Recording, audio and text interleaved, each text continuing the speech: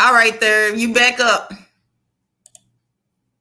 Yeah, sorry about the technical difficulties, y'all. YouTube, on that bullshit. I don't know why they decided to hit us with that copyright strike when every week I always do the whole sports talk segment clips and speak on it. And I think, under the rules or the guidelines of YouTube, as long as you giving some kind of commentary and speaking while the video is being played, like they usually don't say nothing to you. But I guess for whatever reason today they decided to hit us with the copyright strike. But so, our apologies about that. But we just want to pick up where we left off. But as I was saying, shout out to Chris Paul and the Phoenix Suns for making the NBA Finals. This is Chris Paul's first time making the finals ever in his career. Hopefully they can win the chip so he can get his first championship and be known amongst the greats and the players who actually have championships, because he still doesn't have one yet. And then shout out to Chris Middleton for the Milwaukee Bucks. He been balling out for the Milwaukee Bucks, and all they have to do is win one more game tonight against the Atlanta Hawks, and they're in the finals. So we'll see what'll happen. But I'm rolling with the Phoenix Suns. I want to see Chris Paul get his first championship, and I think Phoenix is the better team. So that's what I'm rolling with. But shout out to the sports talk segment. And I don't know what happened this time, but hopefully, we won't have to go through this again. But yeah. Let me add this third. I want to add a new player for sports, for the player of the week this week. That will be Sir Obadiah. He found our new stream in record time and then shared it out. So if y'all ain't following him, I think you need to, because he know where all the good information on YouTube is at. Just so you know. Hey, shout out to Sir Obadiah, man. He a cool dude. Yeah, shout out to Sir Obadiah. He down. That's Tourist Gang right there, part of Tourist Gang. You know what I'm saying? Already, man. Appreciate you for sharing the stream and showing love and being supportive. You know what I'm saying? We appreciate it, man. Now, I'm going to read off the other people that shared the stream, but also while it's here, I want to say shout out to Kenny Conjo for hitting the Cash App when we had our first stream, but also to D-Rock Den, who hit the Cash App in the interim. He didn't let them taking our first stream stop him from hitting that Cash App. He fought through it and still found us on Cash App and gave us a little bit of support. So I'm going to just say that helped me come back here quicker. I will say that. Shout out to D-Rock and Kenny Conjo. What's happening, brother? And let me get the list of the people who shared the stream. Thank y'all for leaving comments on the other video too. Almost there. Hold on one second. Okay. Cool Gen, y'all. Give her time. Shut up. Cool Gen 87. Sir Abdullah, you shared the first video. DJ Kuda shared the first video. We got new subscribers. So hopefully y'all come in, y'all hit the top bell on the under subscriptions, and y'all stay with us every week. So I want to thank y'all for all the support. We really do feel loved, and that helped us to get back on here faster. Now, if they could only do that when I put the first link in the chat, when it's time for us to go live in the first place, and we could be on time for y'all, because I'll be trying, and they fought me on it. So I want to give a shout out real quick. Shout out to Sincerely M. We appreciate you for coming through. Sincerely M, she was around when we was on the old channel, and she come through every now and then on this new one, but appreciate you for coming through, and hope you have a good weekend, Sincerely M. We appreciate it. Yep. Y'all remember last week we was doing the play of the week, and I put this girl, she do track and field. She basically, do the 100-meter dash. Sister by the name of Sha'Carri Richardson. Y'all remember that? Yep, I remember that. I remember her. Yep. She was supposed to be going to Tokyo, to compete in the Olympic Games, but it looked like it won't be happening because she took a drug test and she failed. So I think y'all had a video y'all want to play. So you talking about like we want to play it? Wasn't it yours? Wasn't it, Brandon? No, actually it was mine. It was mine. Oh, okay. Yeah, it was mine. But go ahead and roll the Black Girl Magic footage. I mean, not Black Girl Magic footage. Okay, so I also want to say shout out to Brass Man for hitting the Cash App. Also to Darth Low IQ for hitting the Cash App. I'm not saying Darth. No, say his name right. No, I'm not going to do it. I'm not doing it. Chitterlings. No, I'm not going. No, see. Darth Chitterlings. Y'all stupid. Okay, so now we playing her, right? The news clip of her. Right. Yes, correct. All right. Sha'Carri Richardson's Olympic I had nothing to do dreams with are this. now on hold after failing a drug test. The 21-year-old sprinter tested positive for THC, the chemical that found in OG Kush. marijuana, after her Fair use, fair use. victory at last month's Olympic trials. The violation means her race results are now invalid. Richardson's going to Tokyo! Richardson accepted a 1-month suspension, which takes her out of the running in Tokyo, where she was a favorite for gold in her signature event. In an exclusive blame the interview weed, on by the way. I Today, blame that she weed took on her head. responsibility for her Action.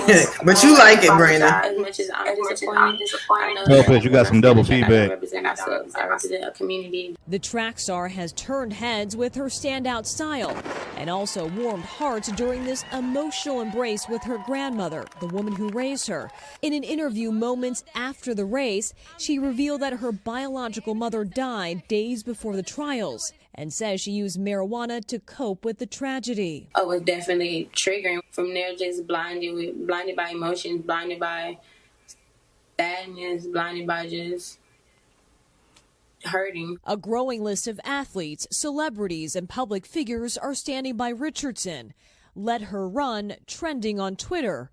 Her sponsor Nike stating they will continue to support her through this time. USA Track and Field issued a statement saying, "We will work with Sha'Carri to ensure she has ample resources to overcome any mental health challenges. And while she may be on the sidelines for now, she says her journey isn't over." This is just one game. I'm 21. I have plenty of games left in me to compete in, and I have plenty of talent that backs me up. Brass man ain't shit. Now, Richardson's suspension lasts until July 28th, so she technically could compete in Tokyo. Really, Darth? Relay. Her agent tells reporters they have not been focused on the relay. It's very unlikely she will No, look at his name. at the Olympic Games. Topaz, cut off Savannah, YouTube in your background because I can focus still on hear it, it but in the it's something background. that we are all wondering about. Kathy Park, thank you so much. Yeah, I think there's so many I think people that's that it want anyway. her. Just 21 years old, right? So there's so many layers, the intersection of mental health and sports. This is a young woman who obviously dealt with so much stress, learning that her birth mother had passed. You want to see her success and not see her career knocked off course. And you know who else I'm thinking about right now? Her grandma, running to her in the stands right there. Those pictures are just so sweet. A lot of people They're killing me with the eyelash jokes. Story. Hey, thanks for watching our. Hey man, rest in peace to her mother though, man. That's sad. Hold on real quick before we get into give our commentary on this, because I know all of us want to give our commentary on this. There's one more clip I want Topaz to play, and I put it in the back chat, Topaz, for you to see which one to play. There's one more that's going to speak on this situation, so go ahead, roll that clip, Topaz. Okay, I had to cut off the back chat because that's what was given the thing. Hold on, I'm opening it. Yeah. Okay. Yeah, rest in peace to her mother. You know, that was a sad situation. Mm-hmm. You don't know. I put it. Okay. Yeah. Okay. You see. All right. But and then we'll come back with our commentary after this.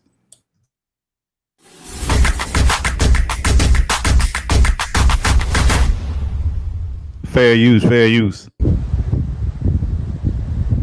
If we know people don't want us to compete in the Olympics, if we know they say you can't protest no Black Lives Matter, if we know they don't want you to wear the swimming caps, if we know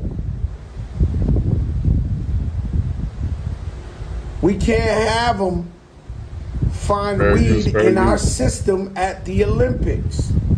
Now, I can smoke weed all I want, although I don't. But I don't have a problem with anybody smoking weed. But if you go into the Olympics representing America, don't help them jam you up. And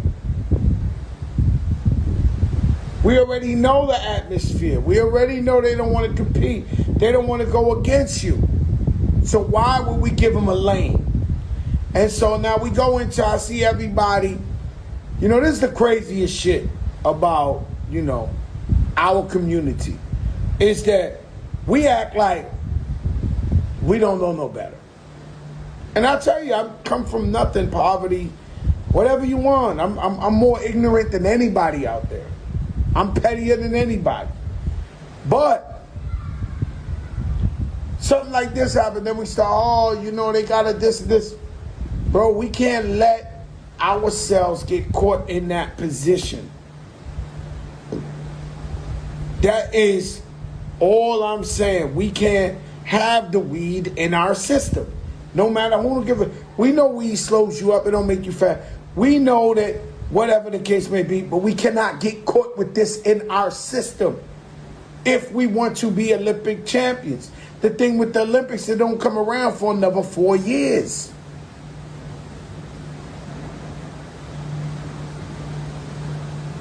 Yeah, that's cool, but they don't hate the black magic if you have the weed in you.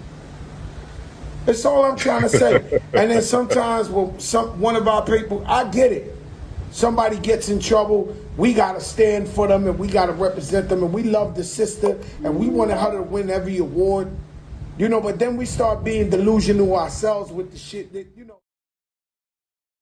Okay, so for those who don't know, that was New York rapper Fat Joe, and he gave his take on the whole Sha'Carri Richardson. And to be honest with you, I agree with every single thing that he said in that video. He didn't lie about nothing in there. Everything was straight facts. At the end of the day, yes, is it sad that Sha'Carri won't be able to compete in the Olympics this summer?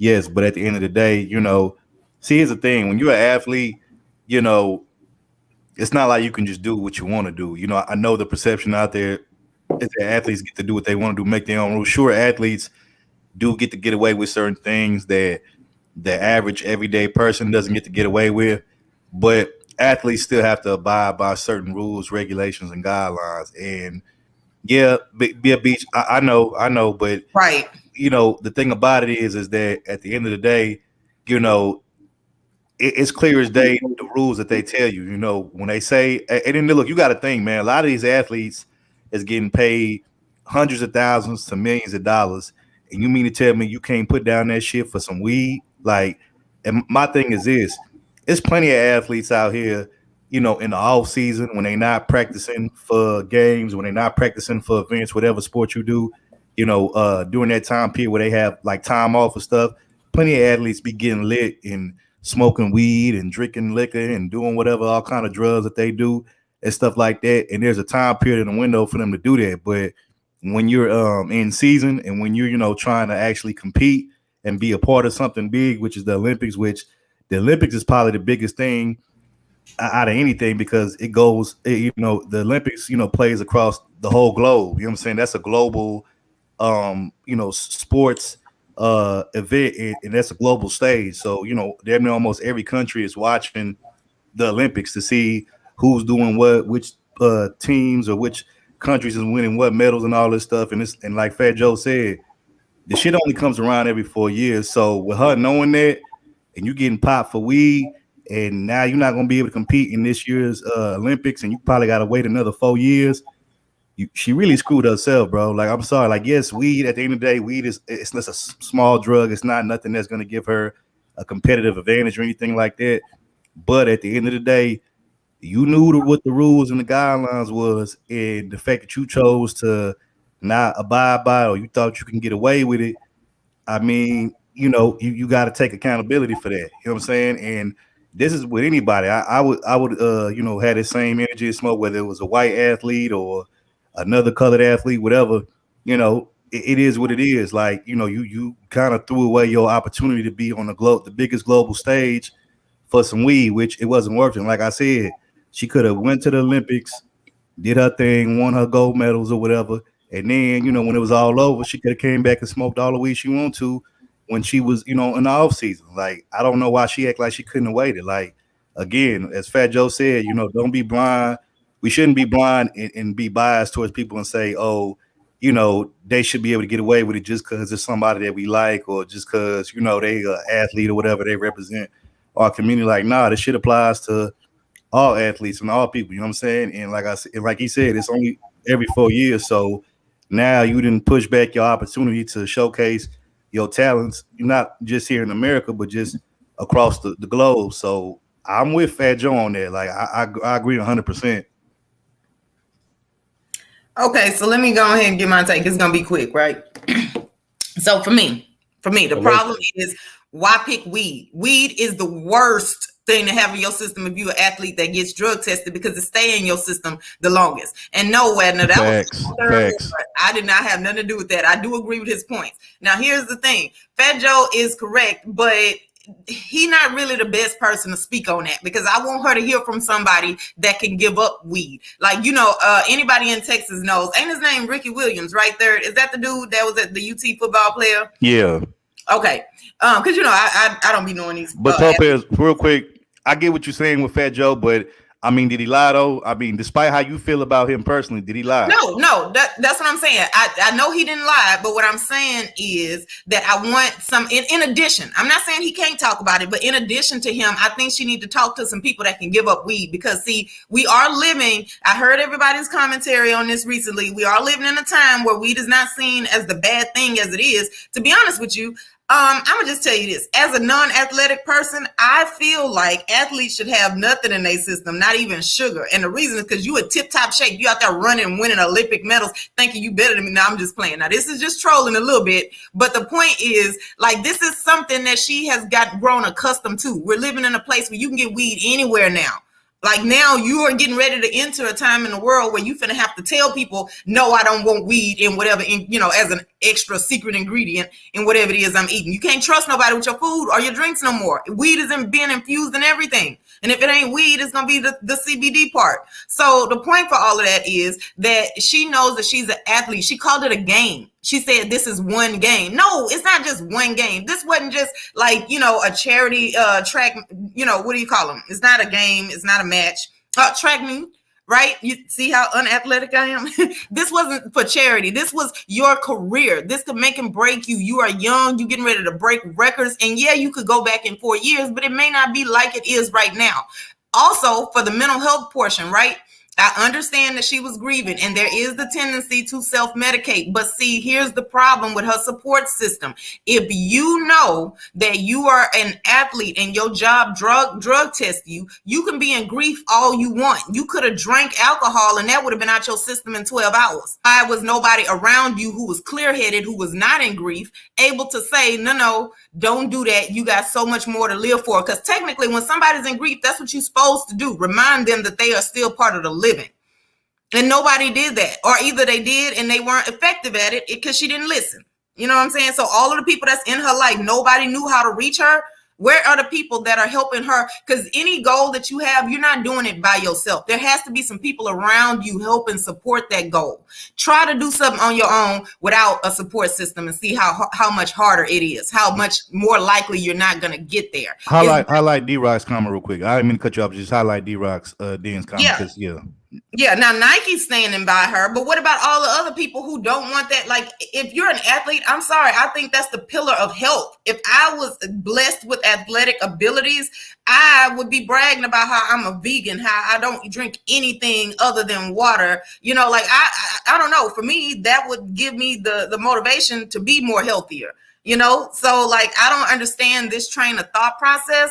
I'm not trying to disparage her, but what I am saying is she needs to not lay this on the doorstep of grief and mental illness, because this is not how you handle mental illness. And that needs to not be a thing. Yes, people self-medicate, but it doesn't help. It makes matters worse. And we should not start telling people to normalize that.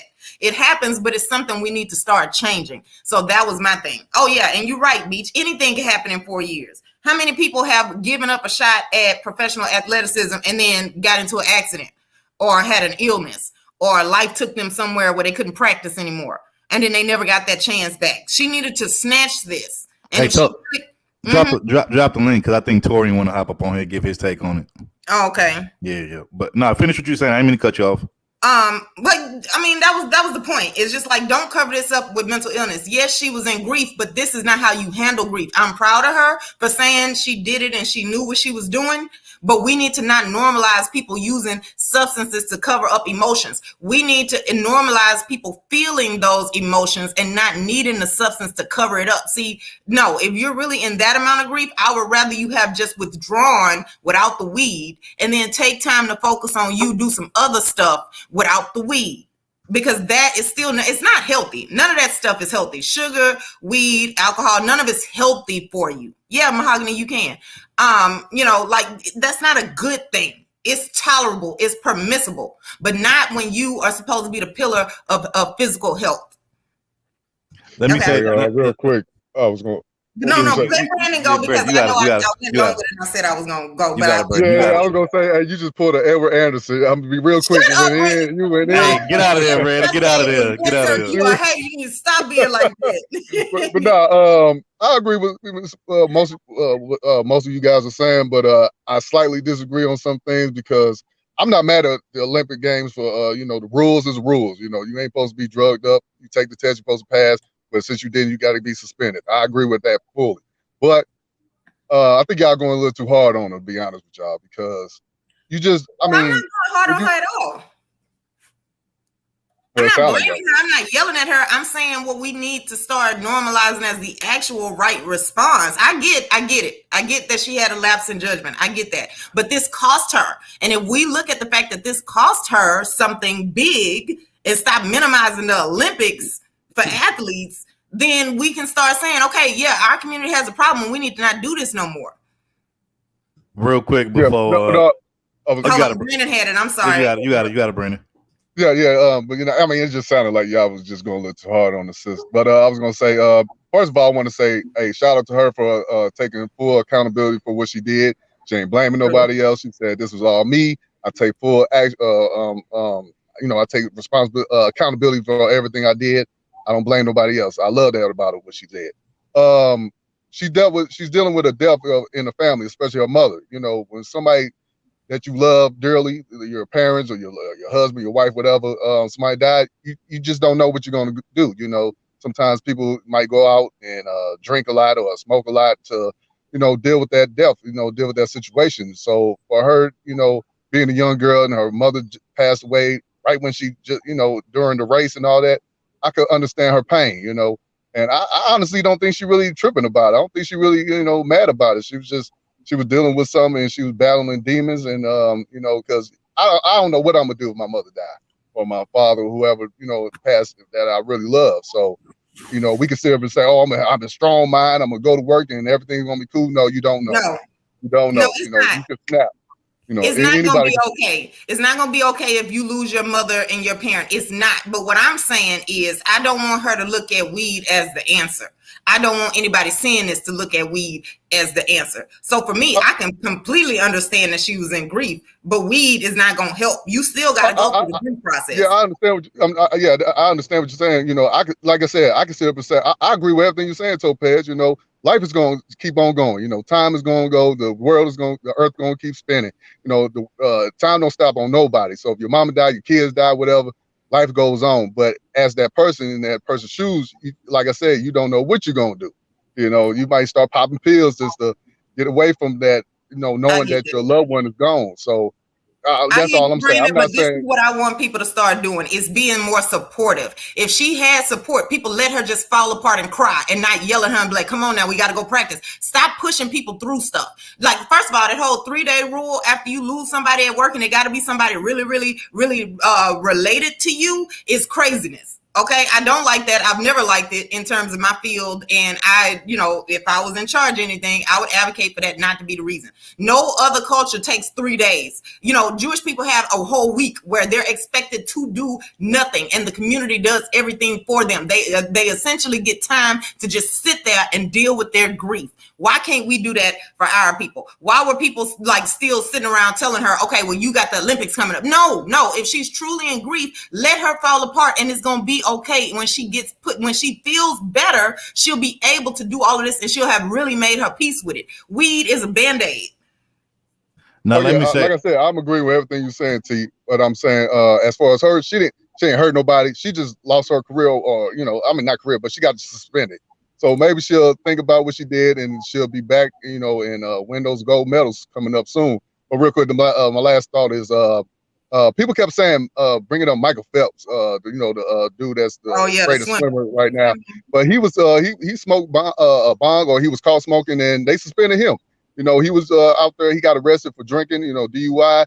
He got suspended. So every time he got in trouble, he always got suspended. So it's not no race thing. If you're black, you're white, Asian, they're gonna suspend you for doing wrong. But that's all I want to say.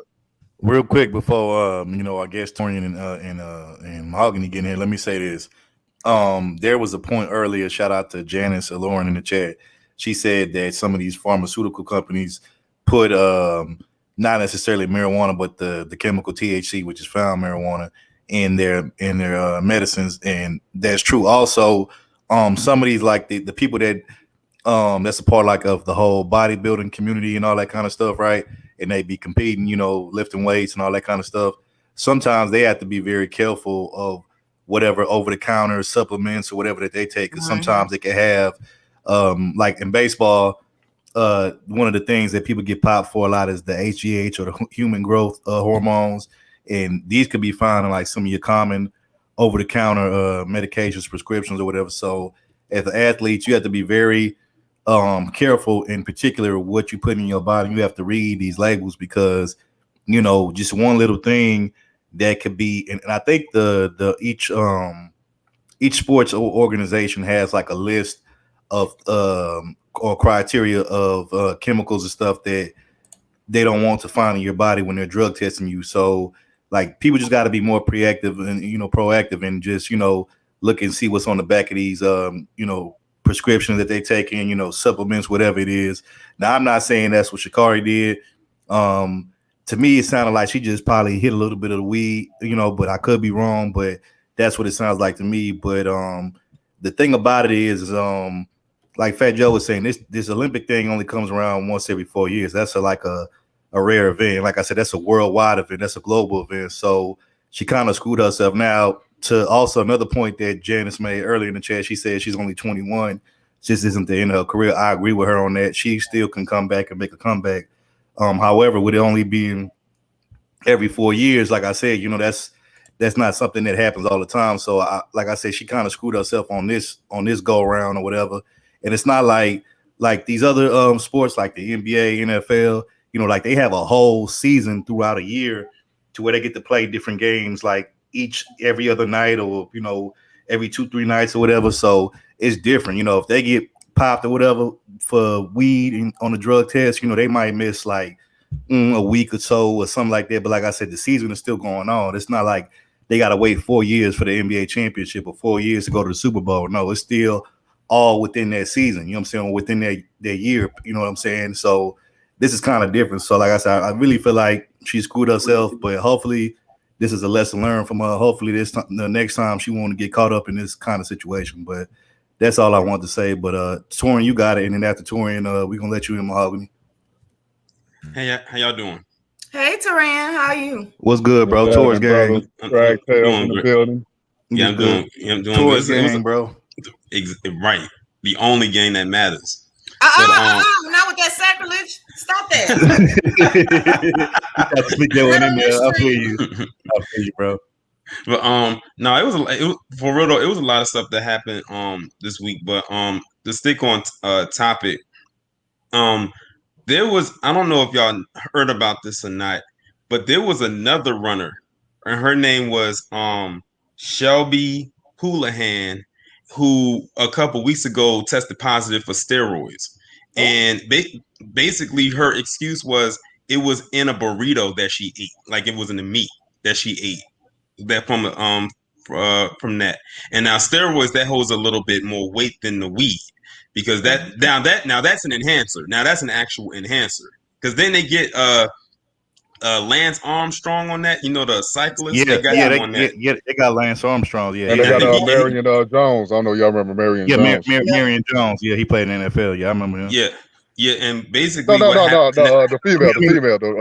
My bad. I'm thinking about the other dude. Okay, my bad. I'm thinking about Sean. My bad. And the person I'm talking about, she was a track and field champion. She had competed in a couple Olympics ago or whatever. So she was coming back, but she ended up getting suspended. Now her suspension was a bit heavier than Sha'Carri, because based on what I was reading, not only is she not going to be able to compete in this Olympics, but this thing actually carries over into the next Olympics that's supposed to be in Paris in 2024. So hers is pretty hefty.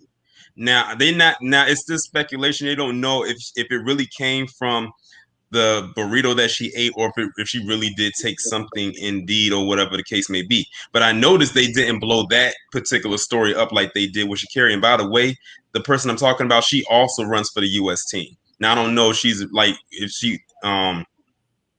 was doing the same type of run that Sha'Carri was doing or not, but she was on the U.S. team as well. Now, one thing people don't want to talk or not bringing up is, okay, I know people are bringing up Michael Phelps a lot, but many people, but I didn't forget this, are forgetting what Ryan Lochte did back in Rio back in 2016. Do y'all remember him? Yeah, I remember him. Hey, you know what? I'm gonna comment after you finish because he did that shit. He did was hilarious how he responded to it. But you got it, bro. And let me add this to your comment, Taran, too, is because, like, to be honest with you, it's not a far-fetched story because they are, in fact, injecting hormones into these animals to make them bigger to feed more people. So, you know, but as an athlete, you should probably be eating all grass-fed and wild-caught animals and not anything that came off, you know, a farm where they're doing that. That's part of your, you know, like you wanting to keep your temple clean. Forget the regulations. But I know. Go ahead. And to add real quick before Torian finished, to add to that, most of these professional athletes, it's not like, you know, they have people on their staff that they're, you know, paying that are like, they have nutritionists and people, you know, professional dietitians and nutritionists that tell them like, okay, look, you want your career to last, you want to, you know, make sure that you stay in tip-top shape. This is the meal plan or diet plan we're going to put you on, and this is like the best thing for you. So it's not like, you know, I'm not, look, Tori, I'm not saying that that's not true that the girl didn't get it from the burrito, but, you know, again, you know, these professional athletes have, you know, dietitians and nutritionists that kind of guide them along the way of what to eat and what not to eat if they want to extend their career and they want to stay healthy during their career. Mm-hmm. But back to the Ryan Lochte thing, basically, when they were in Rio, he and some of the other guys who were on the U.S. Olympic swim team. Now, mind you, Ryan Lochte was like the second coming of Michael Phelps. So right behind Michael Phelps was Ryan Lochte. So people already knew who he was. So he and some of the other guys on the U.S. Olympic swim team, they went to one of those novellas, which is like one of those places they tell people not to go to. It's like, it's almost like the slums. You know how like you have your ghettos and stuff here? That's basically their ghettos, but it's way worse. And they basically went there, and I think they went to some kind of a gas station or something like that, and they did something so stupid. Now, here's the thing. They tried to handle that thing with Ryan Lochte with kid gloves. Mind you, he and those other guys did this while the Olympic Games was going on. Not before, not after, but during. And it caused a big controversy behind that. And then they told Ryan Lochte not to leave Brazil. He got on a plane and came back to the States, and they literally almost had to send the Rio government damn near to come and extradite him back to Rio because he left when he wasn't supposed to.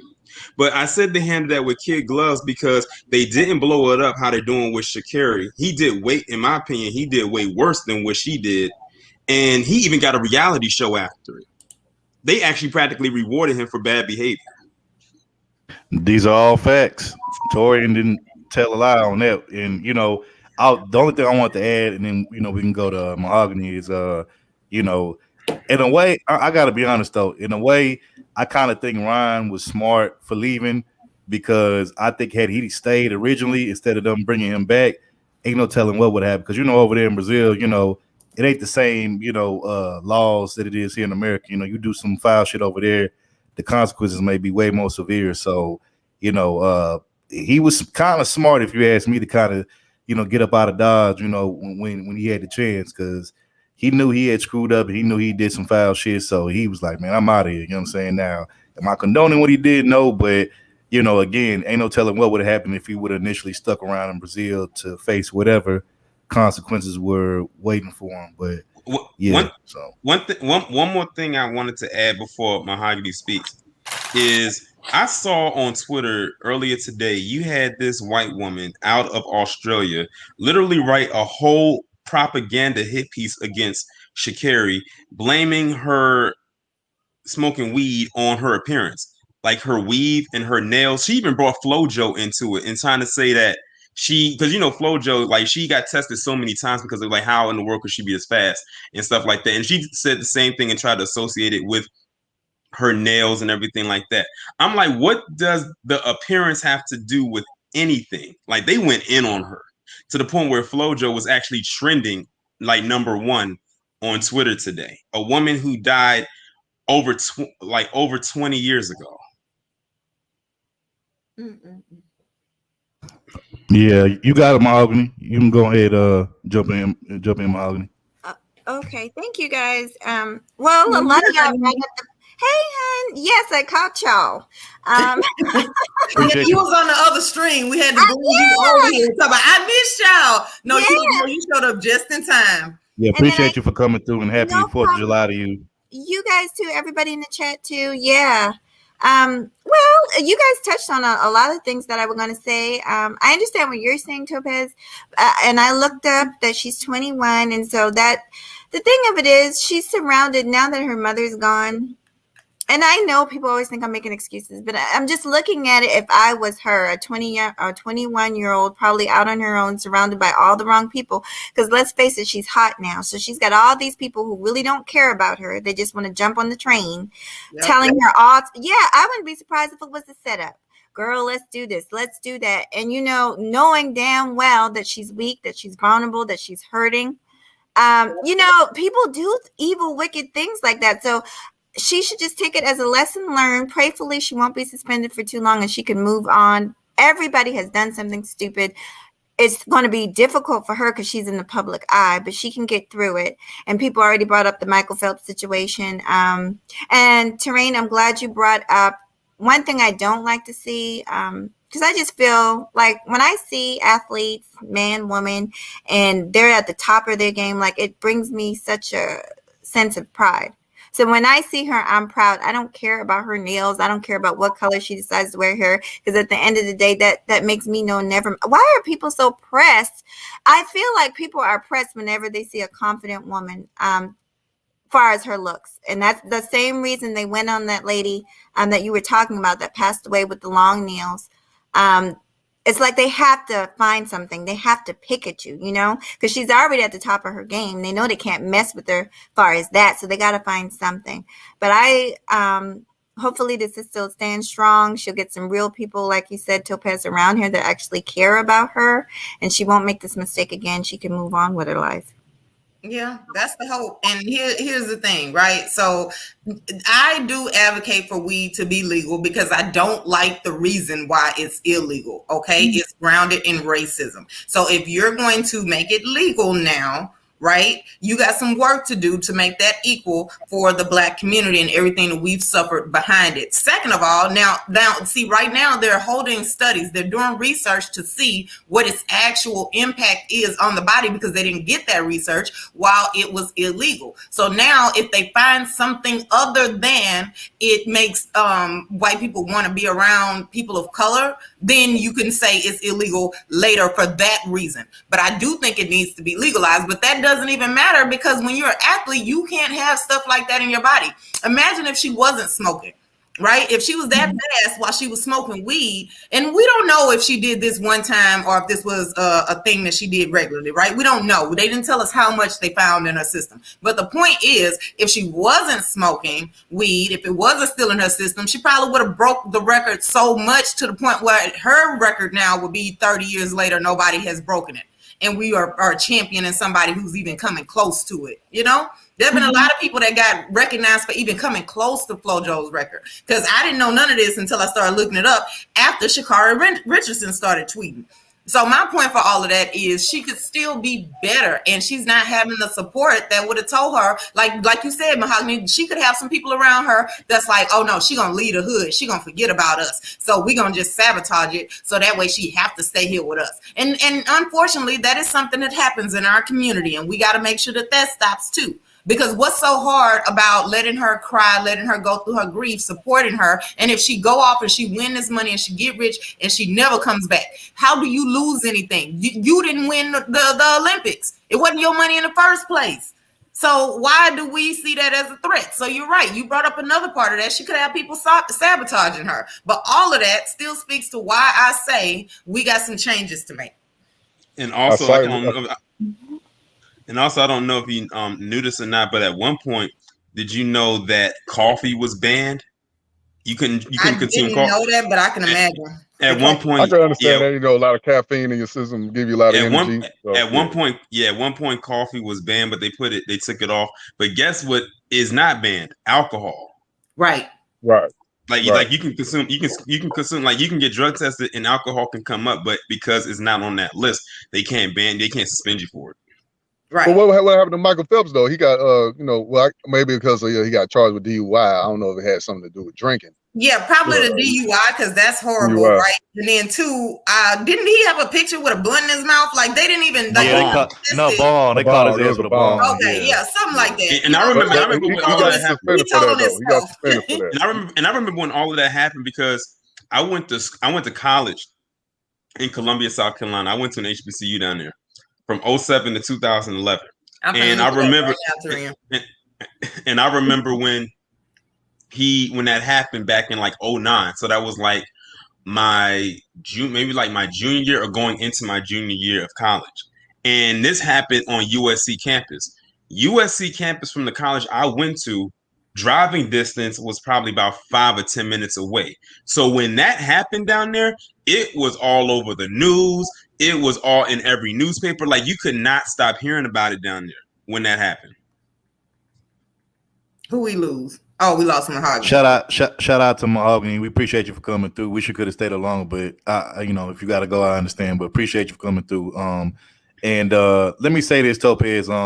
Actually, he didn't set himself up. Actually, what happened is, and correct me if I'm wrong, Tori, didn't he go to like a college party, right? And he was there chilling at the college party. He had the bar, and somebody like took a picture of him, and posted it on social media, right? Exactly. So what I'm hearing is it ain't just our community, that his community has some people that was. It was some bread. It was some breads and some chairs that he wanted to take his medals from him, and that was just ridiculous. Like, why? You got to think. You got to think that was fresh off of him going to the Beijing Olympics, which was the year prior, and that was the first time that we knew who Michael Phelps was. Like, I think that was his first Olympics, and so he was like literally like the quote unquote belle of the ball. So everybody, it was all eyes on him, as far as being a swimmer. So when he got caught at that party, of course someone was going to take a picture of him holding that bomb, because who knows, they probably made money. Listen, whoever they made money. Yeah, they made money.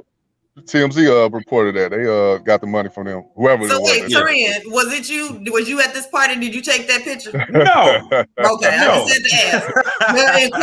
The inquiring listeners wanted to know. I just wanted to make sure. That was not me. That was not me. But like I said, that was not me. But like I said, because of where it happened at, and when at the time that it did happen, like I said, it was all over the news. It was in all the newspapers because it happened at University of South Carolina campus, which was like 10 minutes away from the school I went to, which was Benedict College. So it was definitely everywhere. Like you could not stop seeing it when that happened. Like they made a big deal out of it. I think he lost his Wheaties endorsement. I think he lost a couple of his medals. And he was on a suspension. Like he lost quite a bit, but he was very lucky that this happened not around the time of an upcoming Olympics game. So it's not like it affected him when the next round came around, which was in 2012. Facts. And that's why I can't really grill Shawty like that, Sha'Carri, because she wasn't at no party. Like it wasn't no picture of her twerking or nothing, smoking and drinking, whatever. Like I said, her mother died. She was going through something. That's why I can't grill it. And like I said, I understand what Topaz and Mahogany was saying. Maybe it was the friends that kind of influenced her to do it, but she took full responsibility. She didn't blame nobody. She said it's all on me. That's what I like about her. So. And I think in that interview where she's talking about it's just a game, I think that's her attempt to try to move forward. I don't think she means it, but it's still not good to start putting that out there in your thoughts and into the universe. So for me, I don't think I'm grilling her. I'm grilling the Black community, because we need to do a better job. If we want somebody to break the record and to have an Olympian in our time that is faster than FloJo, then we need to be supportive. I feel like that was us failing her. But that's why I'm trying to figure out why you keep saying that, because she did it on her own. Like, I mean, we don't know if somebody actually passed the weed. Did she do it herself? That's what I'm saying. It sounds like what she's saying is Right, I get that, Brandon. And so the reason why I'm saying the community failed her is because of the things that we hand down and we teach one another. All of the things that we say make us smart and make us good people. We praise when people finesse somebody. We tell somebody they're smart when they're lying to somebody, and that the person that gets lied to is dumb. Like all of the backwards thought process that we have led to this, right? People to feel like, oh yeah, well, it's just a little weed. Them white people need to let her run. That kind of thought process is what led her to this. I agree with that. People saying, "Oh, you getting ready to compete in the Olympics? You should have known better." Yeah, so what? You grieving? Your mama already gone. It doesn't matter. You can't bring her back by throwing the Olympics. All that kind of shit is what failed her. And so these are things that are talked about on a bigger scale in the Black community, but everybody wants to ignore it and act like it's not hurtful. Highlight Jay Sean. Yeah. And I get what he's saying. Her family should have been there, but she called her mom her birth mother. So she obviously wasn't in her life. So now where was the people around her mom that said, get your shit together and raise your child? She ran to her grandmother, not her birth mother. And so let's put it this way. If her birth mother died, that's a second abandonment. Not only did she not raise her, but now you're dead. So you don't get to see your daughter compete in the Olympics. And you did this right. You died right before the Olympics. I mean, yeah, her family failed her, but also the community should have put her family in place and made them do what they were supposed to do. So it's a bigger issue for me. Let me tell y'all a quick little story real quick. So I remember this had to be, it's probably either my sophomore year, probably my sophomore, junior year of high school. Like, it was one of those years. So, I'm on the basketball team, the captain, on the basketball team, at least one of them. So, there was this, I forgot what class, what subject it was. I forgot so long ago, but there was this one assignment, right, that I decided that I ain't want to do that shit. I like, man, fuck that shit. That shit's stupid. I ain't doing that bullshit. So I like, man, fuck that assignment. I ain't doing this. So we had a home game. We had a game at home, and we was playing one of our rivals, right? A school that I love playing against. Just showing out, against and all that kind of stuff, right? So I'm all excited, getting ready and stuff like that, right? So the particular teacher who I was like, F his lesson and the assignment he wanted me to do, I'm not doing that shit. So a little bit before, because you know how it works in high school, the girls teams, they play first and then it's JV, then it's varsity, right? So, we had like a time in between to, do other stuff. Go get some food or whatever, go chill before, our game, whatever. So, game time comes around. So, like I said, I'm captain and I'm starting on the team too. So I'm thinking, I'm finna play and shit. Well, so my coach, literally, like I was embarrassed, I got embarrassed because, she told me like right when like 5 minutes before game start, she was like, third, you're not playing, right? I was like, why not? And I was like thinking in my head, fuck, did she find out about the damn thing? And sure enough, she was like, yeah, Mr. So-and-so told me you didn't turn his assignment in. So to make an example out of you and to let you know that we don't play that missing assignments, not doing assignments, your ass ain't playing now. You're going to have to sit and watch. I was pissed. I was so mad. I was like, man, but guess what? My ass learned a valuable lesson that day. And I was like, you know what? Okay, cool. And I only missed one assignment. That was that one assignment that I missed. After that, I never did that shit ever again. You know what I'm saying? I never did that shit ever again. I made sure I turned in all my assignments, and I made sure my ass was playing out on that damn court when it was game time. So, hey, man, when you screw up and you drop the ball, hey, man, there's consequences for that shit. You know what I'm saying? You gotta, you gotta, deal with it. And so, to Sha'Carri, like I said, I don't know how she, intake the marijuana, THC, whatever, but just be careful, be careful and just make sure next time you know what you put in your body and make sure that you don't be even if you're not smoking that shit, if you chilling in the room where motherfuckers is blowing that shit all up in the goddamn room, hey, stay your ass out that room, you know what I'm saying? Because motherfuckers can inhale that shit off of secondhand smoke too, so and just it will test you positive too, because exactly. If they do enough of it, first of all, you're going to know that you have gotten a contact high because you're going to feel it. And then it's going to pop up in your test. Now, before we get to Jay Sean, I just want to say thank you so much for my books and calendars that you had promised me. And I got it within a couple of days. That was so amazingly quick. Now you can go ahead and go in on my comments because, That's black love. That's black love. And by the way, shout out to all the lovely ladies that be over here fucking with For the Record TV and supporting us. They speaking real highly of you, Topaz, in the chat right now. I don't know if you see the comments. Oh, hold on. Yeah. Oh, thanks, y'all. Look, and then while Jay Shine is getting ready to yell at me, right? I got my cup that my good nun mold sis. I'm gonna go ahead and let this, calm me down while I'm getting yelled at and reprimanded. Is that good old yak? You got some yak up in there? A little something. I do a little something. I dabble a little, just a little. And I ain't in the Olympics, so don't judge me. You sure that ain't that MD 2020 up in there, right? First of all, you wouldn't have got suspended because it's alcohol. Okay, well well, you know what? And I'm not operating heavy machinery or driving a car either. So I can do what I want. Hey, can you do me a favor, Topaz? What's up, yeah. y'all? Hey, Jay Shine, how you what's doing? What's up, Jay?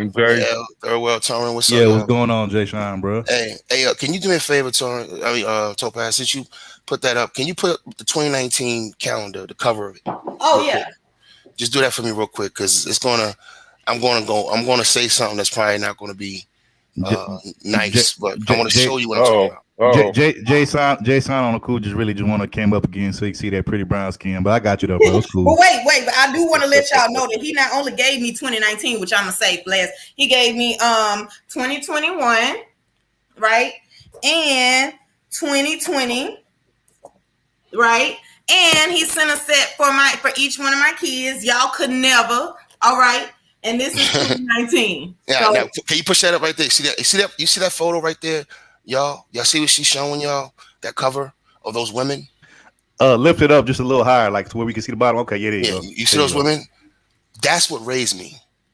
And when y'all look at that and y'all look at my icon, the reason why I use this icon is because that's how those women would dress me when I was a kid. For church. They the ones that gave me my gear check. They got me sharp for church. Of course, I come from the hip hop generation, and I wear my, we used to sag a little bit, wear heel figure, all that fly shit from the 90s, hat to the back, when I was really in shape, wife beaters and all that, real sexy for the ladies. But the thing is this, that was in a certain setting. When it was time to represent, you saw this. So when I say we didn't let her down, her family let her down. What I'm saying, this generation's got this, I could do whatever I want, YOLO, whatever the fuck it is, and it's not just about how they look. How they look is what we see of the attitude that they really have, but it also leads to behaviors. There was millions of dollars online for her and her family. These Olympians make millions of dollars. This is business. But furthermore, you're supposed to represent your bloodline. All of this stupid ass, hair colors and tats and fucking ridiculous eyelashes. I'm looking at it right now, the interview that she did on a Today Show. She looks crazy. She was high as a motherfucker, man. She was high as hell. She was high as hell, looking like something out of Willy Wonka, and they treating her with kitten gloves, knowing goddamn well if that was a black boy who did what he did, she wouldn't have got that kind of soft handling. The truth of the matter is, we have young people. I don't agree with them doing that to black boys either. Yeah, we have young people who don't know how to look. One thing I would say about the Olympic Committee in the country, I can't call racism on this, because when it came to that gay diver, they punished him.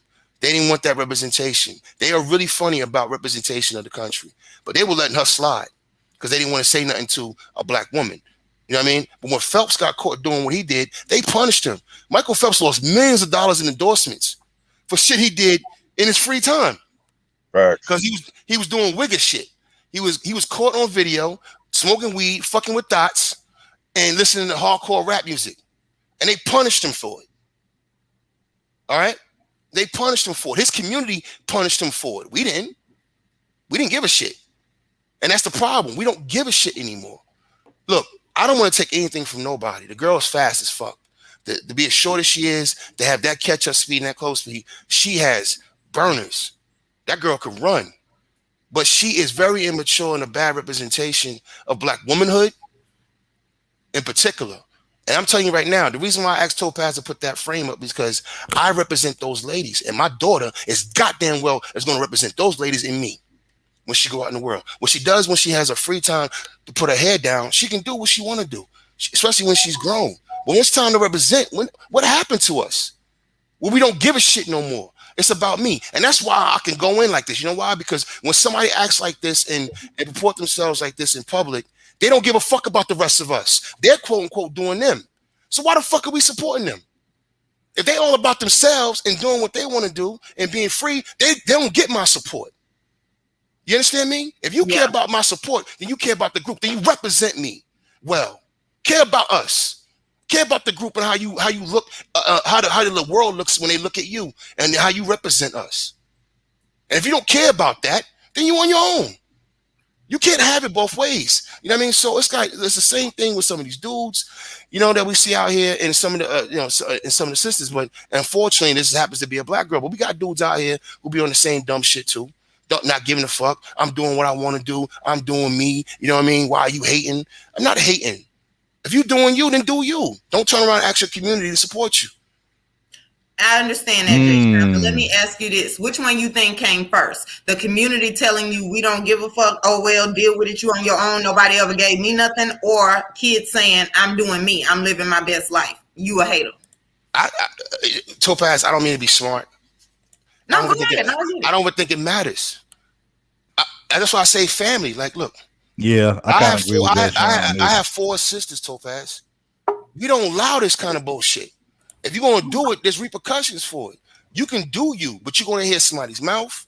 Right. You know what I mean? This is going to be a problem. And if you love your family enough, you're going to respect the family enough. So if you don't have respect of your own family, so now let's play devil's advocate. Let's say her family was telling her to chill out with all the antics. Let's stop acting like this happened yesterday. The girl's been acting up for a while now. Let me say this to your point, Jay Sean. Let me say this. Actually, I've seen pictures of the sister of Sha'Carri Richardson on her Instagram page and on different pictures online they have of her, like when she just plain Jane with none of the weave, none of the long eyelashes. She's actually a real pretty looking natural sister without all of that. To me, she actually looks a whole lot better, you know, just in her natural state without a now, you know. A lot of black women do. Yeah, true. A lot of black women do. Megan Stallion looks good. Yeah, true. But I mean, and look, I don't know why she chooses to do that. I mean, you know, everybody chooses to do stuff and express themselves in different ways. You know what I'm saying? The example she has, and that's coming from the community. And so, let me say this one sentence. I understand, Jay Shine. I know her family is the first line of defense, but when her family fails, we as the community then are supposed to try to give her better examples, and she doesn't have any. Look at what is getting people rich. If she wasn't in the Olympics, what would be her other options to get rich? Like Cardi B, Meg Thee Stallion, all of that stuff that they're doing. Right? That is what would be her other examples, her other option if her family's not doing what they supposed to do. So all I'm saying is the community should have, we need to build, we need to make a community. I'm not talking about the fact that we don't have it now because I can't go back and change the past. What I'm saying is going forward, we need to make a community that where if her family fails her, that we can be the net because we can't control every adult. And then when her family fails her and the community steps in, the family no longer gets to say, oh, that's my daughter. She needs to take it. No, because what happens when we do that though? At that point, it's too late because they're gonna say, "Hey, you know, you're bullying her. You're being judgmental. You know, mind your business," which is the worst. You know I hate that because I hate that. And you know, here's the thing: you don't get privacy is something that you have to create. Most of the time, just in natural aspects, you don't have privacy. Everybody's in everybody's business. So, I agree with you, sis. I'm just saying when you said that the community failed, I had to disagree with you because look, and I get it. Let's say this. Let's say this is my sister. Let's say she's my sister. You know, I'm not going to try to change my sister. If she ratchet, she ratchet. You know what I mean? But I'm going to sit her down and talk business with her, though, at least. And say, look, for the business side, you have a chance to make millions of dollars. You have a chance to buy your grandmother a house. You have all this stuff on the line. This is what I need you to do. I need you to handle business. See, when it comes to being gangster on some street shit, niggas know how to act, right? They know how to act when it's time to do some shiesty shit. Hey, that bitch Topaz, she talking crazy. So what I'm gonna do is I'm gonna go be cool with her, and then what we gonna do? We gonna sneak the bitch. So niggas know how to act when it's time to do some shiesty shit. That's what I was saying earlier. Go ahead. You see what I'm saying? So look, let's just handle business, sis. Let's handle business. All right, stay away from the fucking weed because I'm telling you right now, Michael Phelps he always smoked weed. He never came up hot though because he's handling business. Man, them white boys begin. Smoke weed. Them and I white never came boys up hot in the military test. Them white boys begin higher than damn near niggas do. Man, them white boys be keeping all weed the time. The football players that came out recently, white boy football players, talking about we smoked weed the whole time we was in the NFL. You know what I mean? And they, but they know how to not to come hot up on a test. That's what I'm saying. Like, all right, fuck it. You want to keep doing it. But still, there's a business aspect to it. When I first got in the military, I was still smoking weed. I never got caught though. You know what I'm saying? Because I knew when it was time to do shit, when not to do shit. I didn't risk my fucking livelihood. And to your point, Jay Sean, like, and I was only 18, 19 years old, so I don't want to hear nothing about age. To your point, Jay Sean, you know how many athletes have lost out on millions of dollars just for getting popped over? And look, I'm somebody myself who likes weed. I haven't smoked weed in a long time, but I'm somebody myself who's an endorser of weed. But I'll say this: ain't no weed on this planet worth millions of dollars, bro, or at least losing out on millions of dollars. I mean, it's a black man right now who's currently in jail. They're trying to get him out because a white man tried to come and steal out of his marijuana garden that he has as a business. I forgot what state that happened in, and he shot him. He didn't mean to kill the guy, but he shot him, and the guy he must have hit something in his body where he died. Yeah, they trying to charge him with murder. Yeah. And let me say this to. I seen a comment in chat, Queen of the South. I don't think we necessarily beating up on Sha'Carri. I just think time out. We just giving her tough love. We giving her tough love. No third world. We're gonna give Queen tough love, right? How we beating up on her? Is she here? Nah, true. I'm saying we just giving her tough love because No. Is she here? Nah, she not here. How the fuck we beating up on her? I'm just saying, look, I'll just say this. Like I said, again, I've seen the sister, naturally without all of that additives and shit on there. And like I said, she's actually a very beautiful sister, like without all of that shit. Like, now she's playing dirty. Now we're not. You know what I'm saying? Bill Cosby's not the topic. God damn it. So that's my thing. Like I said, she's actually a very beautiful woman without all of that extra shit. So that's all I was saying. But I will say a lot of them are. A lot of sisters are, man. Like like Megan Thee Stallion. When I saw her natural photos, I was like, Megan Thee Stallion looks better with all that shit on. Yeah, I will say this though, like faces. I'm gonna just use this as an example, and then we'll pass it to you, Mahogany. In the NFL draft, right? When you're in the top like 10 to 20 picks of the NFL draft, at a minimum, when you sign with these teams, you're guaranteed like $20 million, $20 to $25 million when you're in the top 20 range. When you fall out of that top 20 range, that's when your money starts to go down big time. And you know how many players I've seen on draft night, they was, projected to be somewhere in the top 10, somewhere in the top 20 pick, which means they would have automatically walked into a $20 to $25 million bag just from signing with a team. And then like right before they get their name called and get picked, something gets leaked out and says, breaking news, ESPN, certain such player from this college in this city, this state got popped, or got a video online of him smoking weed out of a bong. And the next thing now that he was supposed to be let's say he's supposed to be the number 10 pick, now he don't get picked at number 10, and now he drops down all the way to like the 30s and 40s and all of that shit. And so now he ain't getting that $20 million bag. Now he might be getting like 5-10 million, which that's still a lot of money, but that ain't 20 million though. So that type of shit can have big major consequences, and not even like your freedom or penalizing you, as far as sports, but just your money financially. So man, if weed is that important to niggas, you know how much money they get for running? These track stars, when they breaking records and winning gold medals, they get millions of dollars. They get money for this. Facts. Matter of fact, it's not even just the endorsements. Endorsements come after you won. I'm talking about just placing and winning medals. And if you win a world record, Usain Bolt got like $3 million for breaking the world record. Matter of fact, I hate to bring him up and use him as an example because he been on some other shit, but wait, what do Usain Bolt do? Because I thought he was still like, so we don't like him. He's not running no more though. But I was about to say, ex-Olympian track and field athlete Bruce Jenner, or if you want to call him Caitlyn, whatever you want to choose. Jenner. Yeah, I call him Bruce. I call him Brucelyn too. Yeah, that's what I call him, Brucelyn. But anyway, but people thought Brucelyn, was eating off of the Kardashian. The second stream shut down. Yeah. People thought that Brucelyn was eating off of the Kardashian mama, but truth be told, he was getting a lot of them them old school Olympians, man, they get checks, annually for the shit that they did in the past. So, that's money they get, they get a checks in the mail. You know what I'm saying? It's kind of like when an artist get what's that shit called when they get like royalties and shit like that. Like Olympic athletes get royalty money, you know what I'm saying? So shit that they did, records that they, like Jay Sean said, that they broke 10, 20, 30 years ago, they get paid for that shit still today, like in the present. So, like Jay Sean said, it's big money in that shit. If think about it, Third World. You bring up a IG page, right? Just think about how much stunting she could be doing on IG next year when she got that bread, nigga. I mean, like, have your fun after handling business. I mean, look, we can talk about the moral arguments. I'll put the moral arguments aside. Let's put the judgment aside. How about just handling business? Now we're gonna make excuses for people not handling business. She fucked her family up. This is an opportunity for her family to come up. I will say this though, Jay Sean. I think she still has opportunity in the future to make some more opportunities of money. But I will say, as of right now, the current situation she has, she did fuck up her opportunity to be in this year's Olympics. Then she fucked up her bag for this year. Real quick, Jay Sean. Hey, Jay, we gotta kind of move on, but I want to get Mahogany take on it real quick, get her last thoughts, and then we gotta go to the next topic. Go ahead, Mahogany. Okay.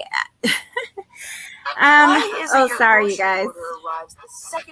I'm sorry. I don't even know where to start. Listen, the girl is, people are going to get mad, but she's 21. She made a mistake. Oh, God. Yes, I'm going to go there. Jay Sean, stop being off and mute you. I just fell off my chair. I'm sorry. I heard these people going in on this child, and at the end of the day, she's a child. I have nephews and nieces that are around that age. They are literally children with grown people's bodies. They're not mature at all. So I know what we're dealing with. I went back and watched the Today Show interview, and that child is going through so much. And just to listen, no offense to you, Jay Shine, go in on her about her hair, and she should know when she's 21 years old. It's called, she hasn't learned it yet. Let me tell you something. 20 years ago, or do I dare say 25 years ago, I had blonde hair. I had a perm. I used to wear hoop earrings. I had a mushroom like salt and pepper. I was fly shit too. I had all this. So what I'm saying is she's just following a fad. Like, let her live, man. Let her live. I'm not stopping her from doing anything. I'm just saying people are, it's like, I don't know what it is about this space, but they expect perfection from a lot of No, it's not perfection, but I'm asking you a question, Mahogany. Look at all the other black women who are at the trials.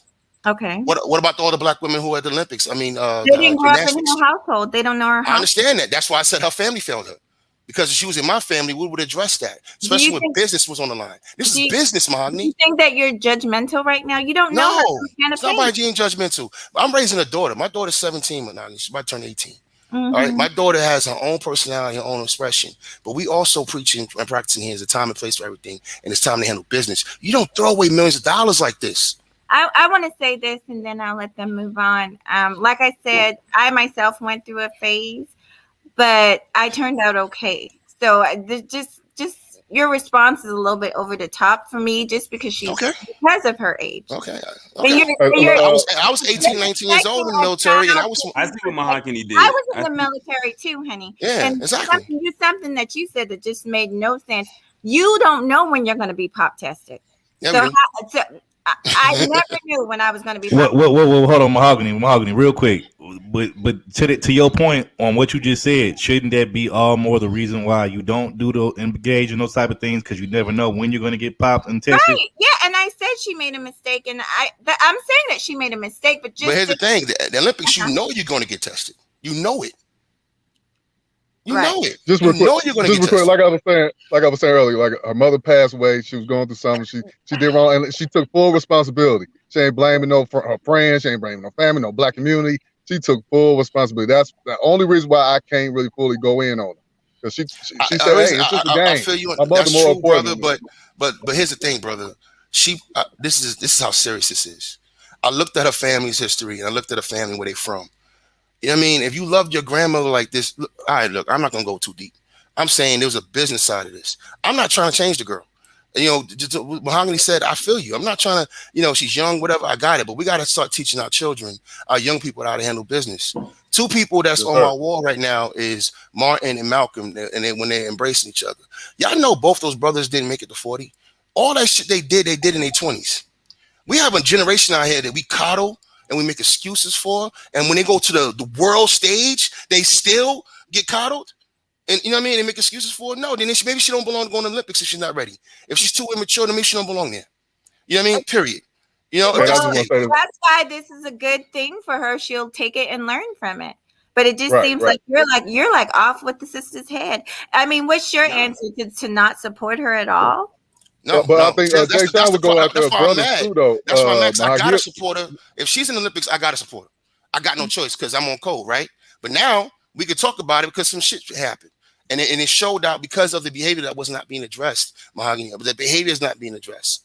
All right. And I just want to say that everybody, her brothers and uncles, they all on the phone. Yeah, we at the goddamn meet, nigga. Yeah, look at my niece. It's all this dumb shit. Now they're handling business.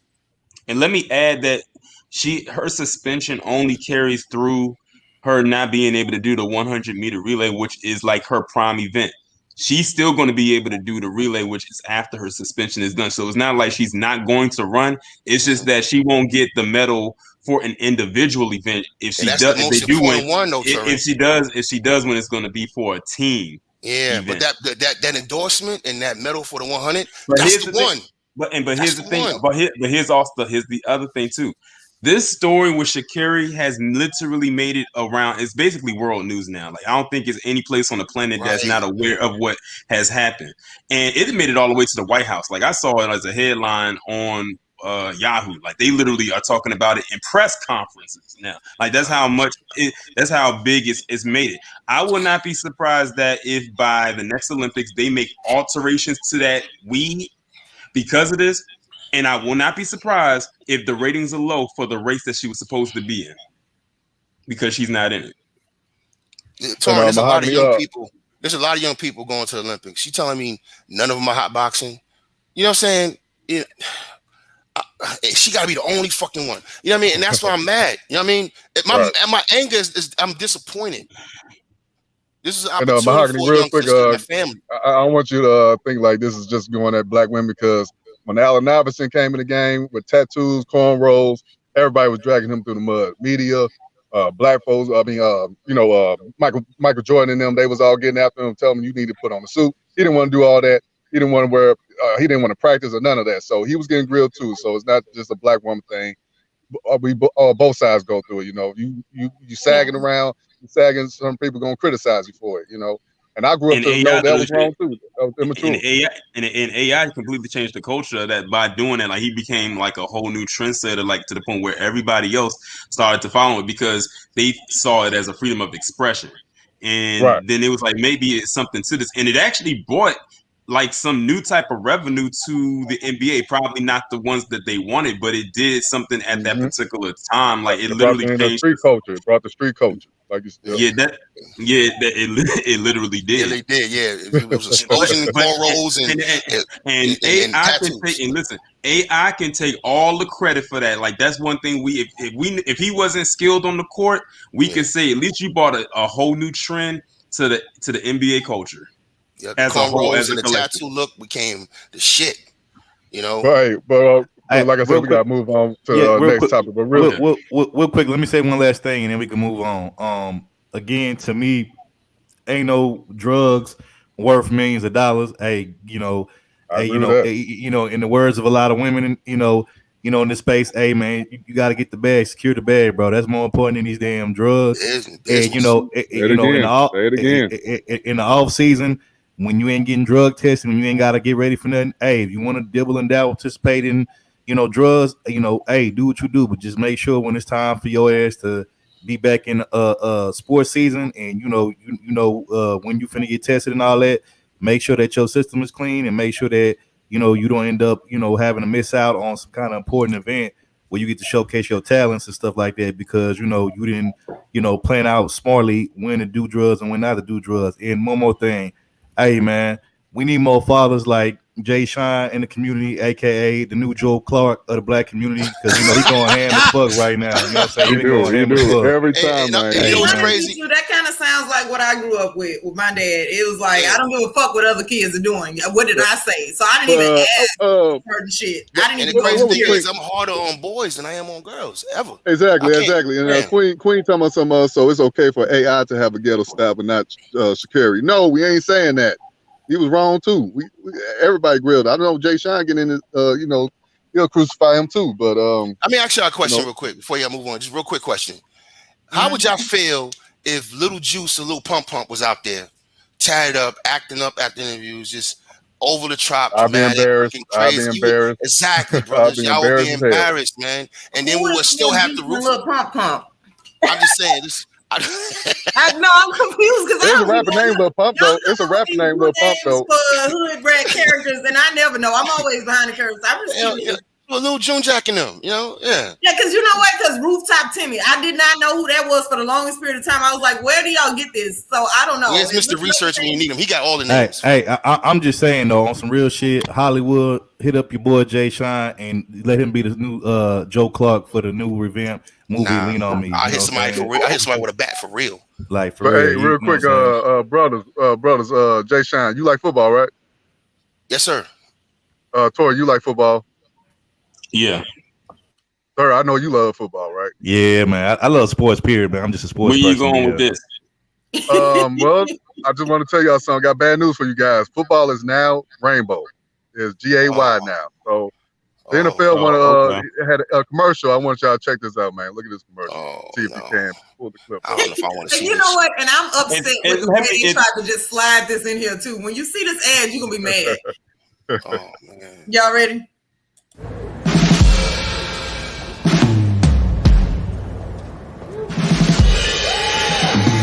Yeah, they just came out with it. They didn't even care. They was like, this is what it is.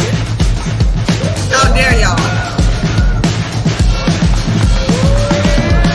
Football, I don't want to play football. Yeah, I'm a fan of hockey right now. I'm a fan of the NHL. So men walk around hitting balls with sticks. How about this? Brandon. You know what's so I gotta funny? get y'all thoughts on this, man. Get y'all thoughts on this, so funny? Isn't it interesting that they released this ad after Carl Nassib comes out?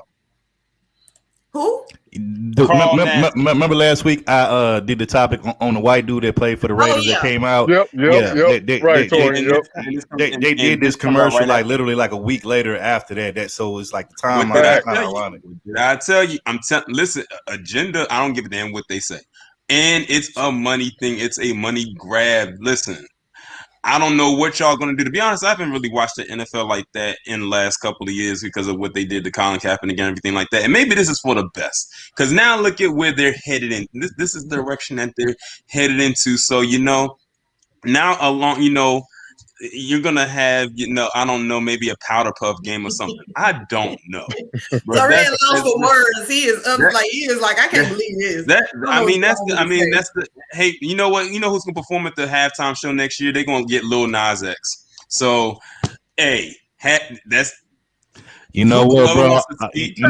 I wouldn't be. He just quit football. He like, I can't do this. You know what, bro? I wouldn't be surprised if that actually happened. Like I could actually see that happening, bro. So that's probably not too far out of questioning, bro. Like that probably will happen while you talking shit. Like that probably will happen. No, like so if that actually happens, we're gonna revisit this conversation. I'm like, damn, got me feeling like the Oracle and whatnot, but that's crazy.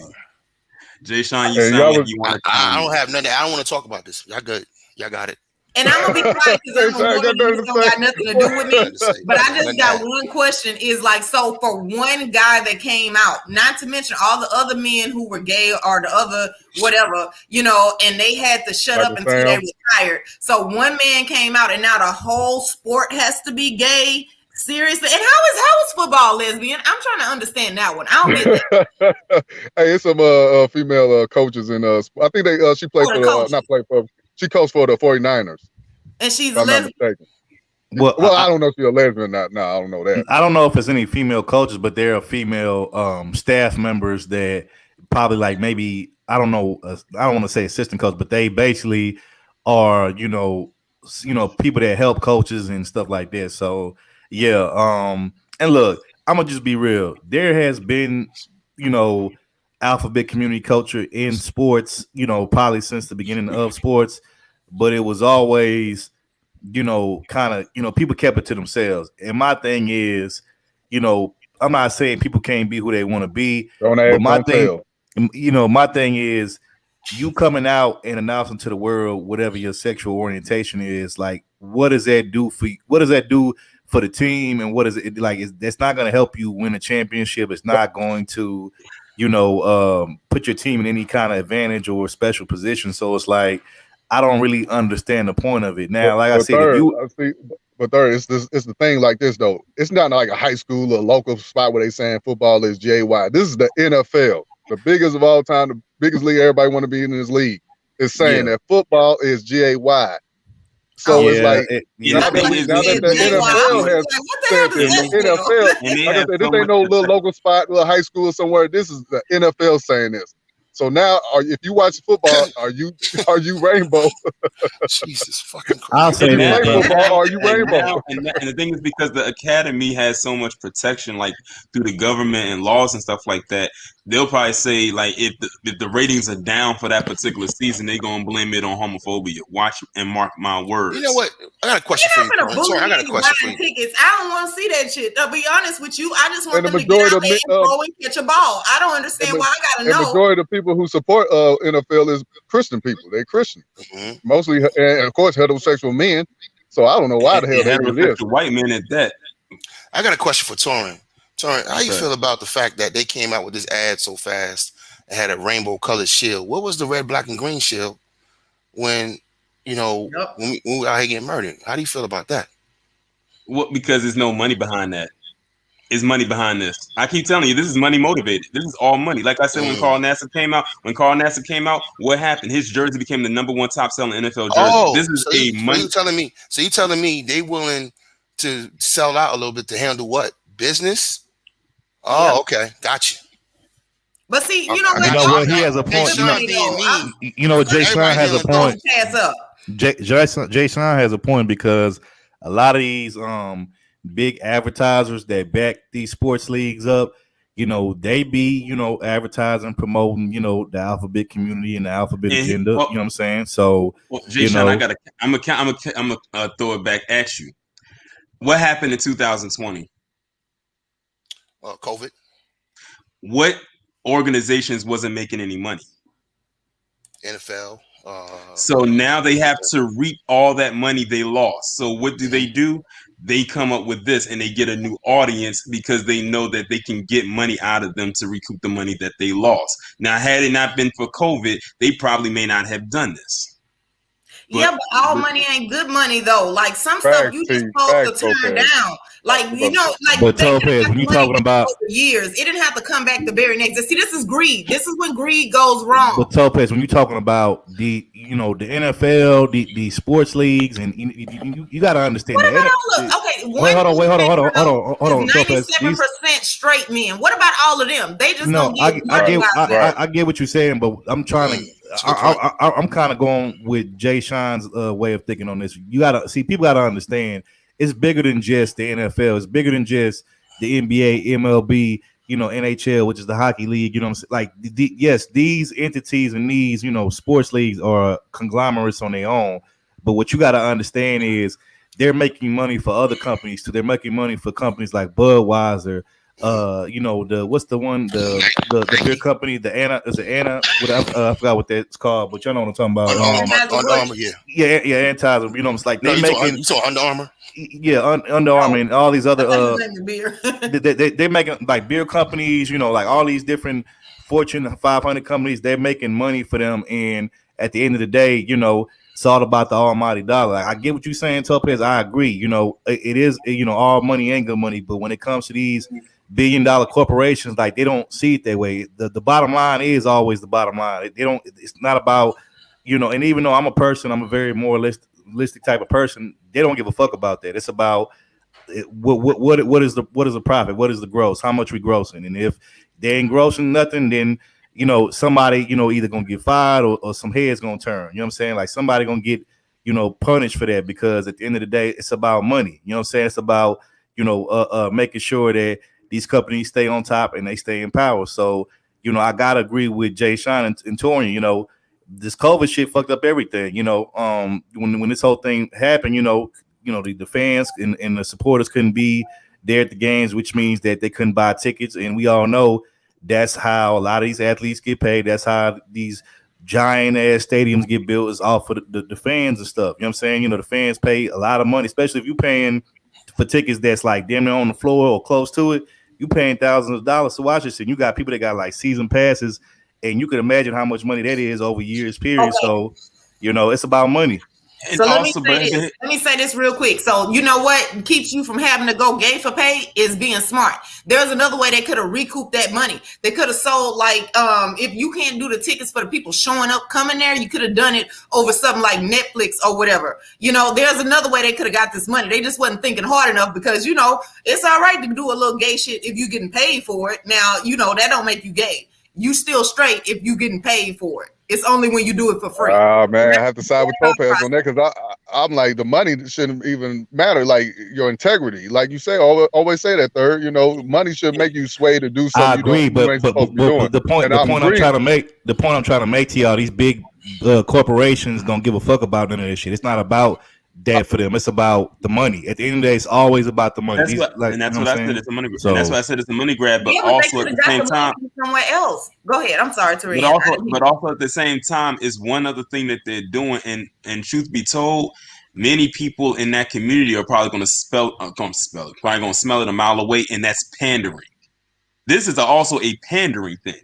Yep. They probably really don't care about them. They just doing, like you said, for the money and for the attention. They're trying to gain a new audience they never had before, because they see that they can get money out of them. But what's going to happen when the spark is gone? You're going to lose them, or you're probably going to sacrifice and lose the people that you already had, which is more than them. Yep. So having players wearing pink and having black men be cheerleaders, that's not enough. We just got to come out and say we support Brandon. It's gonna be looking like that movie, The Longest Yard. Hell no, man. Facts. But real quick, man, then we're gonna move on to the next topic. Third, are you gonna still support the NFL? You still gonna watch it, knowing that they support the LGBT? Oh man, bro, why y'all gotta do me like this, bro? Why you gotta put me on the spot, man? Bro? You the sports guy, man. I gotta hear this. Yeah, see, I wasn't in that sports, because I'm super straight, and I appreciate all y'all keeping supporting. Hey, my nigga on the hot seat right now. Let's get it. This is hard, bro. NHL, man. This is hard, because I like I said, I'm naturally, I played sports in high school, so I'm a sports person. I love sports, but man, look, bro, I don't know, bro. I'm gonna have to really take a deep thought on this and have to revise how I look at sports now, bro, because it's some bullshit, bro. Like, what football the fuck, bro? We can't support it no more, man. We can't support it no more. Like men can't have nothing. Men bring back the XFL. men can't have nothing that's masculine and nope. That's on some manly shit to themselves, bro. Like, what the fuck, bro? Like, come on, man. Like, sports was probably the last thing that we really had, and now that this shit is being infiltrated, it's like, damn, bro, what the fuck? So I never heard Third like this before, man. I never heard it like this. Brandon, hold on, Brandon, don't sleep on NHL, because I've actually seen a couple of NHL games in person, and I've got to tell you, the crowd is actually very active. I agree. They are very, very hyped. Like, if y'all ever in y'all life go to one hockey game, like a professional hockey game, and see how that crowd is, despite it being cold, the crowd fight too, and I can't do all that. Because, the reason why I said I never actually paid to go to ones, because I work at an arena where actual professional hockey team actually plays at, and I've actually been in that crowd before, and I was like, it's not actually as bad as I thought it would be. I would not sit and watch it on TV. This is something that I will have to actually be there in person, because, like I said, the crowd is like no other. Like, they're better than the NBA crowd sometimes. Yeah, but fighting and shit a lot in the crowd. That's what I'm saying. That crowd is ghetto. I can't do it. Yeah, I went to I went to a Devils Ranger game back in the 90s. That shit was, I was scared to death. I ain't gonna lie. Yeah, they just let you fight on the ice. These white boys, man, it's like they came to fight. Yeah. Oh yeah. No, I can't do. That's just too much violence. I can't handle that. Like it's literally a player for the home team for where I work at, whose nickname is the Goon. He's known for fighting. He's gotten suspended so many times. I'm surprised he still has a career. But yeah, the hockey games be intense. Then people love when they fight though. Like, and the thing is, that's like the only sport where they'll actually let them fight before they throw them in the penalty box. You ever heard about the New York City Police Department and versus the fire department hockey games, and they get into those brawls? I didn't hear about that, but if I can find it on YouTube, I would like to see it. I mean, this shit is real, man. Like, I'm not saying I'm scared of white people. I'm just saying, but if you in a place with tens of thousands of motherfuckers and you like 3 niggas in the whole building, you gonna start like, all right, fuck the devils, fuck the devils, fuck the Rangers, fuck the Rangers, fuck the devils, fuck the fuck, fuck that nigger, fuck that nigger. You know what I mean? That's what I'm waiting on. I'm like, oh shit, this shit gonna turn on me. Don't let it. Let it be a rivalry game, and it's off. Listen, a rival game in hockey is off the chain. Yeah, man. Hey, real quick before we go to the next topic, Mahogany, did you want to give your take on this? Because I want to, just make sure you got your take on this. You guys are fine. I'm just listening. I mean, honestly, I'm speechless with that. I'm not surprised with it. I'm not surprised at all because, honestly, people should be able to see that it's being pushed everywhere. I mean, it is being pushed everywhere you go. Commercials, everything. So, even in, I believe in some of the cartoons. So man, look, that's dope, man. That's a whole topic for man. Look, I was actually talking to somebody recently about that. That I was actually babysitting a cousin of mine a while back, and they was watching some cartoon on Nickelodeon, and they actually had, that whole sentiment in a cartoon where this one character had like 2 dads like living in the house with him, and I was like, wow. I'm like, and this is like a kid show, mind you. So I'm like, yeah, this shit is everywhere now. It's sad. I was so mad what they did with Mr. Ratburn. Y'all saw what they did with Mr. Ratburn? Oh yeah, you talking about on Arthur? Yeah. Arthur. First off, I didn't even know Arthur was still on. So I was like, damn, Arthur is still on. Okay, cool. But then they said Mr. Ratburn had a husband. Oh no, I got one better for you, man. I don't know if y'all ever watched the show Rugrats. I remember the chick with the twins. She's a lesbian. They made her lesbian. Then recently they came out of Sesame Street did an episode with old dude, what's his name, the one that wore the tuxedo dress, Billy Porter. Yeah, that nigga. I forgot his name. I just did a video about him on my channel. Yeah, Billy Porter. He was up on there talking about how it's okay for men to like other men, and like I said, this is a kid show. I mean, it'd have been one. I would like to speak on that. My thing is, I don't think anybody, like, the way they act, you would think people are, I don't think people are up in arms against it, but it's like, why do you have to push? I'm not trying to push my love life in front of everybody. I'm not trying to put out with my man all over television. Like, we don't have to see everything that you're doing. We understand. We know that you like what you like. We get it. But we don't need to see it. That's just how I feel about it. So now I need you to get your cousin. So now when I finally have kids, I agree with Mahogany. So if I ever have kids in my lifetime, I can't even raise my kids up to watch Sesame Street like I did, because it's like they're gonna see that shit and they're gonna be like, like I said, it's one thing if it's an adult show, because adults can do what they want to do and make up their mind on what they choose to be and participate in. But as a kid, I feel like kids should be left out of, like, kids shouldn't be thinking about sexuality. That the kids should just be kids and have. Let me know, Third World, when you're ready to have kids. I still got my Little Einstein DVDs. I still got the Barney DVDs for my daughter when she was little. So let me know. I'll send them to you, and you can put them in like you can't go wrong with Veggie Tales. Little Einstein's my shit. Lap. That's my shit. But anyway, we'll have to pull some archives out, man. For our children. It drives me crazy because you can't even. It's like they try to make you seem like you're against people being gay, but it's not even that. You might not feel comfortable with any of that type of stuff. Right. And not only that, it's social bullying. It's social bullying. They're bullying everybody. Y'all saw what they did with the Legos last month? Like they came out with the LGBT Lego set or something like that. Okay, because I didn't know what was going to happen with these Legos. I'm like, what are y'all doing with the Legos? Man, they came out with a LGBT Tupac T-shirt.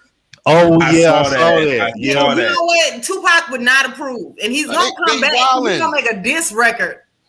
They wilding, they even did something with the cereal, too. Like, I think it was like Kellogg's, and they put like all the cereals in one box, and it said Pride or something on the front of the box. Mm-hmm. Oh yeah, I seen that recently. I did. As a matter of fact, I saw that in the grocery store, bro. It's like they took all the like serial characters like Tony the Tiger and Yeah, Tootie and and Scam it and was on all a that purple shit. box. And it was on a purple box. Yeah, and they got a purple box with like rainbows all over it. I forgot what the name of the cereal box is called, the cereal called, but yeah. And look, I'll say this before we go on to the next thing. People could choose what they want to be and do what they want to do, but my thing is this: we spoke on this last week with the whole Carl Nassab thing. Like, it just seems to me like this shit is one sided because it's like somebody could say, "Hey, I'm Alphabet Community this, so I'm part of," and they'll get praised like they accomplished something when it's like, no, that's just your sexual orientation. But if I come out and I admit to the world, hey, I'm a heterosexual straight man, motherfuckers gonna be looking at me like, okay, and so what? Like, okay, what? Like, why should we care? You know what I'm saying? So it's definitely a bias there, and it's definitely like an unbalance there when it comes to that. Hey, I was gonna say to y'all, I'm sorry, I have to come out because I feel like I'm not truly being me unless I do. And I'm straight. I don't have no curiosities, none of that. I don't have no deep, dark secrets, no desires. I don't have no past issues with women, none of that. Nothing. I'm super straight, like 12:30. I'm straight. I don't. Can y'all still be around me? I know this is hard. I know it's hard, but I'm still me though. I'm still the same me.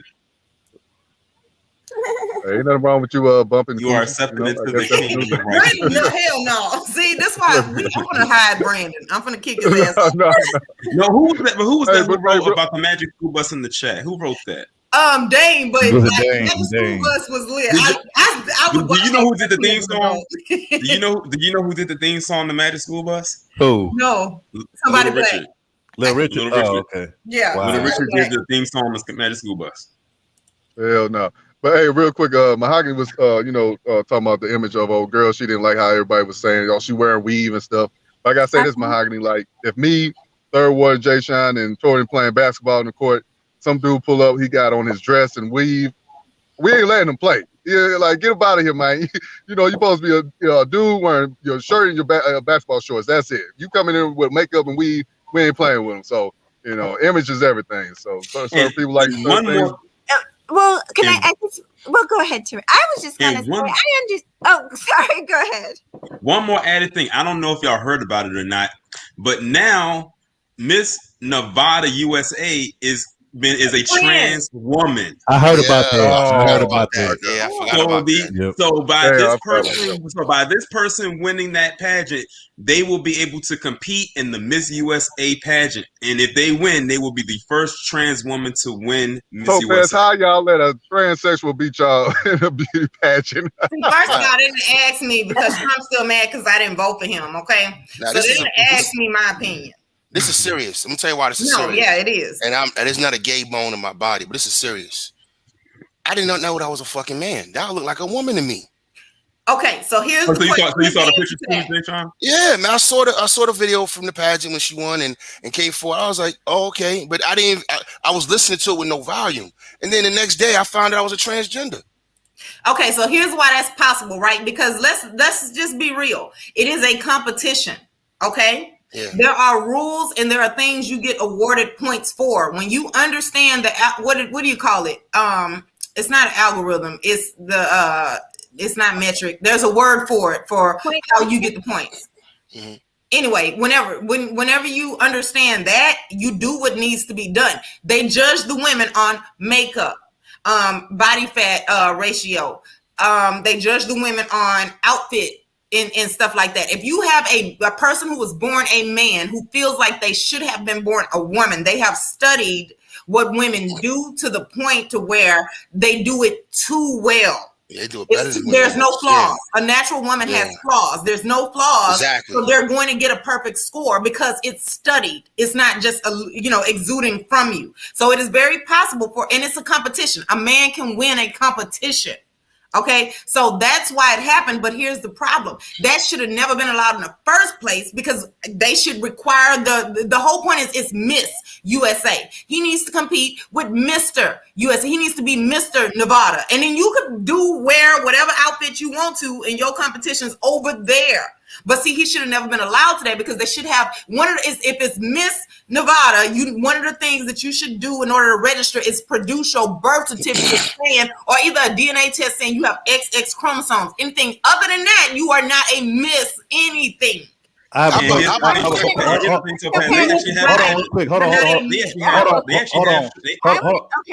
on real quick. I just want to ask the two sisters on here one question. How do y'all feel about, them allowing transgender people, athletes and stuff, and in women's sports? How do y'all feel about that?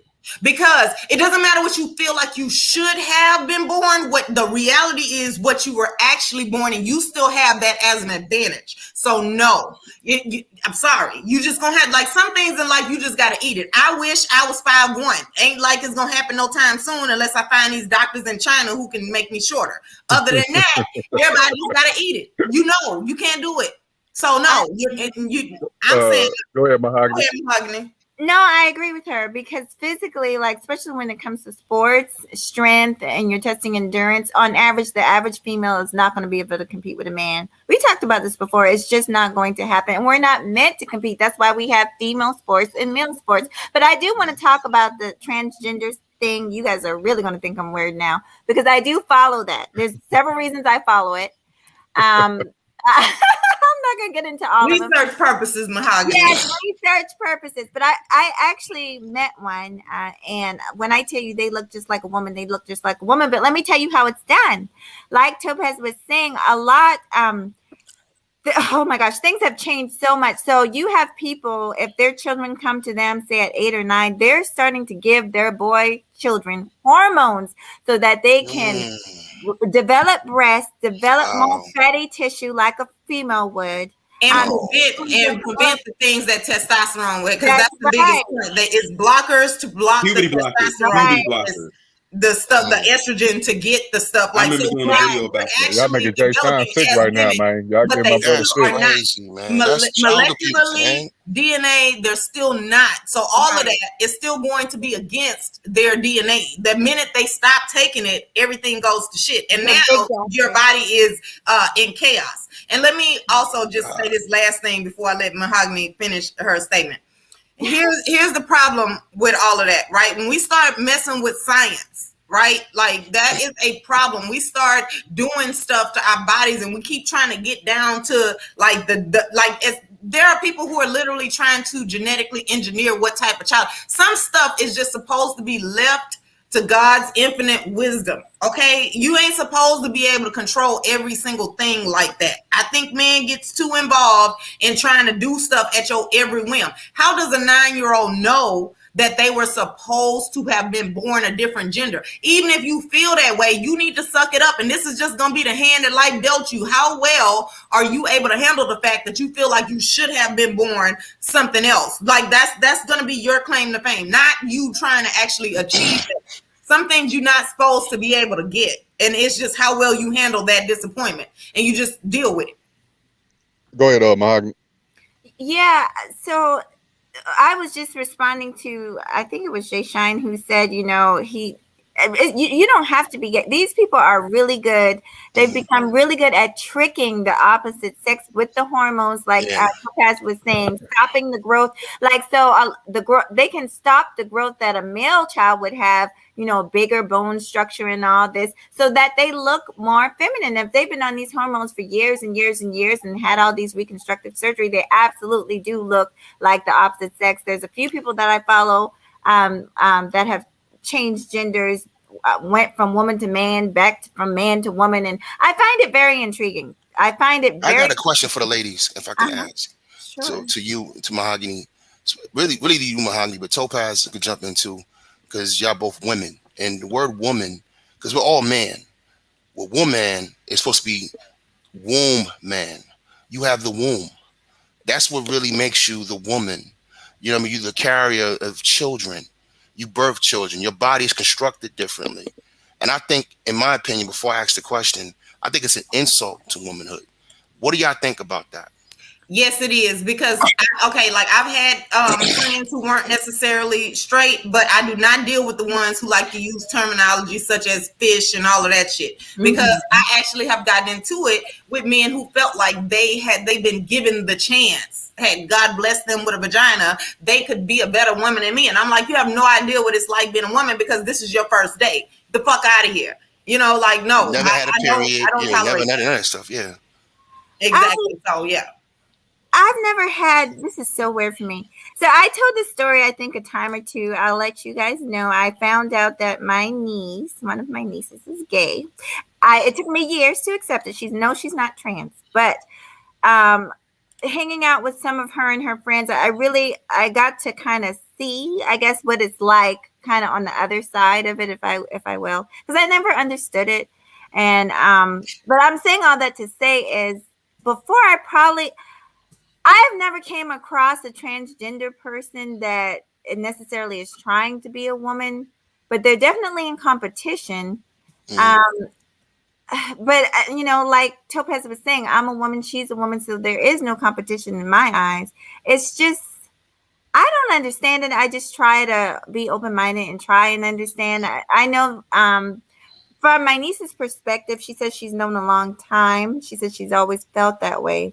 So, I love the reason I asked that question, Mahogany, is because I have 4 sisters. I'm older than them. And 2 of my sisters, one is 14 years younger than me, and the other one's 18 years younger than me. And I used to babysit the one that's 14 years younger than me. And I watched her grow up into a woman. And now my daughter, I've had her since she was 1 year old, and I'm watched her grow up into a woman. She's about to turn 18. And and being her father and handling her medical bills, and you know what I mean, and taking her to appointments, that's not something a dude goes through. Right. You know what I mean? So I'm looking at it from a vantage point, like I have a dog in the fight, but I don't have a dog in the fight. I think I'm offended when you have women who go out here and claim manhood and don't know how it is to walk in a man's shoes. I find that offensive. Yeah. But I think it's even worse when you claim womanhood. Well, because that's a whole physiological thing, you know what I mean, that you just can't claim. From my little bit of understanding of what I was told, because that's what it seems like, but they just feel like in their mind, they feel like that's what they were meant to be and that they were put in the wrong body and all this. I'm not trying to justify it because I can't. I don't even understand it. But that's their kind of mindset that they just, that inside, that's who they are. Next question then. Why do you think so many Black women or women in general are not pushing back on this? Why are they allowing it? Because you get canceled and you get told that you're a horrible person. And so there's this belief that women being emotional should mean you understand everything. And that's not necessarily true. I get to pick and choose when my femininity comes out. Just because I don't understand somebody else's problems doesn't make me any less understanding of emotional distress. And here's my issue with the whole what you should have been born thing is because at some point you grow up. And so the problem I have with 8 and 9-year-olds picking this is because, when you're a kid, you feel like you should be given everything that you want, that you feel, that that's you way think. Too young. Yeah, that's way too young. But then when you become older, you realize that that's not how the world works. And let's just also be clear that as a person working in the mental health field, right? I know my limitations and I don't do counseling with people who are trans. I will counsel gay and lesbian people, but I do not do people who are trans because I don't understand that. And that is beyond the scope of my practice. Second of all, what I do know about the trans community is they have an extremely high rate of suicide because once you get the hormones and the surgery and all of that, you realize it doesn't fix the problem that was going on. Now, I'm not saying that they're just insane, but what I am saying is if you feel like you were born in a wrong body, all your years up until you complete that transformation still happened. So when you get the surgery, when you get the hormones, you still have those memories. That doesn't go anywhere. So like you still can't run from that. It still happened. Your best bet is to make peace with it. So I disagree with the fact that that is a surgery that is available. I disagree that people are allowed to have hormones that do that to them because it's never going to fix what they think was wrong in the first place. It's not addressing the presenting problem. It doesn't. And so I've taken a whole lot of heat from a lot of trans people who feel like that's just wrong to say. And I'm like, okay, but it's the truth. And look at all of it. Look at what happens. Look at Look at the arguments y'all are forced into having. It doesn't fix what you think is going to fix. Well, a lot of trans people have said it. Like the guy I was just telling you about, the guy that went back to being a girl. Like it's confusing, but his whole channel is talking about how it did not fix the issue that he was having. It didn't fix anything. So you know what? Beware. And all I'm saying is Wait, no. Beware. Hold on. Let me argue for him. But I just want to say one thing, just to answer to respond to what you said. The reason why I didn't fix his or her problems is because it was never an external issue with that person. And people like this always internal, but they think it's an external issue, so they want to change the external.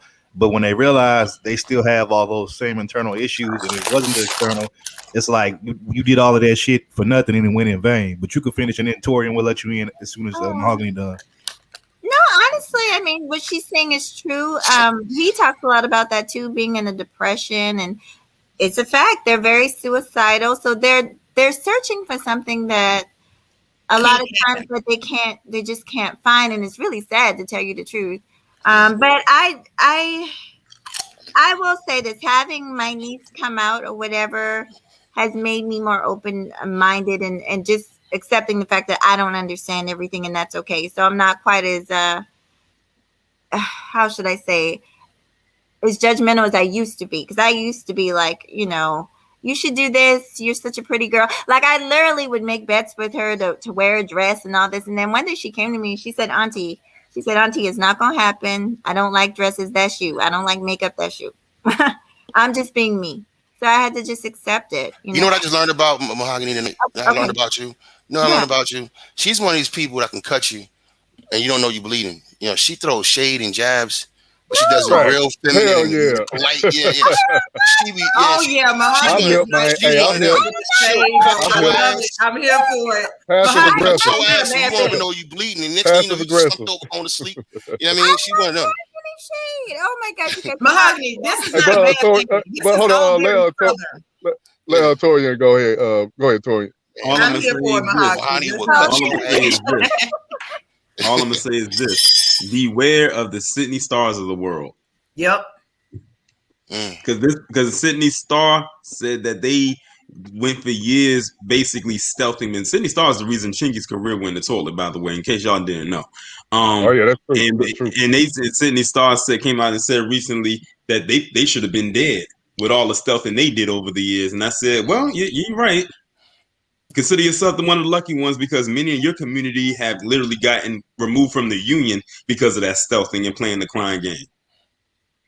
Facts. I want to say one thing, and then everybody else can respond to it, because I think he did ask this question, but I didn't answer it. You were asking us, why don't more women say things about it? And for me personally, it's not that I think a lot of men think that we just accept it. It's not necessarily that we're accepting it, but I realize like preaching against it and stuff, once people have made up their mind, isn't going to do anything. Like all I was doing was pushing her away from me, and I don't want to do that either. You see what I'm saying? Because I've seen sisters go ham on cornrows on a Kardashian, and I'm trying to figure out why is women in general going through what y'all go through, and some of y'all not being able to have babies and having hormone issues, having ovarian issues, and all kinds of shit that y'all have because you're a woman.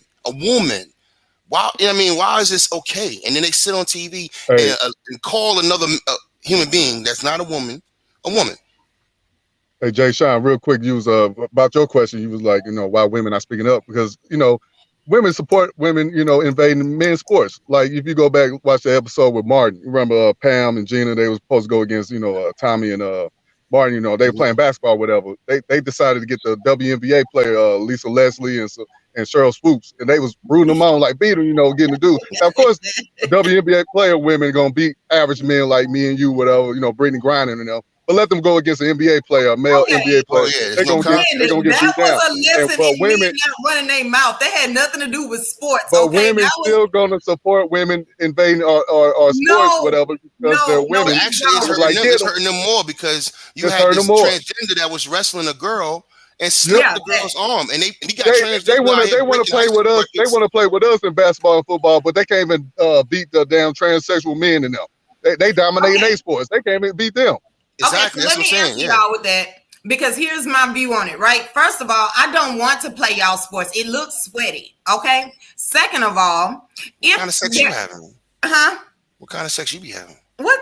I mean, like, but that's different. That's separate. That's not sports, okay, Jay Sean? Jay Sean, you ain't shit, bro. You ain't shit. What's going on, man? What's going on with y'all two? What's going on? Yeah, like, I mean, if you're playing sports, hold on. If you're playing sports, the last thing you're worried about. Shout out to Fighter, bro. Appreciate you. Yeah, hey, Fighter, welcome to the panel. Let me finish this real quick, and I promise I'm gonna go on mute real quick. Yeah, but we got you. We coming to you after Topaz. You got it, bro. Because he asked about women. Okay, so I don't want to play y'all sports because it looked like y'all sweat a lot, and it looked like a lot of work, and I don't want to do it. Okay, now the women who do want to do that, they are misguided, and if y'all beat them in the game, then they will have to go sit down somewhere, and then I get to say shit like I told y'all so. Okay, so when y'all let them play, when y'all give them an easy win, you're the anomaly. You're the anomaly. You know, majority of women support other women beating men in sports. To me, that's ridiculous because I don't want to do that. Okay.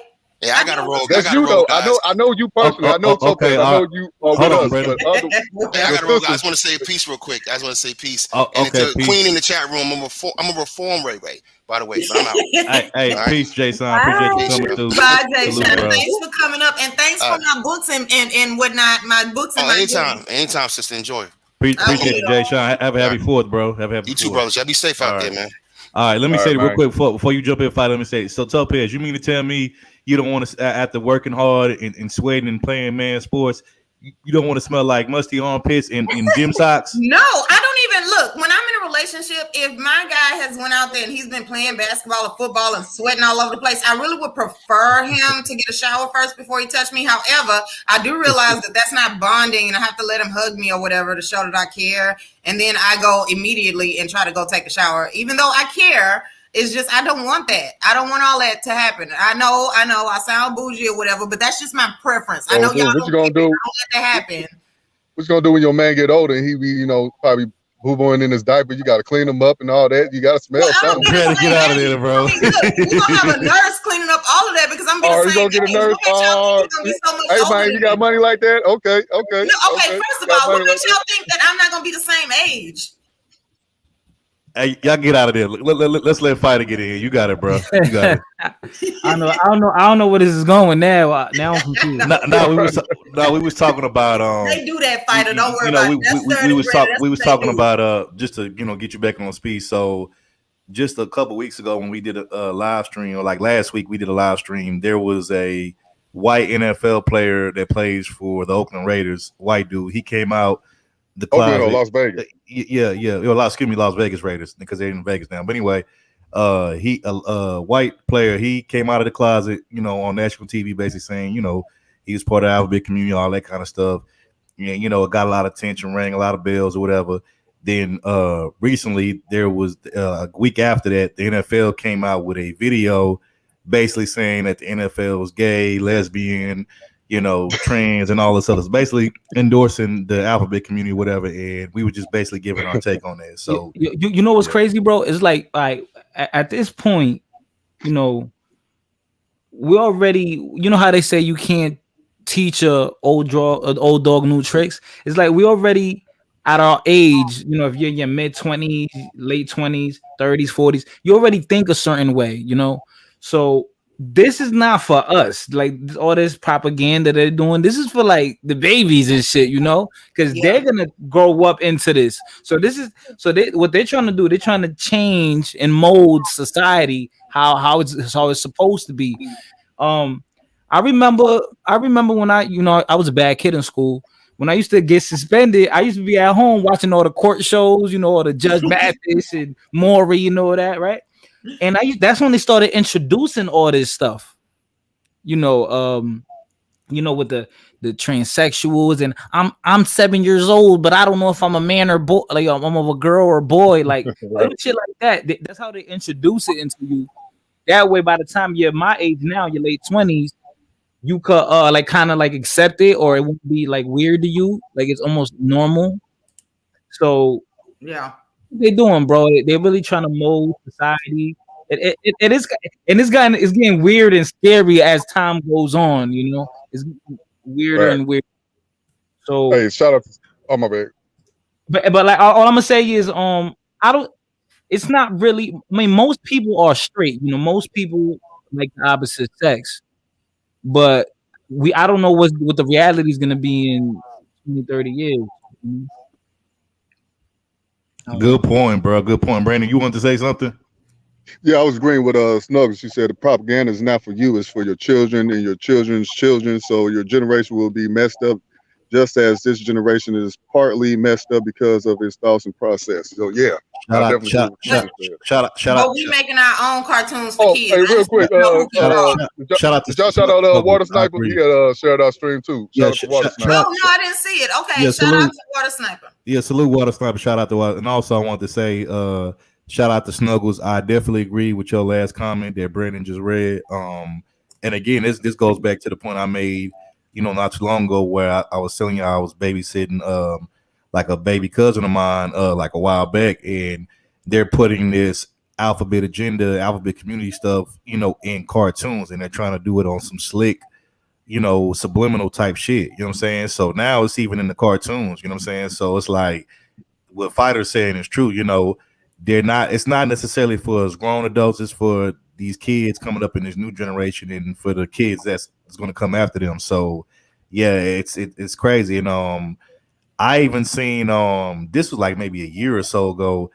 Like they have kids that when I say kids, I'm talking about kids like under the age of like 10 and stuff that have been on shows like Ellen DeGeneres and stuff like that. That have I remember it was some white kid that like he like participates in like the whole drag thing. You know what I'm saying? And I'm like, and the parents is just like sitting there, just like being so supportive of it. I'm just, I don't know. Shit just doesn't make sense. You know what I saw? Yeah.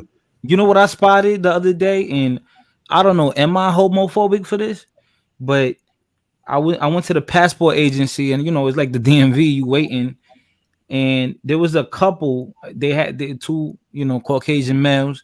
They looked like they were a couple. They look, they go that way, right? And they was with a baby boy. Mm-hmm. And they were playing with him, like with a little toy, and I'm like, damn, like yeah, that's what we had, bro. And then not even just that. I've seen the opposite of that too. Matter of fact, look, I know somebody right now, young man, he got two mamas, bro, no father, nothing. I'm like, damn, bro. I'll take it a step further. I've heard stories where you'll have someone who was they're born a woman, born a man, and they both get into a relationship with each other, maybe get married or whatever the case may be, but they had a sex change, and the one that gets pregnant is the one who decided to live as a man who was born as a woman, and then they'll say, now men can get pregnant. I'm like, that's not what you're going to do. Because I was going to say that one. That was going to be my answer, because I know exactly what you're talking about. Your Torian. That's how you say your name, Torian. Yeah, Torian. Yeah, Torian. Yeah. Yo, that's like wild right there. That's like some Matrix, Paradox, Rubik's Cube. Like it's like, okay, I'm a cisgendered bisexual. It's like they're adding all these terms and labels to confuse people. Bro, I like now all these like the stuff like pansexuals, and I can't even keep up with the shit no more. I don't even be knowing what happened. That's why I call them the academy. Yeah, like it's crazy. Okay, but think of it this way. It could be that it's wild and it's the Matrix, or it could be science reminding them two people that, listen, nigga, whatever you think you living at, no, you're not living as that, because you still got pregnant. If we could use so that's how I would explain it to my kids and my grandkids, is I would say to them, see what happens when you claim that you want to switch your gender, nature reminds you that you ain't switched nothing without the universe approval. Right. Topaz. Yup. Nature always wins. Right. So, I mean, it's just about how we handle it, though. Like, I think that all of this could have been squelched a long time ago if we had handled it better. But in our defense, as humans, we didn't know that this was going to be a thing because we didn't think of it, so we wasn't prepared. But now that we know that this is happening, now we can get our response together. But you know And what though? like James said in the chat, them non-binary folks are some of the worst. Or AKA pronoun, AKA pronoun Twitter. Listen, if you come across a Twitter profile and they say he/she or they/them/their whatever, beware of them. Them people are crazy. Those are the ones that don't go by him or what was it, Miss or Miss. They say don't call me Miss or Mister and call me they got the MX now instead of Mr. or Miss or Mrs. Then now they got MX, meaning I don't know what the fuck I am. And then how is your pronoun them? It means you have multiple personalities. You got way more different people in your body. It's a multitude, a legion. Wasn't that the person that was possessed? And then it was some article that came out like a couple months ago where it was some kind of person in the non-binary pronoun community that said that they felt it was wrong to refer to women as mothers, or they said that something about the breastfeeding, chest feeding, when they were trying to make it where men can allegedly breastfeed. Let them call it breastfeeding, call it chest feeding. I'm like, oh my God. Who are these people? Oh, no. How about that they want to take women pronouns out of ads for pads and tampons? I know men don't want to hear that, but that's crazy as hell because they want to say that men can have periods too. I saw that, and they had get the fuck out of here. Wasn't that Gillette? Oh yeah, Gillette with the razors. They couldn't say that it was for men anymore. I got it really bad. I got it really bad because I live in New York, right? So I'm from New York, so it's horrible because it's like almost you have to like let it go and not comment on it because people will attack you. Like people, listen, man, I have people, my cousin in my own family, like I would go to the crib, whatever, my aunt crib, they're having to get together, and this dude, he's probably like 20 years old, 15 years older than me. And when he sees me, he's gay, right? So he sees me and then he goes to like hug me, like and kiss me, like bro, like he'll kiss me like on a cheek. I'll be like, yo, what the fuck you doing, right? And then he was like, oh, you mad homophobic? I'm like, bruh, no, nigga. The only man that I allowed to give me a kiss on the cheek or a kiss on the cheek is my father. That's the only man that gets that privilege. Like, nigga, we cousins, nigga. You give me dab, I hug you, and that's it. And then here goes my female cousin. Oh, you so homophobic. Like, no. They tried that stuff. They tried that. Remember they tried that stuff with Genuine a few years ago when that transgender tried to push up on him and he pushed him back because he knew that there was a guy and they tried to tell him he was transphobic because this was a quote unquote woman or stuff. Man, listen. You can't reject them, Tori. You can't reject them. You gotta. Let me say this, and I'm gonna go on mute for y'all so y'all can handle this, right? So here's my issue with that, right? If you have standards, how about if I know that I'm straight and I don't want to kiss another woman? If you lie to me, if you're trans and don't tell me, you are taking away my choice. I get to decide. I get to have a hard boundary. That doesn't take anything away from you and whatever it is you're trying to do with your life and how you want to live and present yourself. But what you are doing is trampling on my choice to have never kissed a woman. And I'm using kiss because they want you to do way more than that. So how come I can't just have my standards and my boundaries for what I want my life to be at the end? It's y'all trying to choose for me and I don't like it. It's people trying to force me to do stuff and that is never going to be okay with me. But let me say this and then we can go to the next topic. I gotta be honest though, now that I'm actually, because I've been sitting here while y'all been talking, I've just been sitting here just thinking. Don't get me wrong. Yes, everybody on this panel is right. As far as pushing this whole, people have to accept the alphabet community or people that's part of that lifestyle, or just like overly like push it in your face or whatever. Yes, that's what's been going on, and I would say over the last 10 to 20 years, it's gotten like really ridiculous, and to the point that we're at now, to where like it's everywhere.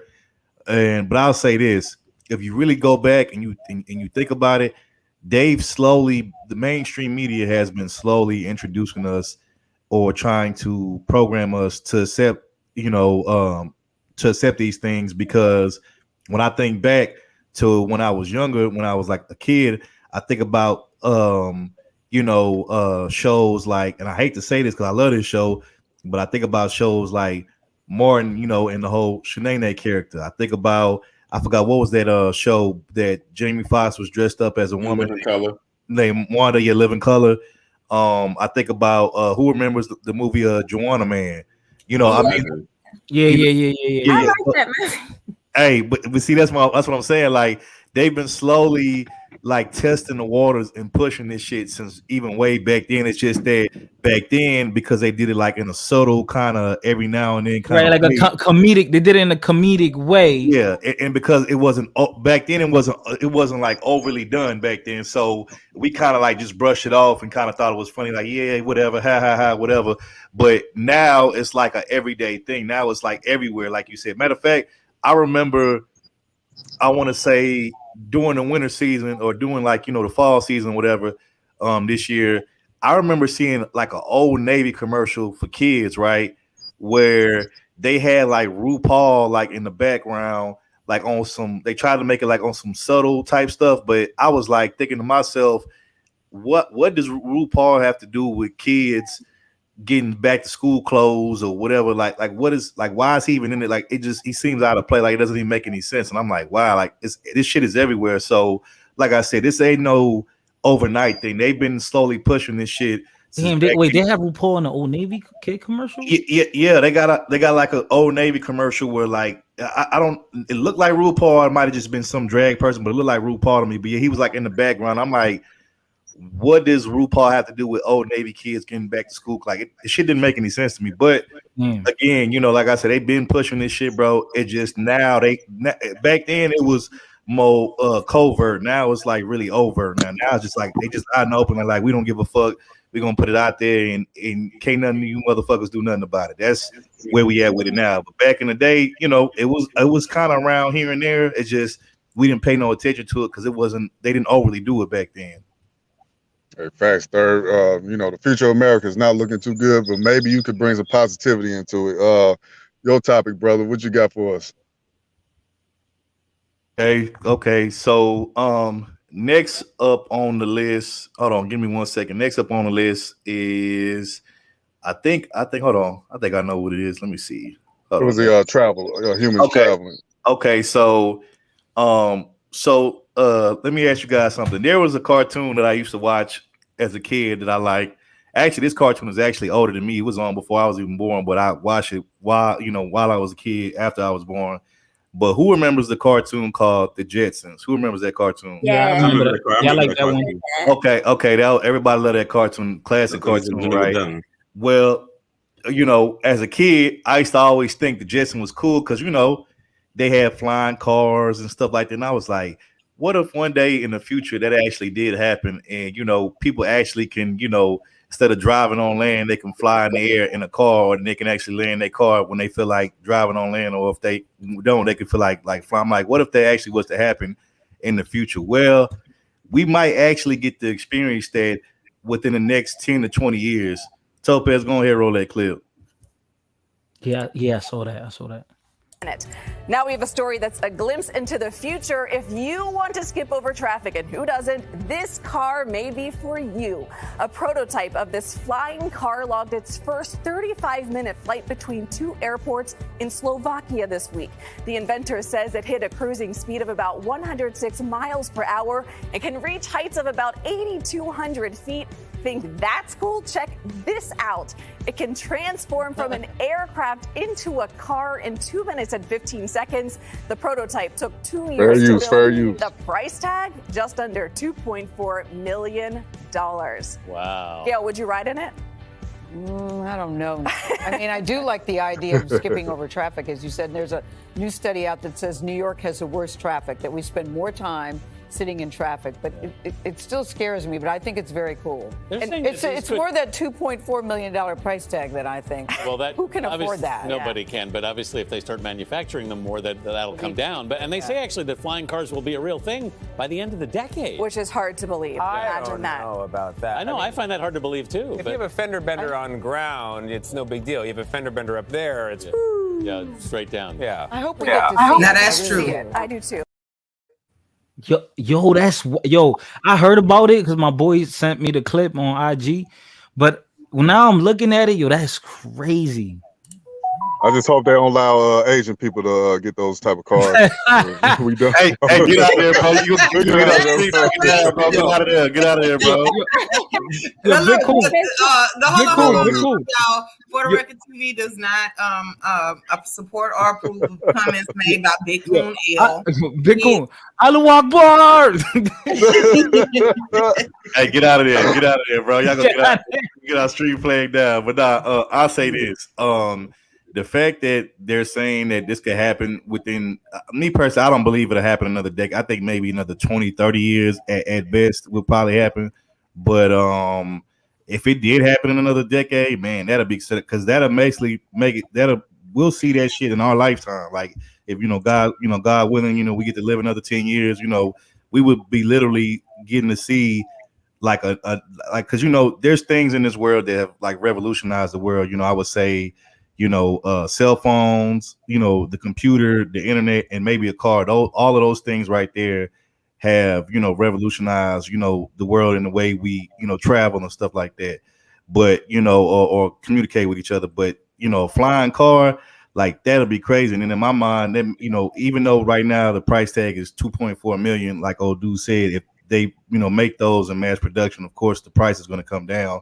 But let's just say it got to that point to where everybody could afford one of those cars, but let's say it wasn't 2.4 million, but it was a affordable price for everybody. Like my thing is immediately what I'm thinking of is, okay, like would there even be a need for like airports anymore and like stuff like that? Like what would happen to the people that work in airports and that type of thing? Good question. Yeah. People just be taking they flying car to wherever state they want to go. Like these are things that I'm thinking in my mind because when you create stuff like that, it doesn't just have a immediate effect on us being able to travel on our own, but it's going to cause all these other trickle down effects, which like I said would be would it shut down the airline industry and airline business? Like what would happen with that? So that'll be interesting to see. But yeah, we pretty much be living out the Jetsons as we know it. It also reminds me of, and people was mentioning it in the chat, it also reminds me of the movie The Fifth Element. Like in that movie, like there was nothing but flying cars in that movie in The Fifth Element. So it reminds me of that. So another thing I have to worry about thinking about that movie is if they do like a mass production of all those cars, what are they going to do for air traffic? Like how are you going to how do you put air, how do you do traffic in the sky? That's going to be interesting to see. Like how would there be a certain time that you could travel? Like you can only travel between this certain amount of times to this time, or like if you were traveling long distances, where would you land at? Like so, it's like if it's raining, Yeah, okay, so I was thinking about student drivers and what that would look like in the sky, and then also I think they're going to restrict us to a certain amount of altitude. Probably. They said they said that car only went 8,200 feet. That's not really that high when you think about it. Facts. That's not even above the clouds. I can't see that happening in like 10, 20 years from now, man. So I remember going skydiving for my 25th birthday, and I was up 12,000 feet. You crazy, bro? You crazy. I did, but listen, I'm still here though, and I was 25. That was like in 2014, and I'm still here. Skydiving, I ain't gonna lie, I want to do that. I'm not gonna lie. Listen, it's such a rush. Like even if you I won't be around you niggas when y'all do that shit. Leave me the fuck out. Don't call me. Fuck no.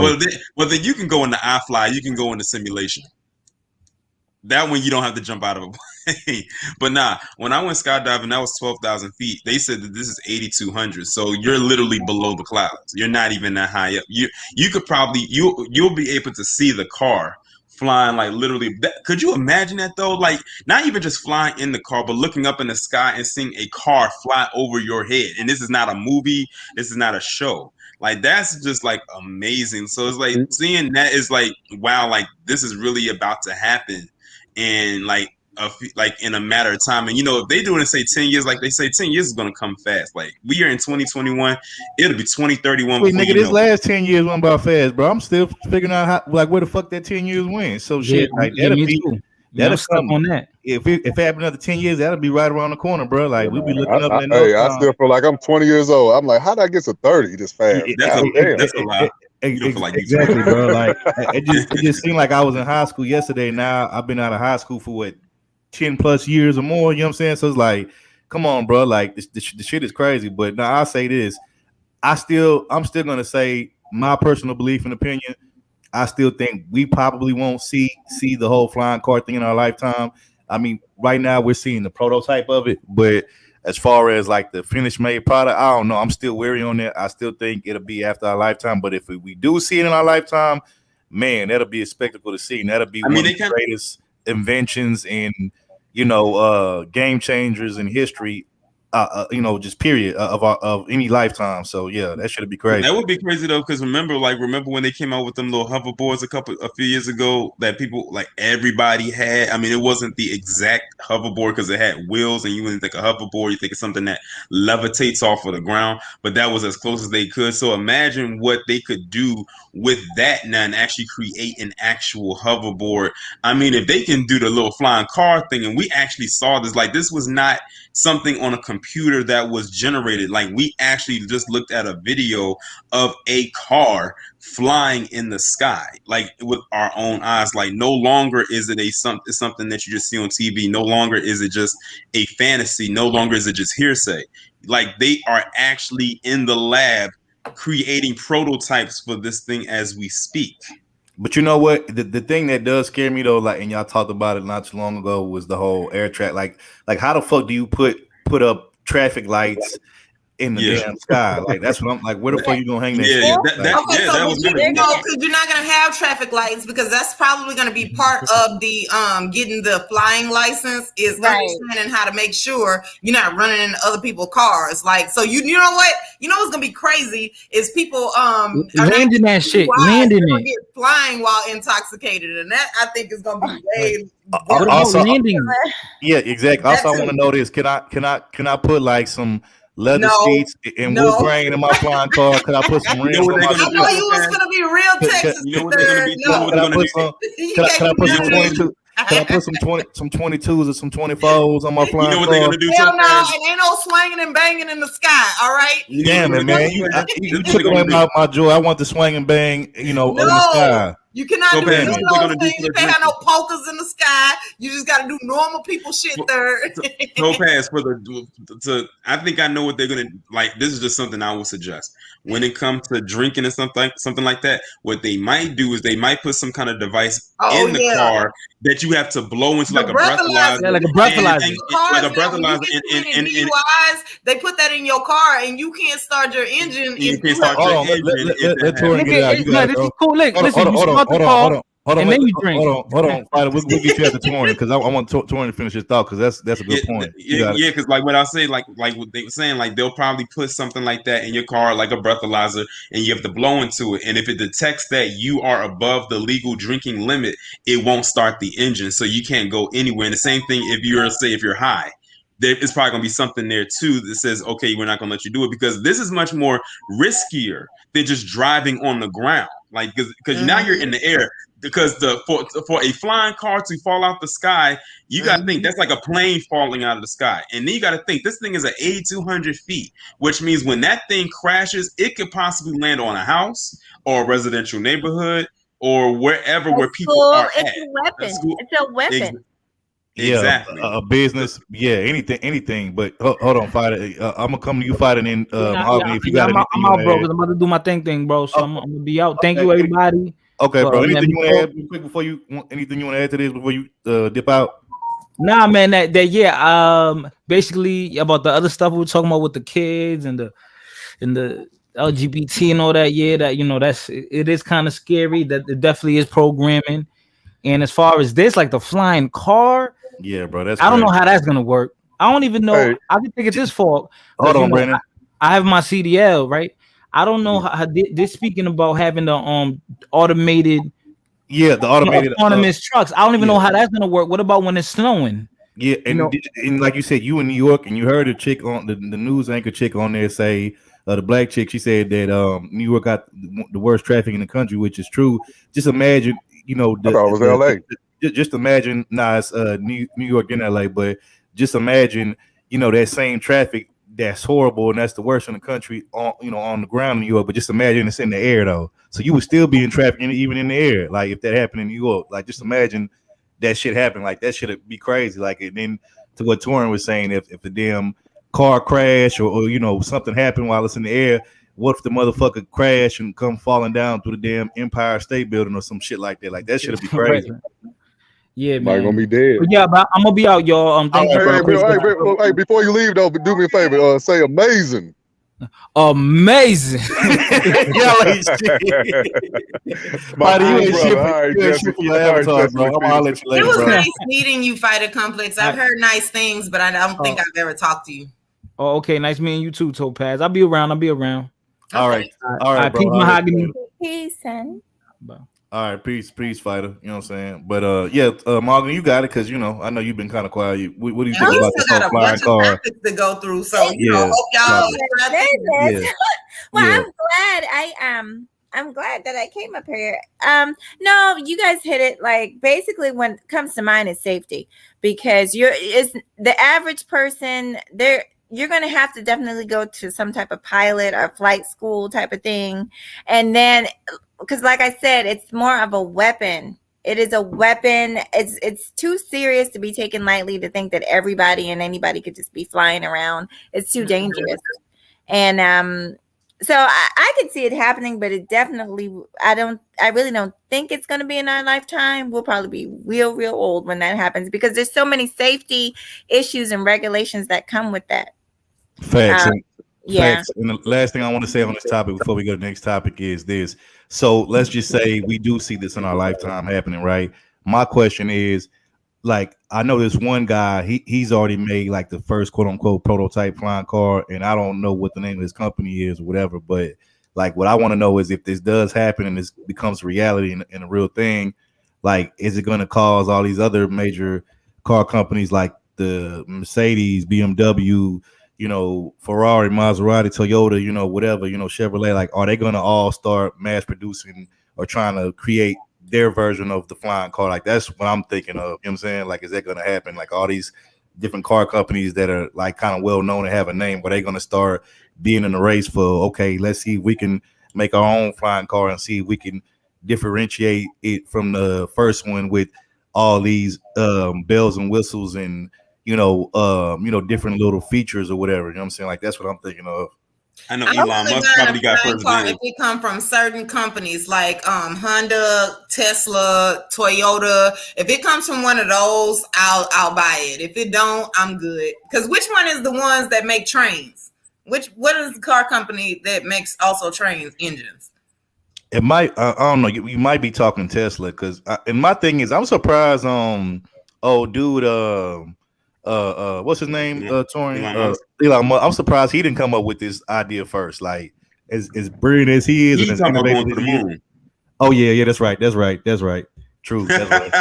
So yeah, man. But I'm still surprised though, because he's very innovative himself. So I'm surprised that he didn't have his hands in this in any kind of way. But I get it. He's aiming for higher heights, I guess, so to speak. One thing I also want to know is, like, if you were, say, traveling, like, say, for a vacation, how much weight can luggage be held inside of that car? Because black people finna try to stuff everything in there and be like, it's all right. That's just a suggestion. They gonna be just like they gonna be just like the Grinch when he came down the mountain with all the people's toys and presents. They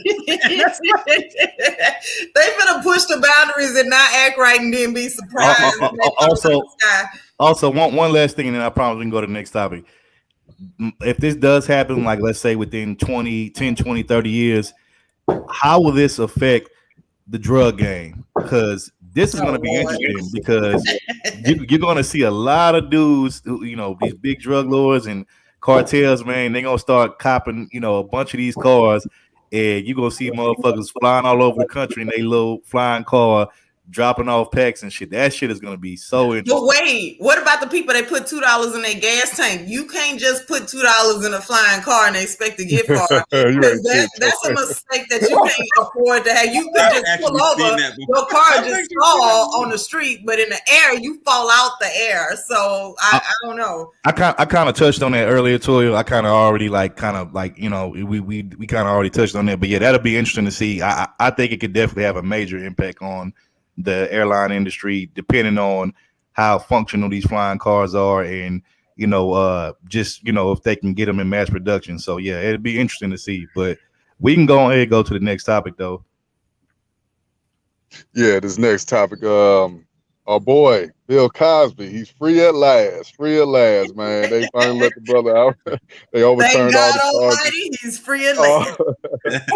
Hey, black folks won this one, man. What's y'all thoughts on Bill getting out? Y'all with it? Y'all think he's not innocent? First off, First off, let me say this: free extra Jello shots for everybody for the celebration of Bill coming home. Listen, Third been waiting to say that. He been Right. all day. He is about to go on one big lawsuit spree, and he's he's literally getting his list together as we speak. I hope he get Mark Lamont. Sissy ass. Hope he get that nigga Mark Lamont, man. Get that nigga and Charlemagne. Oh man, listen, Mark Lamont Hill been going on a rampage, but Judge Joe Brown set him straight though on his show. Yeah, I saw that. Yep. He went in on him. He had Mark stumbling over his words, like he could barely get two declarative sentences together.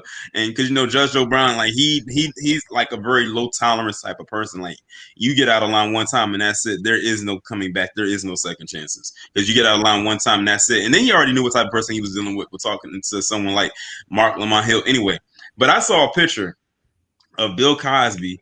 He was at home and he was eating 2 slices of pizza. Like they got so triggered by him eating 2 slices of pizza, like at his first time at home. But anyway, he is prepared to go on one big lawsuit spree, and I can't wait for him to tear them all apart. Because see, the thing is now, because they overturned his conviction, he's no longer has those charges onto him. So if anybody wants to go out there and continue to say this man is a rapist, that's defamation of character, and that's a possible lawsuit coming your way. So keep on talking. Keep on saying that. Listen. White folks can't say shit about Bill until they go after that dude, Stephen Collins, the dude that played in Seven Heaven. The father. That motherfucker admitted to showing his penis to little girls and shit, man. They can't say shit to Bill until y'all go get that motherfucker charged and get him locked up. Don't say shit to me about no Bill, man.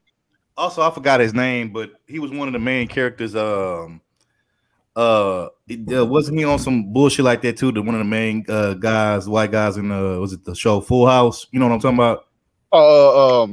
Bob Saget. Yeah. He was on some shit like that too. So it shit is crazy, bro. But and Woody Allen, he married his own adopted daughter. Like, man, come on, man, y'all got me messed up. Like, hey, Bill man, Cosby, that's why I call that shit Hollywood, bro. Because I mean, it's a lot Hollywood, of weird shit going on over there, bro. And that, so yeah. Mahogany, you got anything you want to say on the Bill Cosby thing? What's your take on it?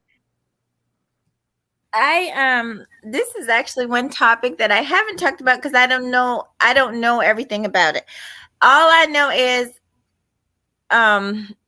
it did seem like people just have a hatred for Bill Cosby, like you guys were saying, beyond other people that have done way worse things. Well, I won't say way worse because he is accused of drugging women and raping them.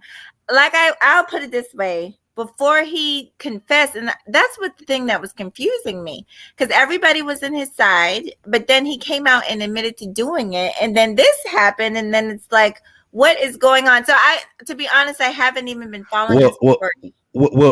To clarify what you just said, or to put a fine point on it, he never admitted to raping any of those women. What he did admit to is giving them quote unquote quaaludes, drugs. Quaaludes, and all that. Well, not all of that, but quaaludes or whatever, which was the choice of drug at the time. But when he admitted it, he said that they willingly knew what he was giving them, and they were a willing participant in it. So my thing is, how did he drug them if they willingly participated and took those drugs? Like, that's my thing. You know what I'm saying? That's the problem that I have. So basically, what happened? Basically, to try to shed some light on it. Basically, back around like 2005 or something like that, you had that Andrea Constant. That you can't tell me that is not a dude. Like, that is Carrot Top's doppelganger, and you can't tell me any different. But basically, back in like 2005, around that time, Bill Cosby came across this individual who was Andrea Constant, saying that they met, they talked to each other, whatever, and he had gave her some pills or whatever the case may be, and then she comes out and say that he did this and that to her, but it was all consensual. And then there was a settlement that was involved. He paid the settlement, but within that settlement, they basically said, look, this is basically like a cease and desist type of thing, so it doesn't go any further than this. Like, this cannot be used against me at a later time. Fast forward to a couple years ago, it gets used against him. And it wasn't supposed to. Basically, was a kangaroo court trial, something that was not supposed to happen. It went against Bill Cosby's constitutional rights. And then all of these women from years past came up and said that he did all of this and that to them. Now, you got to think, most of these women are white. Bill Cosby is black. Back in those days, if he is a black man, even as him having as much success as he had, do you think that he would have been able to get away with even raping or sexually assaulting even one white woman? No. When back No, then sir. a black person couldn't even look at a white woman, let alone quote unquote whistle at one, i.e. Emmett Till, and look at what happened with him. And he was a child, so facts. Exactly. He was a child. He was like 14, 15 years old. So you got to think, he was 14 years old. He got brutally murdered the way he did. Bill Cosby was, of course, an adult at that time. It's no way that any of what they was accusing him of could say that they did what he did. Them women went over there willingly and got them Quaaludes and messed with him, and messed with them, and it was all pretty much consensual. So basically, like I said, this whole trial was illegal. It never should have happened. Like, they literally did all of this to set a precedent because it was an era of Me Too, and they just needed to get somebody, and it just happened to be Bill Cosby. Now, the consensus is that Bill Cosby wanted to buy NBC, and that was the reason they went after him. He actually tried to buy NBC a couple of times, because the first time he tried to buy NBC was back in the 90s, but they rejected it. And also around that time, if y'all did not know, his son was murdered around that time, but to this day, they still never found who did it. Till this day, they still never found who murdered his son. And then, fast forward a few years later, he tries to get NBC again, and then this happens. So you always got to look at a lot of the stuff that happens when black people, especially prominent black people, do try to do certain things, and then all this stuff comes up. Another example would be Michael Jackson. Michael Jackson had owned over half of Sony's publishing. Hey, I was just finna bring it up, bro. Sorry, I actually did I did a lot of research. I know the whole Michael Jackson story. I was just finna bring that up. That. Yeah, I know that from the rooted to the tooth. I actually researched that. Yeah, and did he owned over half of Sony's publishing, and then all of a sudden, these second round of child molestation accusations come up. So you always got to look at whenever a black person is trying to do something that's going to elevate them even further, or so-called get them in the game, or get them past a certain status, even though they have status already, or has some kind of major ownership, then something comes right around the corner and it looks kind of fishy and kind of shady and all types of things, like that. Listen, I want to say this too. I've been seeing people say free R. Kelly. I'm like, man, listen, Bill Cosby, I say he's in it. R. Kelly, not so much. That man was on video with a little girl, 6-year-old girl. Nobody should be saying free R. Kelly, man. Same people like the group, everybody. It's not the same. Right. And I'm sorry, y'all might kick me off on the panel, but Michael Jackson also, man, he letting little boys in his bed. I don't know if he actually did it, but hey, that's suspect to me to have kids that age yours in your bed, man. One of these days, Brandon, I'll explain everything to you. But that was a bunch of bullshit too. Those kids actually came out later and said that their parents put them up to it. They actually said that, but the media never came out and said it. And then Michael Jackson admitted that he left the kids sleep in his bed. Yes, and they have, but it was never. Michael Jackson's story is very unique. People won't ever understand it. He was that way because he never had a childhood. I know people don't understand. Ain't no excuses. I'm sorry, no excuses for no grown man, woman. I know exactly what you're talking about, Brandon. He said, but actually, Brandon, what he said, and this was what he said, because I was watching a documentary that he did back in the early 2000s. He said that he let if the children want to, he said they could sleep in his bed, and he slept on the floor. Right. So he And was then- never in the I'm bed sorry, with that the still kid. sounds weird to me, man. there I was a can't, lot of I things. can't Well, get with that. And why was parents letting the kid? I'm so passionate about that. Yeah, hold on. Let Mahogany get in there because she's been trying to get in there. Michael Hold on. Jackson. Oh, I don't want to change the subject, but I really didn't. When you do the research on the families and the people, those people were crooks. Those children, like I said, all the kids that accused Michael Jackson ended up saying that their parents forced them to do it. And not only that, like one of the families, they tried to do the same thing with other celebrities, with Chris Tucker, with Jay Leno. Like that particular family was going around Hollywood brown nosing, trying to get in with celebrities and Michael Jackson. They basically told Michael Jackson had a really big heart for sick children. And they told Michael Jackson basically that their child was dying from cancer. It turned out to be a lie. Like there's so much behind that story. I just wish people knew. But anyway, but you really have to look into it. And once you look into the families and their records, their criminal records, those people were criminals. And that new documentary that they did, that was a complete lie. And I dragged Oprah for jumping on that. In the meantime, she's hanging out with a whole pervert. Anyway, Weinstein. yes, Right. she's hanging out with that dude. So, but look into that story a little bit more. Real quick, but I think I kind of made up my mind with Michael. Real quick, Topaz. Bring up Darth Lowe's comment, the one above Queen of the South, where she says, "I want to hear from Camille." Bring up Darth Lowe's comment. Darth Lowe, hey, bro, you might want to get out of there, bro, because it ain't gonna be safe for you. The sister's gonna come after you if you say that. Hey man, if R. Kelly come out, man, it's a celebration like the last time. You know, sister's gonna be all up on him.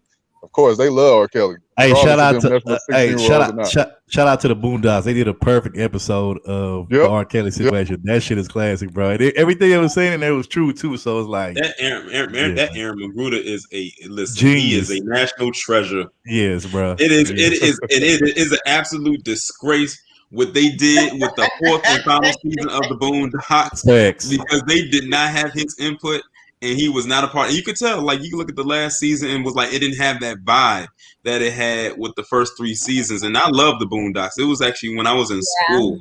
When I was in college, it was somebody I went to school with. Unfortunately, he passed away a few years ago. Whenever I feel like we were the only two people that really watched the Boondocks like that. Like every time the Boondocks, listen, I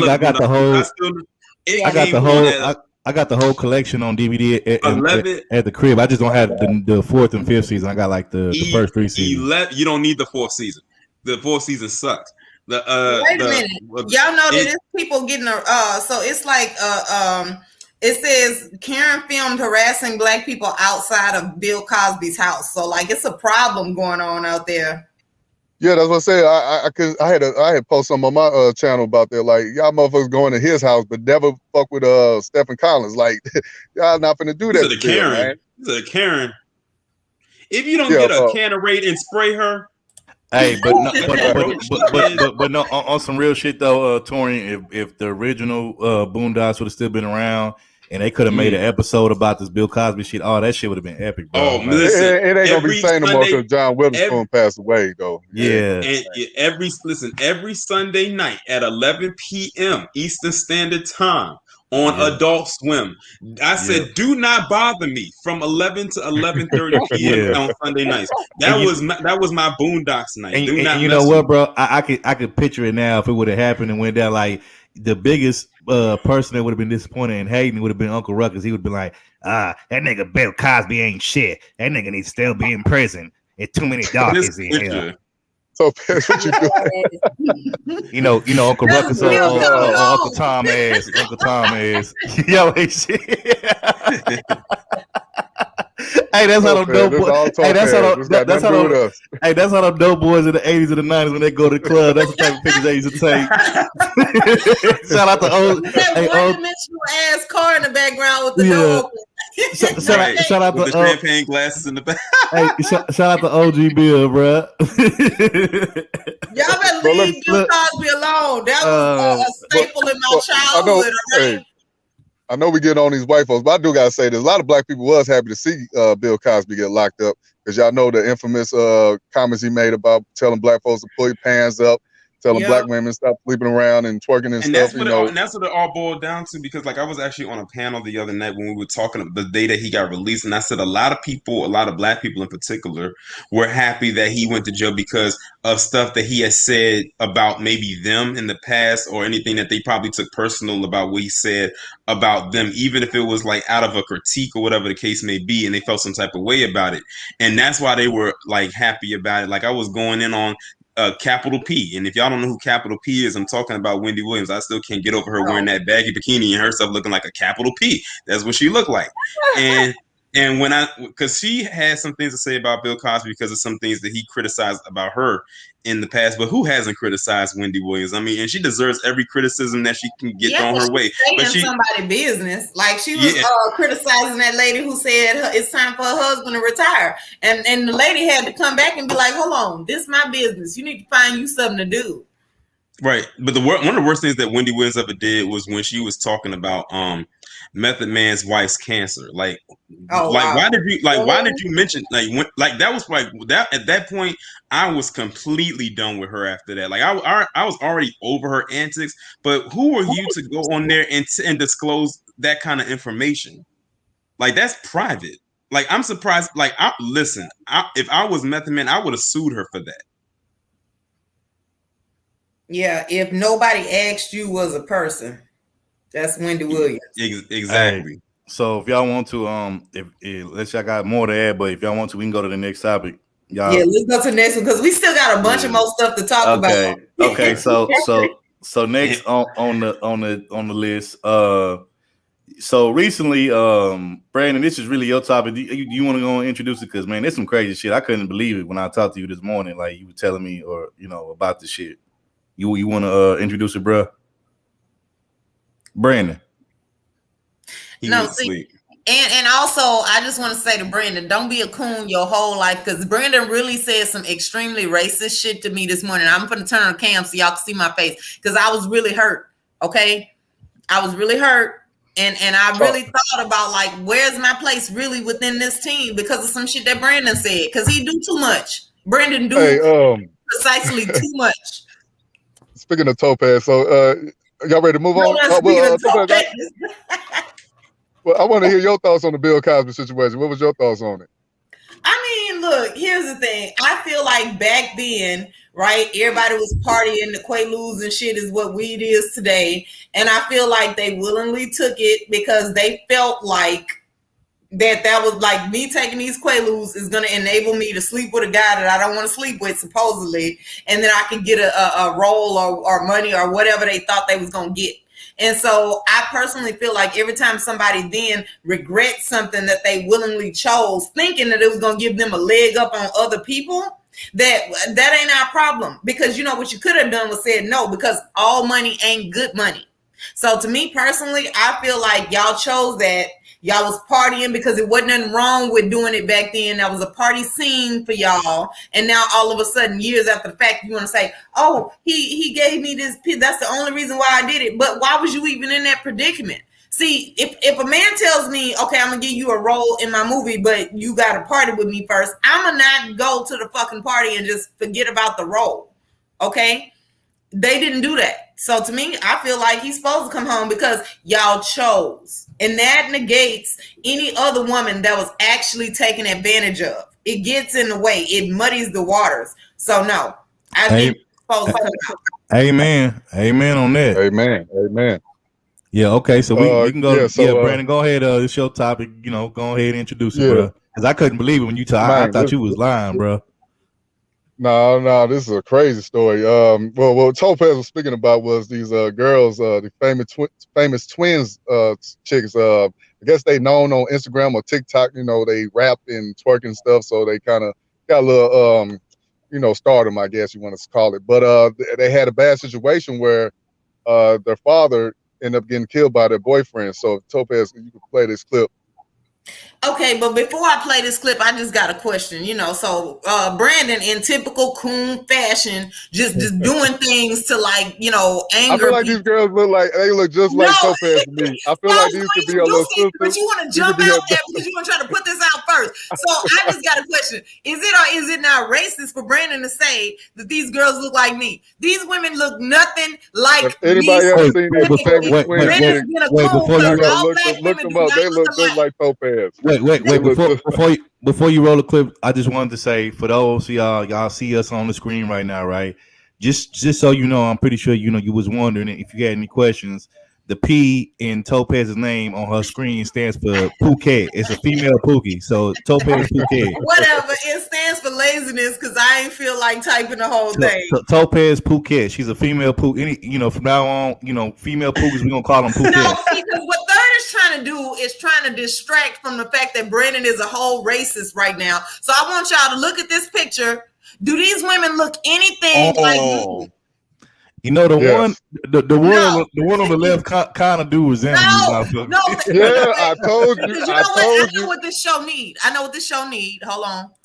Now, Brandon and Third will be back when they get some act right because what they're doing is trying to push this narrative that all black women look alike. According to them, me and Mahogany is twins. I really don't want to skip this. Not on this good Saturday before the 4th. I don't have to deal with this. I really don't. Now I'm gonna bring them back up here, but I hope they act right. Girl. You gotta claim your daughters. Claim your daughters, T. These your daughters. These your little badass little girls. These your little badass little girls, man. Brandon gonna come right back up here with that same BS because he ain't learned nothing. This is the person that will go to jail. When I seen these girls, all I saw was Topaz. It's like, damn, they look Brandon, what you thought was a black woman, and you just these are some beautiful all look. black Hey, women these look some beautiful sisters right here. But I mean, they crazy as hell. They are I don't beautiful, know. but that don't got nothing to do. They don't look like me. Look, and then so when I put And no, they don't look like Mahogany. Mahogany is also beautiful, but they don't look none like Mahogany. So all black women don't look alike. I ain't say that, man. But these girls, they look like you. Y'all now Chapman in the chat. Y'all can't just accept the punishment. Y'all can't accept the timeout. Y'all gotta still type and communicate and stuff. So y'all need to stop being like this. Hey, let's roll this clip, man. Let's roll the clip. Roll the clip. Yeah, we're gonna roll the clip because Topaz big Crime man. alert tonight. Mobile police investigating 2 murders that are connected. The first happened around 11 last night near Government and DIP. A father shot and killed over a domestic dispute. Less than an hour later, Mobile police called to Florida Street for what they are calling a retaliatory shooting. NBC 15's Rachel Wilkerson has been investigating these cases. She joins us now with the very latest. Rachel?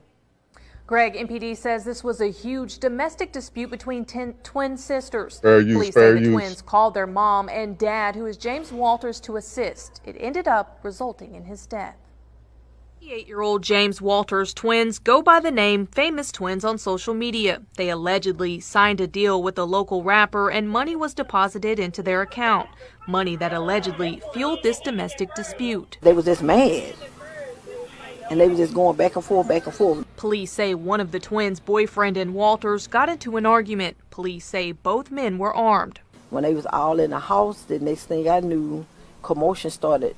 And then it stopped. This commotion started real bad, and then gunshots was fired. MPD says at some point, one of the twins' boyfriends shot Walters. The bullet, police say, also struck a 23-year-old female who was in critical condition.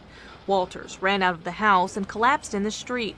He fought for his life, but died upon receiving medical attention. As a result of that particular incident, one of the girls' boyfriend decided that he would retaliate against the individual that he thought was responsible for causing the death. Public Safety Director Lawrence Batiste says 28-year-old D'Angelo Merrill went to the Pathway Apartments on Florida Street looking for revenge against the alleged gunman. Look at your baby Police daddy. say Merrill was in the right complex. Because see, I feel like that's your shot and business. killed innocent. And you was waiting on him in the getaway car, but he didn't show up. His actions were cowardice. There was no reason for him to take that type of action. You got an echo. And to randomly begin shooting at someone because of a domestic dispute that occurred at a different location that maybe he didn't even have all the facts about. Police are actively looking for Merrill. On social media, one sister claims the other gave the boyfriend a gun. MPD cannot comment on specific details at this time and says the twins are not facing charges at this time. But I can only imagine that if my father was killed because of my actions, I don't think there's no court can place more pressure or more burden on them or sentence them to any higher of a sentence than what they're going to have to carry in their hearts for the rest of their lives. MPD is asking if you know where D'Angelo Merrill You is can to pause call right there. MPD. Yeah, but that was how the story was in the beginning. But it's come to find out, it's been confirmed that the father actually was going to his daughters, telling them to stop twerking, stop acting the fool on social media. So the boyfriend, I guess, overheard this, and him and the boyfriend, his daughter's boyfriend got into it, and to the point where he pulled out a gun and shot the man.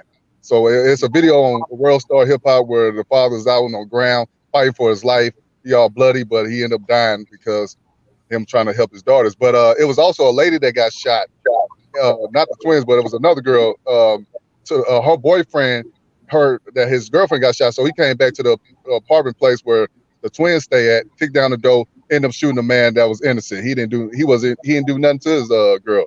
So a 70-year-old man was killed because of this whole situation, man. So this was a crazy story. So basically, what it is he got mad and upset because the dad was about to end his money flow. His money flow. Yeah. There you go. That's exactly what it Well, was. he had already paid them to twerk and act up on, because y'all heard that at the first part, right? They had already put the money in the girl's account. See, if black people wasn't so excited to see twins all of the time, this wouldn't happen, because I don't see nothing about them that is so exciting to pay them to twerk, except for the fact that it's two of them. And Brandon, you know why? Because they look like you. I just want you to understand. That's why they want to go, because they look like you.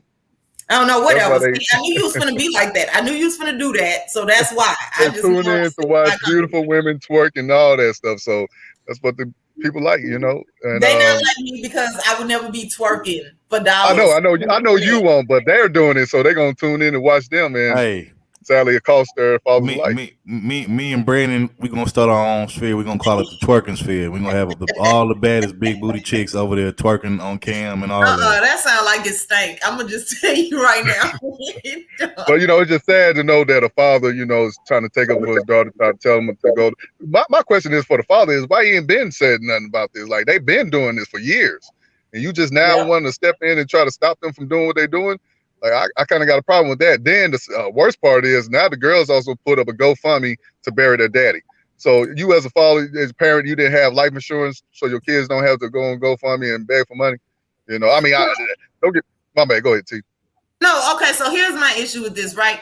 So, I don't know if this is the dad, because at some point, didn't you say this was the stepdad? Oh, yeah. Right? I'm sorry. Yeah, that was the stepfather. Yeah. Okay. So they should have been raised to not feel, because I keep saying this, all money ain't good money, right? So them feeling like, oh, it's nothing. I could just shake my ass and get a couple of dollars, but not knowing all of the extra that come with. So why are these kids allowed to get to young adulthood or even adolescence believing that it's okay for me to shake my ass if I ever am on hard times financially? Second of all, if he was in their life all of this time, there should have been some relationship where they would have not wanted, because I can tell you right now, I ain't never finna go and tell my dad, listen, I know we was going through something as a family, so I went on and twerked a little and shook a little something and I got all this money.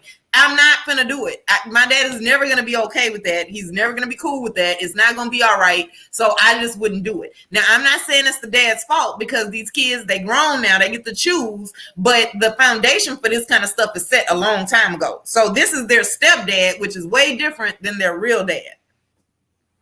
Facts. Yeah, y'all got any thoughts on this? Anybody else? The only thing I could say about it too is for a lot of young people, a lot of young people have weapons that they don't know how to use, not really like they think it's cool. And I'm taking myself kind of out of the situation, but I work a lot with young people.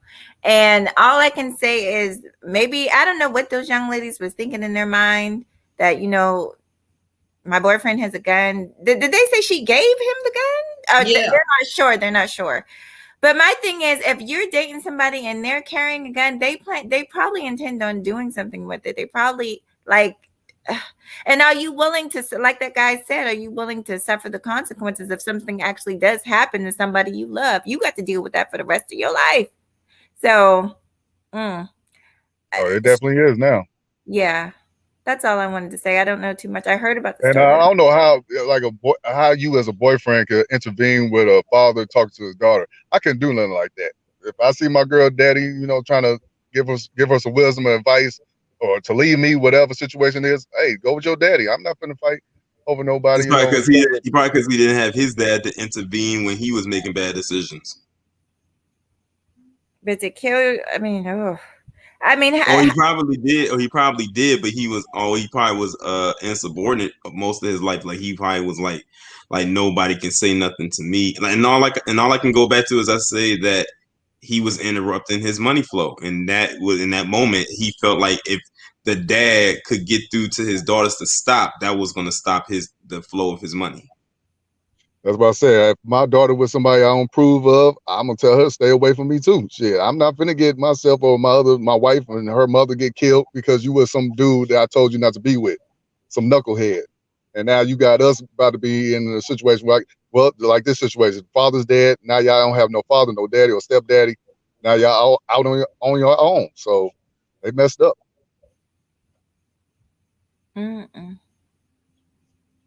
Yeah, I would say, I would just say, that this is crazy, and I mean, this is like shit like this, bro. You can't make this shit up, bro. Like, and the fact that shit like this actually happens is just like what the fuck is niggas thinking, bro? Like, where's niggas' heads at? Like, so you got your dad killed over this bullshit right here, and then by the nigga that you was fucking with, like.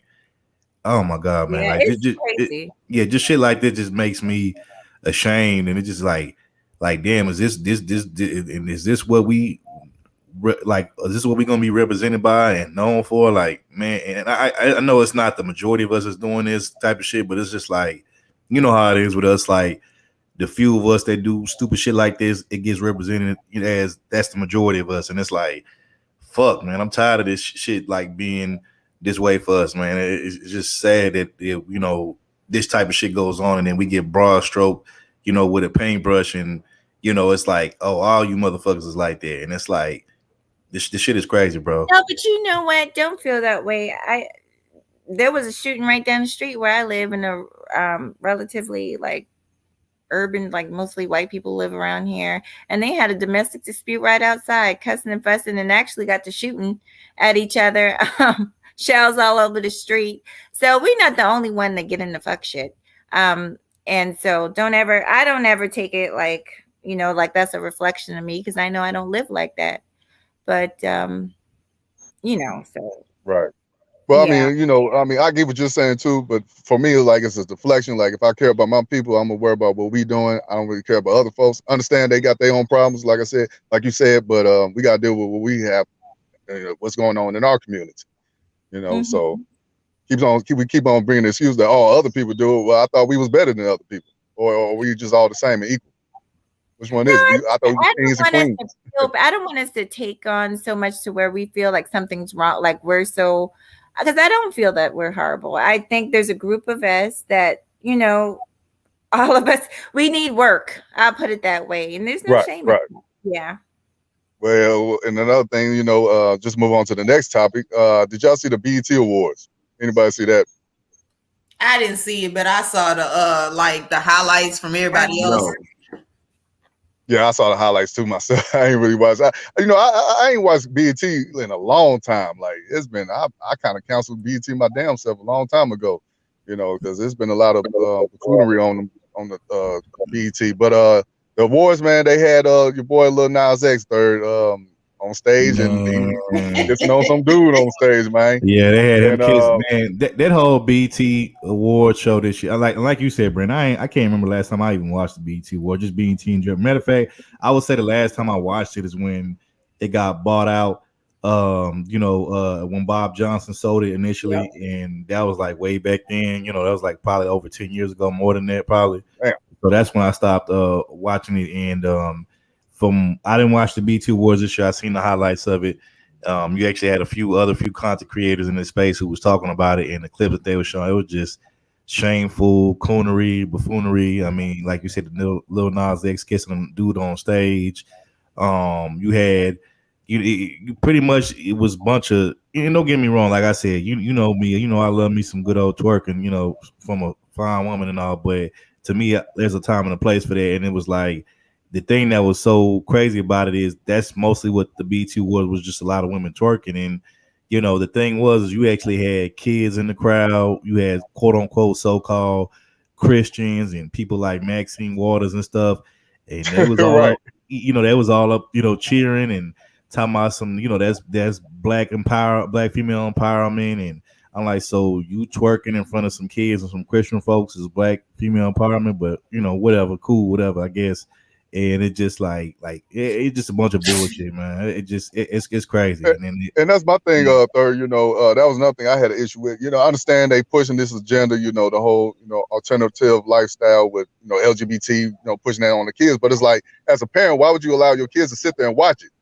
Like, if you hear, okay, if you with your kid, Third or Tori, and you hear Lil Nas X is about to perform, I'm sure y'all gonna change that channel real quick, because something's about to happen when he's performing.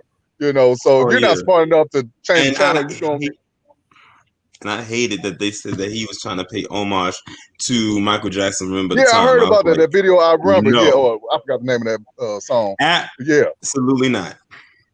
It wasn't. It wasn't. It was just. It's a shame that he even thought about using that as an excuse. Then he got the nerve to say, "It's a shame that people have to explain what gay people are." I said, "Wow, this dude, man, he really out for attention." People also say he a puppet. I believe that too. But it's like, this dude, what he got one hit song, and BET is pushing him like he's the greatest artist of all time, man. He should not just get all this attention. He should not get all this, highlights of being a performer for BET. He shouldn't get all this, like I said, attention. He shouldn't get all this.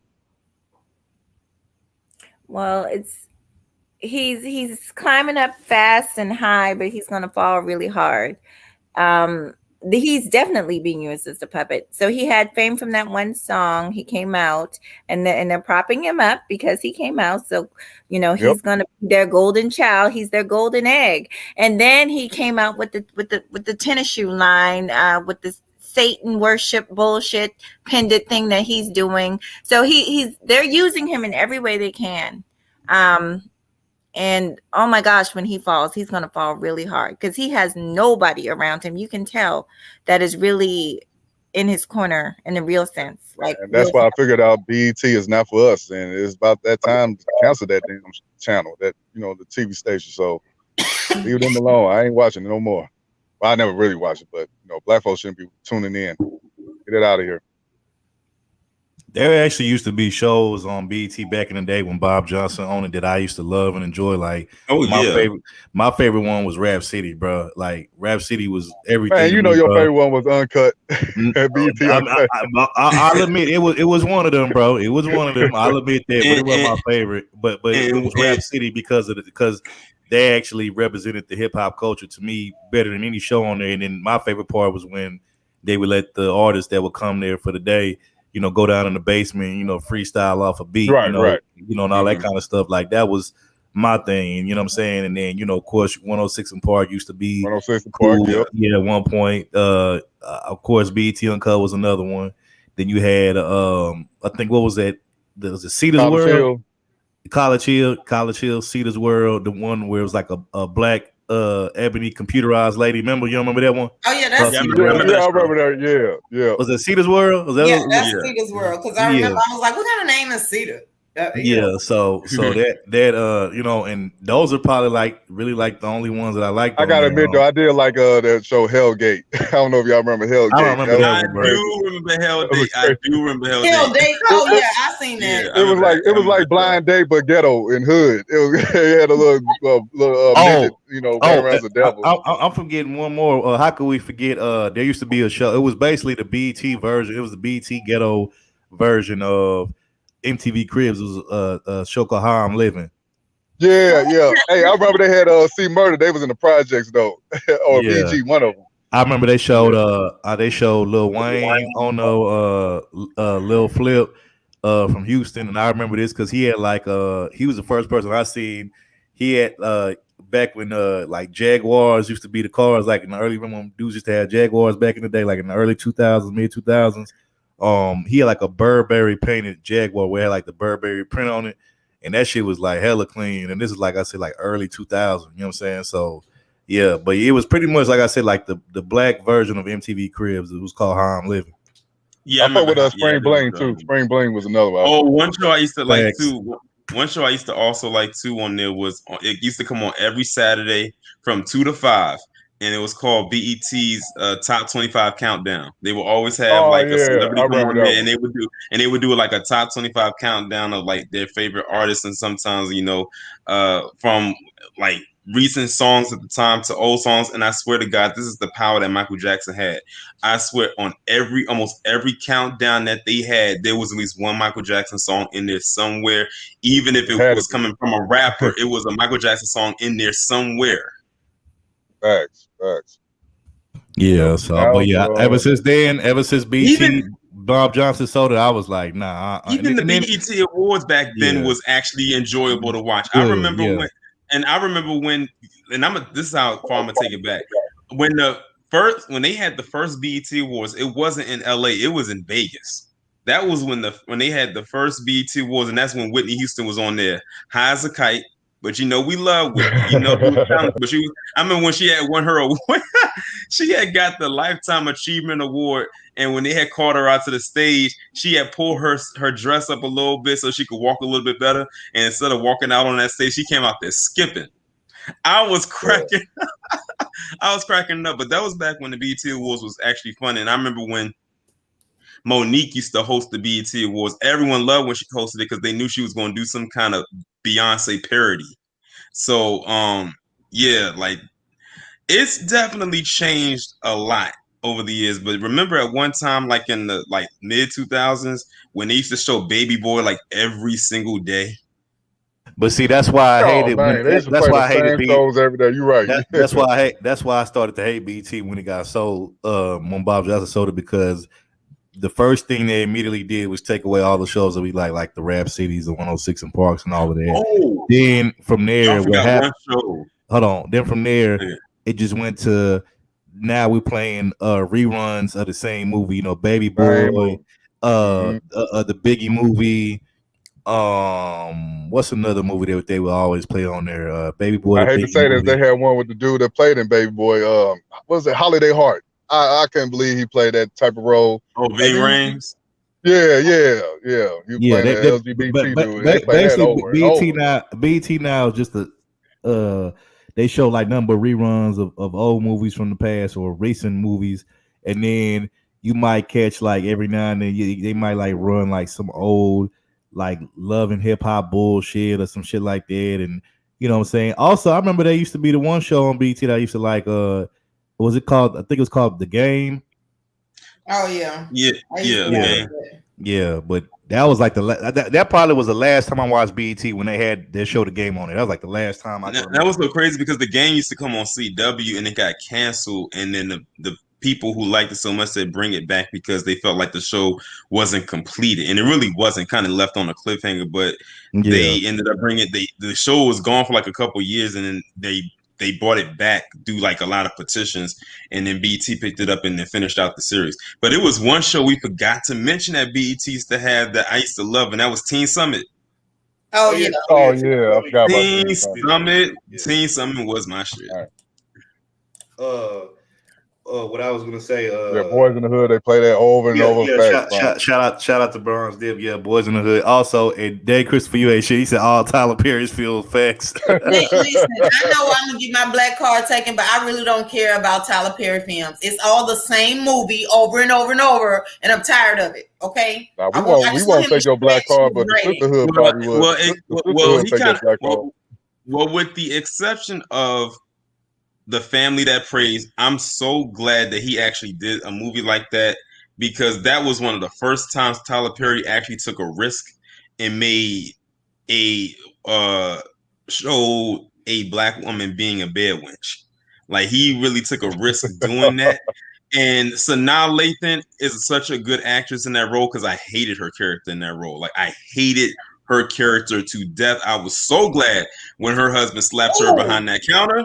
Wait a minute, is that the one where Sanaa Lathan was? She thought she had like the kid, and it ended up being the white dude's kid, and she thought he was gonna leave his wife, and he was like, "Nah, that's that movie." Yep. Okay, I hated her in that movie because I was like, but you should have known better than this shit. And now this kid is hearing this. And then what's so great about his goofy ass? He did not look, he wasn't even cute. It's not like he was David Beckham or nothing. So I don't know. I just couldn't stand him. Well, that was the dumbest. You gotta say y'all hated her in that movie. She did a good job. She did an excellent job. Yeah, no, she did. No, Sanaa Lathan as a woman is a good actress, but that character irritated my soul.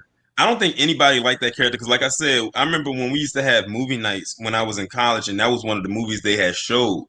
When that part came up, when he slapped her across that counter and she rolled across, I swear every dude in that room jumped up in applause, including myself, because like she was terrible. Like she was a horrible person. Like she was just like straight up talking to her husband like he like was way beneath her, like he was a child and propping up. Like she literally played the epitome of a bad wench, and she played it so well that it was scary that she played it that well. Because we know Sanaa Lathan is not like that in real life. It was her being misguided. Like, why do you not know that like you fucking him does not mean that he's gonna leave his wife? Like, who doesn't know that? Because black wild magic always gets a nigga to leave his wife. That's why. No, man. Come on now. Now it's a generational wealth of dollars at stake. Come on now. Nobody does that. And in the end, who came up? Her husband. He left her. He got his business off the ground that she kept claiming was not going to work because he tried to ask her, could he talk to his boss that she was sleeping with? Could to talk about the business? The white dude, and I was like, for what? Like that. He's a regular. That wasn't his money. That was his father's. It was a few moments in that movie where she got it. The one, of course, was he slapped her across the face and she went flying across that counter. The other one was when the white guy's wife came and confronted her in the hotel room and was basically telling her about herself and she said, when she looked up, she said, "Oh, Mrs. So-and-so," she said, "Yes, Mrs." Like she was letting her know that, like, yeah, she said, "I know my husband is sleeping with you, but don't forget I'm the one with the ring and the last name, and I pretty much own just as much as he does." And she was basically saying, "You'll be nothing more than what you're confined to in this room." I was like, oh. That was a lesson that needed to be taught because see, I get tired of women acting like, oh yeah, I'ma just sleep with somebody else's husband and I get all of the benefits and the games and all of that shit. Okay, well then you also get the embarrassment because he is going to lay you down for this money. And like I said, that's probably one of the few movies that black men like of Tyler Perry's because of the context. Because for once, it wasn't showing a black man be the villain. It was showing a black woman be the villain. And the same thing when he did Daddy's Little Girls, because Idris Elba was just trying to be a good father, considering the fact that he had got lied on so many years ago that he had raped this white girl at some party, and then he had pretty much became the stain of the town, and then they were using that against him to say he was a bad father and all types of stuff like that. Meanwhile, his crazy ex was like living crazy with like the thug of the hood and with his daughters around, and he was just trying to be a good father and everything like that. And I'm glad that had a good ending as well. So I think those are the only two movies that as a collective black men liked by Tyler Perry, but the rest of them, it's kind of shaky. Facts. We got one more topic. Something happened out there in Houston. Topaz III, y'all kind of tell the people what happened out there at a restaurant or something. Okay, Topaz, did you want to introduce it? First of all, I want to say, like, I can hear the joy in Brandon's voice because he is a whole Houston hater, and I This is a topic I want to talk about. I bet you do. I bet you do. So, I don't know if y'all have ever heard about Houston. Oh yeah, Acrimony was an interesting movie too. We're gonna, you know what? We should do a stream about Tyler Perry movies and what our thoughts are. But anyway. So if y'all have ever heard of Houston dining scene, we do have a lot of food here. A lot of people, like there's food truck week, all kinds of stuff. We really talk about food here. It's a way of life. There's a restaurant called the Turkey Leg Hut that a lot of people have been talking about. They want to come to Houston. They want to visit it. Shout out to my neighborhood, Third Ward, Texas, which is on the south side. That's where the restaurant is at, and it's owned by a black couple too. Yep. Exactly, that I happen to have went to school with, right? So, Darth, and I'm gonna block you, okay? So, these are really good people. It's a family-owned restaurant. They're a nice, cute couple. They are very down to earth, very humble, very cordial, nice people, right? So they actually got their start by entering the Houston Livestock Show and Rodeo's barbecue cook-off. And I tell you now, that is some barbecue, like just all kinds of different tents and trucks of barbecue. It's amazing, right? Amen. So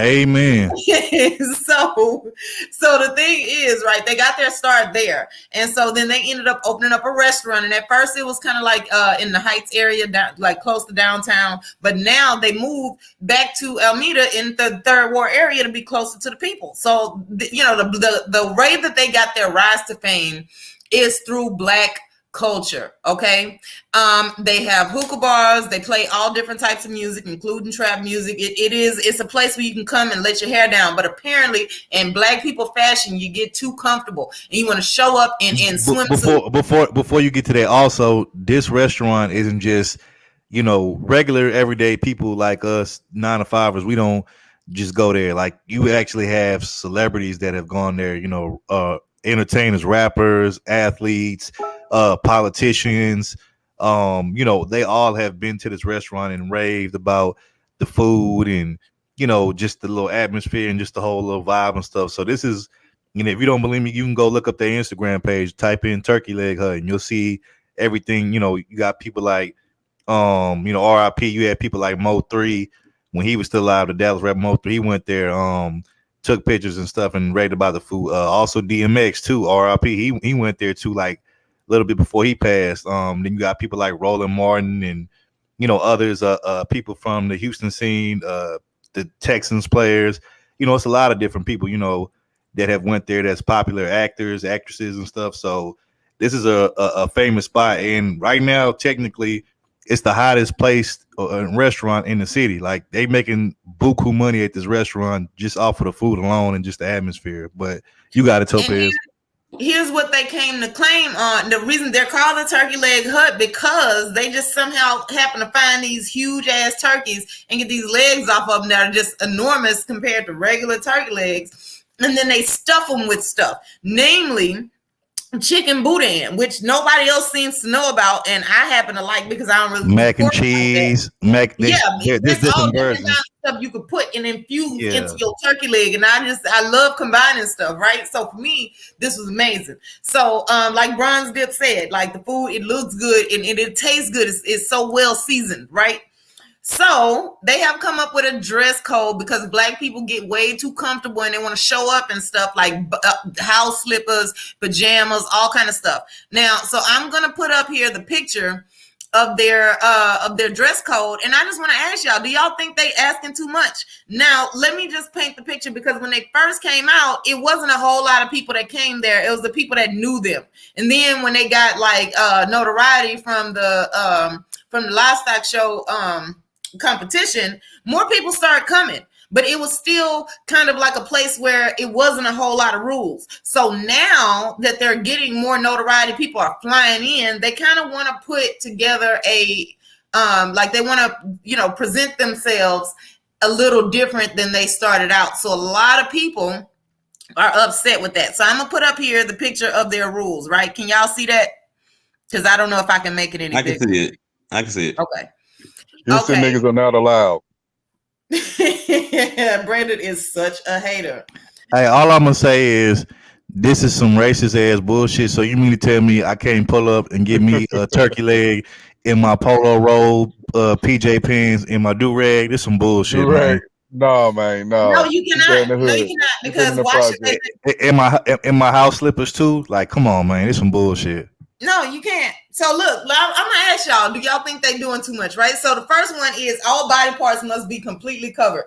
all cleavage that includes breasts, thighs, and buttocks. Because y'all like to say, "Oh well, my ass out." That ain't cleavage, but no, they mean anything with a crack in it need to be covered up. The only thing naked here is turkey legs and chicken legs. They're not even naked because they are dressed to perfection in seasonings and all different types of side dishes inside your turkey legs. So they not even. But I thought thick thighs save lives, and I thought they go well with turkey legs though. Yeah, when the thick thighs is from a turkey, they don't want human thick thighs just out in a restaurant like this. That is ridiculous. Y'all need to just put on some clothes, okay? Why you out all naked all the time? Naked is for home, not at somebody's restaurant over these people food and whatnot. So you mean to tell me I can't see some nice cheeks hanging out them Daisy Duke shorts while I'm eating my turkey leg? See, here's the problem with that, right? So y'all, like, men do shit like eat chicken wings and chicken tenders at strip clubs with like, there was one on the north side which shall remain nameless where they didn't even wear bottoms. It was just really ass out in that strip club, and niggas was in there ordering plates and foods and whatnot, and I didn't understand it, but y'all do that. Y'all think that's cute. I personally, like the man in Dallas, I don't want ass out over my food. Omega Dress said the reason why we get naked because we have half African. That ain't got nothing to do with it. We ain't still on the equator, okay? We are higher than the equator right now. It ain't that high. Y'all can put on some clothes. Hey, some nice cleavage and cheeks hanging out, man. It just makes the food taste and look even better. So why not? Why can't we enjoy a nice beer, a nice turkey leg while we're looking at some cheeks and some cleavage and some thighs? Listen, I'm gonna tell you right now, you got your ass cheeks out over my plate, we fighting. So I'm tired of y'all two. Tarian, what do you think about this? They're gonna twerk. They're gonna twerk over your steak. They're gonna get their ass beat over my steak. Is what's gonna happen. You better put everything back in the booth where it belongs. You know what this reminds me of? It reminds me of that other story that also came out of Texas. Was it last year where the black guy had to go off on those black female customers who was twerking in his restaurant? Yeah, exactly. Like sit down and get off them people's couch and put your clothes on and put your legs down in somebody's restaurant. Texas women go wild. They showing everything out there in Texas. See, Omega, I'm gonna block you because you know what? I'm tired. I'm tired of playing with Omega Dream. Hey, well, you know what, Topaz? They won line when they said that they be showing naked ass in Texas, man. I guess that is a true statement, right? Need to put it away because at least not in front of my food. You can't do that outside or at your house somewhere. Like, just stop it. They're gonna be cheek clapping over your crawfish platter. They gonna get their ears clapped together over my chicken, over my chicken boudin turkey leg. Okay, that's what's gonna happen because y'all are just gonna get them cussed out for no reason. And so no, don't worry about it because guess what? We're gonna move on to the second one because that's just only rule number one. Rule number two. Yeah, oh no, because it's 6 of them, right? So rule number 2, no swimwear. Why these people do not have a pool? I've been there. Is no pool at this restaurant, and even if there was, if you're not in the pool area, why you just out in swimwear while you eating? I've never I'm sorry, I would bring food to the pool. I would never leave the pool to go get the food. You're supposed to have that when you show up. I don't understand. I really don't get it. I know it's hot here, but it ain't that hot. Do white people have these problems in their restaurants? They have these rules. It's just black folks. I want to see this one around. I mean, like I've seen other weird ass rules in white restaurants that I was like, "What the hell goes on in here?" they just say no colors. They don't want color people. Listen, and then there are restaurants like that too. I mean, as people, are we that bad? We don't know how to act. Just sit down and eat our goddamn food, man. I mean, we gotta have rules now.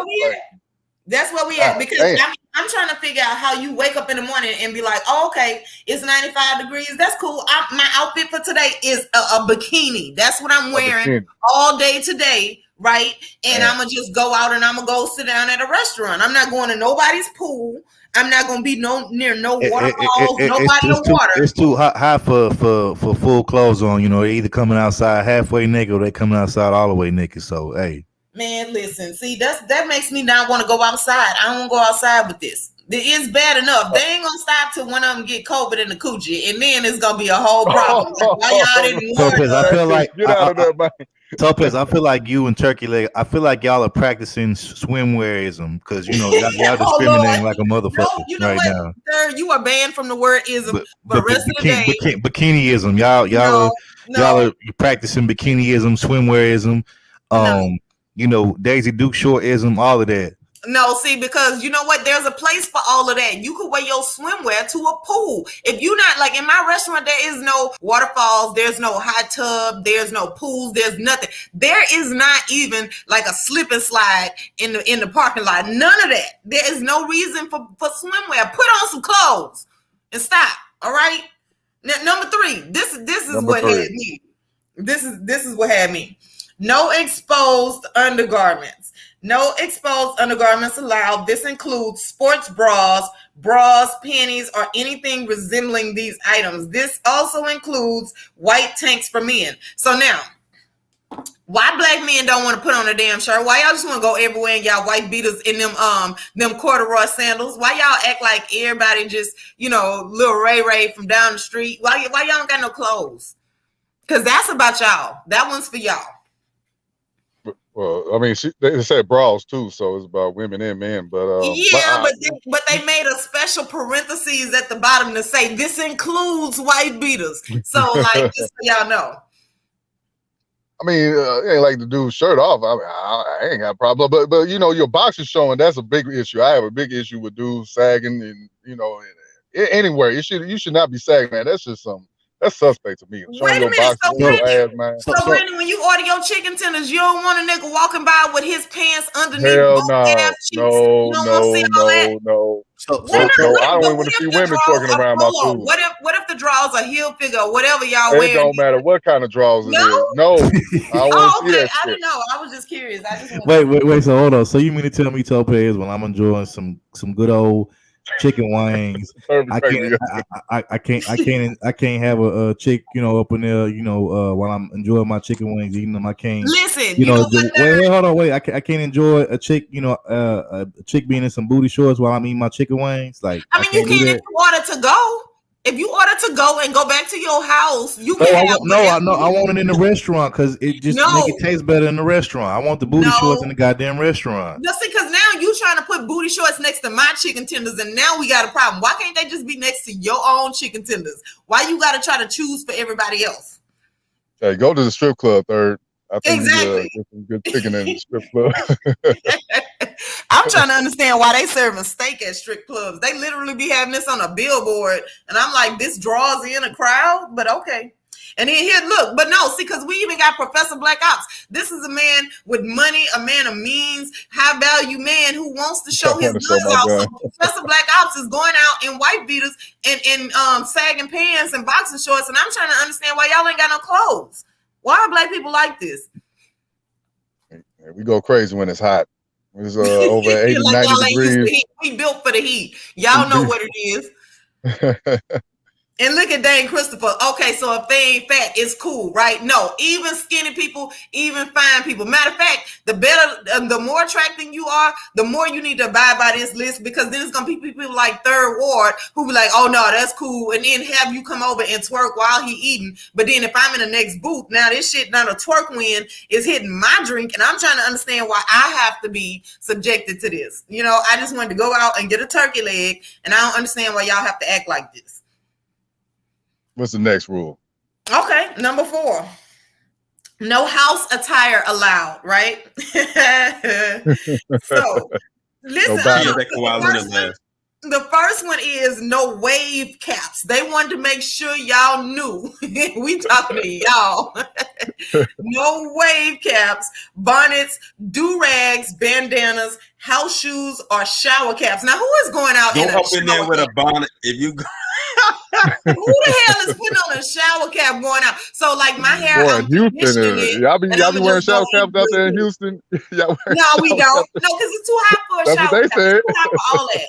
Hey, I'm finna go in there with a shower cap on, get my damn Snoop Dogg and Bizarre from D12 on, looking at. Oh, Bizarre, yeah. Listen, third, have you seen the couple that own this restaurant? That dude is big as hell. Like, he's way taller than me. I think he gonna jack y'all asses up. Y'all go there. I told you about these shower caps. It's literally on the list. Oh, and I think he's a gonna Suge Knight looking nigga. He's a Suge Knight. Yeah, no, he's But here's the thing. I'm not gonna just go in there with a regular old shower cap plastic. I'm gonna go in there with a silky one. I'm gonna give me a silky shower cap and go up in there with a silky one on. Did you see Ed comment? Put Ed comment back on. Like, I'm the only one on this panel. I didn't even much do nothing to you, Ed. Okay, I just want to go and look at Omega Dread. Yeah, see, this is what I'm talking about. I don't want ass particles near my food. I just want to go have some food. All right. Wait. You ain't gonna like Ed standing by you with his Speedos on while you eating your food? No, because you know why? Because Ed can never just do normal shit. If he could just go in there with the Speedo and sit down somewhere, no, it's gonna have to be something way extra and more than that. So I no, you can't even let Ed get started. You try to come in there, you got to get kicked out, fam. You got to get your ass kicked out, man. Get up out of here with that. Put some damn clothes on. Nobody trying to see that. Hey, real quick, and why do you even own a Speedo? Hey, real quick, ladies ain't getting whopped. They getting dapped. Dry. Hey, real quick, I want to give a shout out to Sheep Stay Sleep DS1, man. TV, man. Sheep Stay Sleep TV DS1. Appreciate you for sharing the stream, bro. Oh, right on, brother. Right on. Okay, so listen, number 5, no excessively revealing clothing. Or soiled. What they said the first time? They said I got to say it twice. No revealing clothes. Because they they talking about see-through. They said see-through clothes. Okay, yeah. Yeah, so excessively revealing or soiled clothing. So do I really got to tell you to not put on soiled clothes? What are you doing? Yeah, that's the new thing. Well, I don't know if it's going on this year, but last year I seen a lot of girls with see-through, showing they, titties and stuff, their nipples and all that. I'm like, that's the new thing now. So listen, so they wanted to go into more details. This includes all, in capital letters, distressed and ripped clothing. Shorts and shirts must cover your entire top and bottom. Put y'all shit away is what they saying. Last one, number 6, right? No attire with obscene language or inappropriate offensive graphics. No excessively bagging or sagging pants. Pants must be worn at natural waistline. So, I'm trying to figure out how can you misconstrue any of that? Basically, put on some clothes. That's what they saying. That's what I think. That's what I hear. So, has there been any criminal activity, like shooting going on around the area or something for them to do this? No, not at their restaurant, no. But they just want to make sure it stays that way. This is, I think, preventative. Yeah, number 7. What was the last straw? Was it a last straw? Something happened? What made them say, "Man, we got to put a rule. We don't want these folks in here dressed like this," or what happened? You know what? There's been a lot of people who have taken to Twitter to do the memes like they always do. And that was one of the questions asked is I'm just trying to figure out what outfit was the last straw. And I really want to, if they find out, I want to know. Because I'm really thinking it's the chick that had on a bikini top and then ripped bottom pants that was sagging and a bonnet. And I feel like they was like, you know what? See, nigga, no.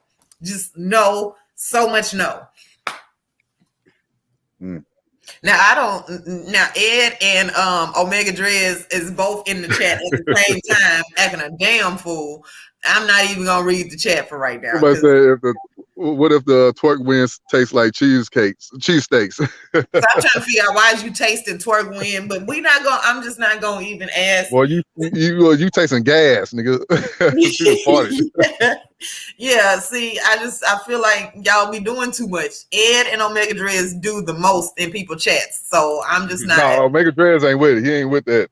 Look, no, he laughing and high-fiving them.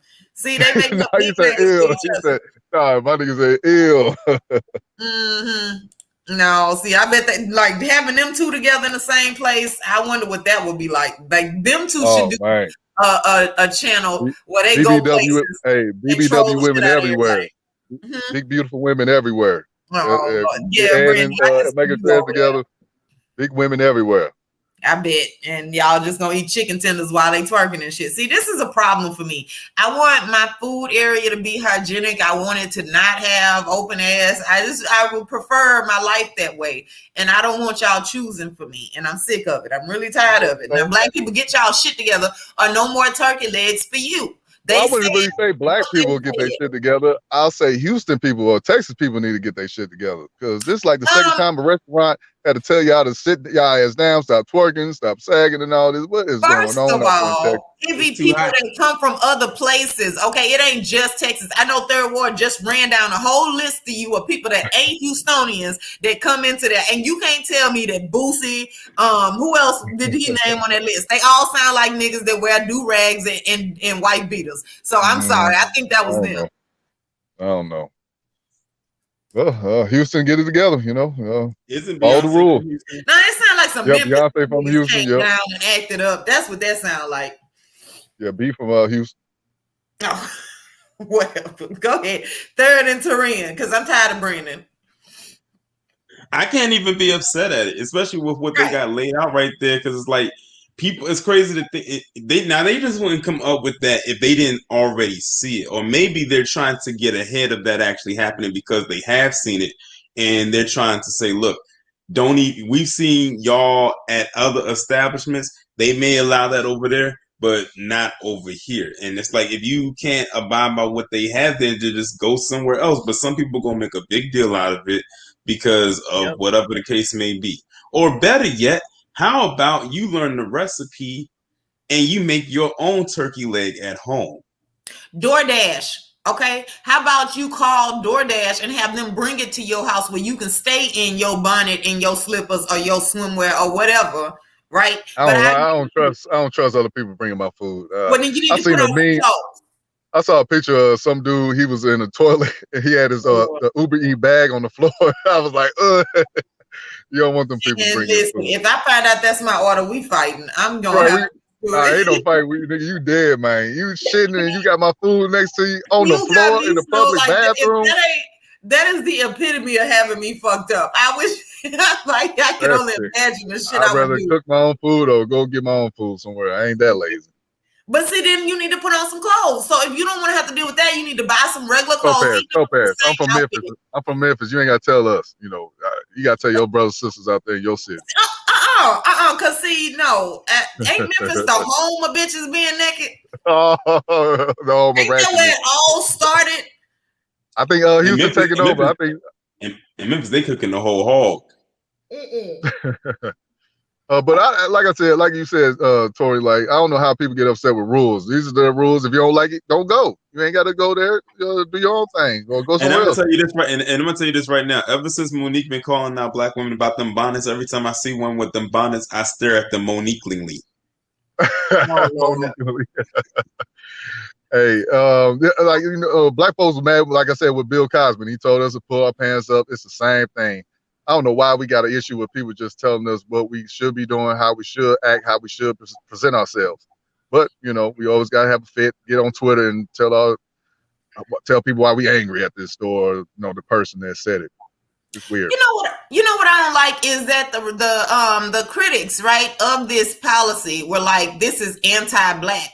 Seriously, so being black means I can't put on clothes? What I mean, being black means sagging in your pants, showing your boxes. Yeah, like that's just synonymous with being black. I like my clothes and I like them to fit, and I pay good money for my clothes. So when I put them on, I feel cute and I want to go outside and show them off. So that's not black, and I get tired of black people telling me I'm not black enough because apparently you ain't black if you don't go outside in slippers and a bonnet.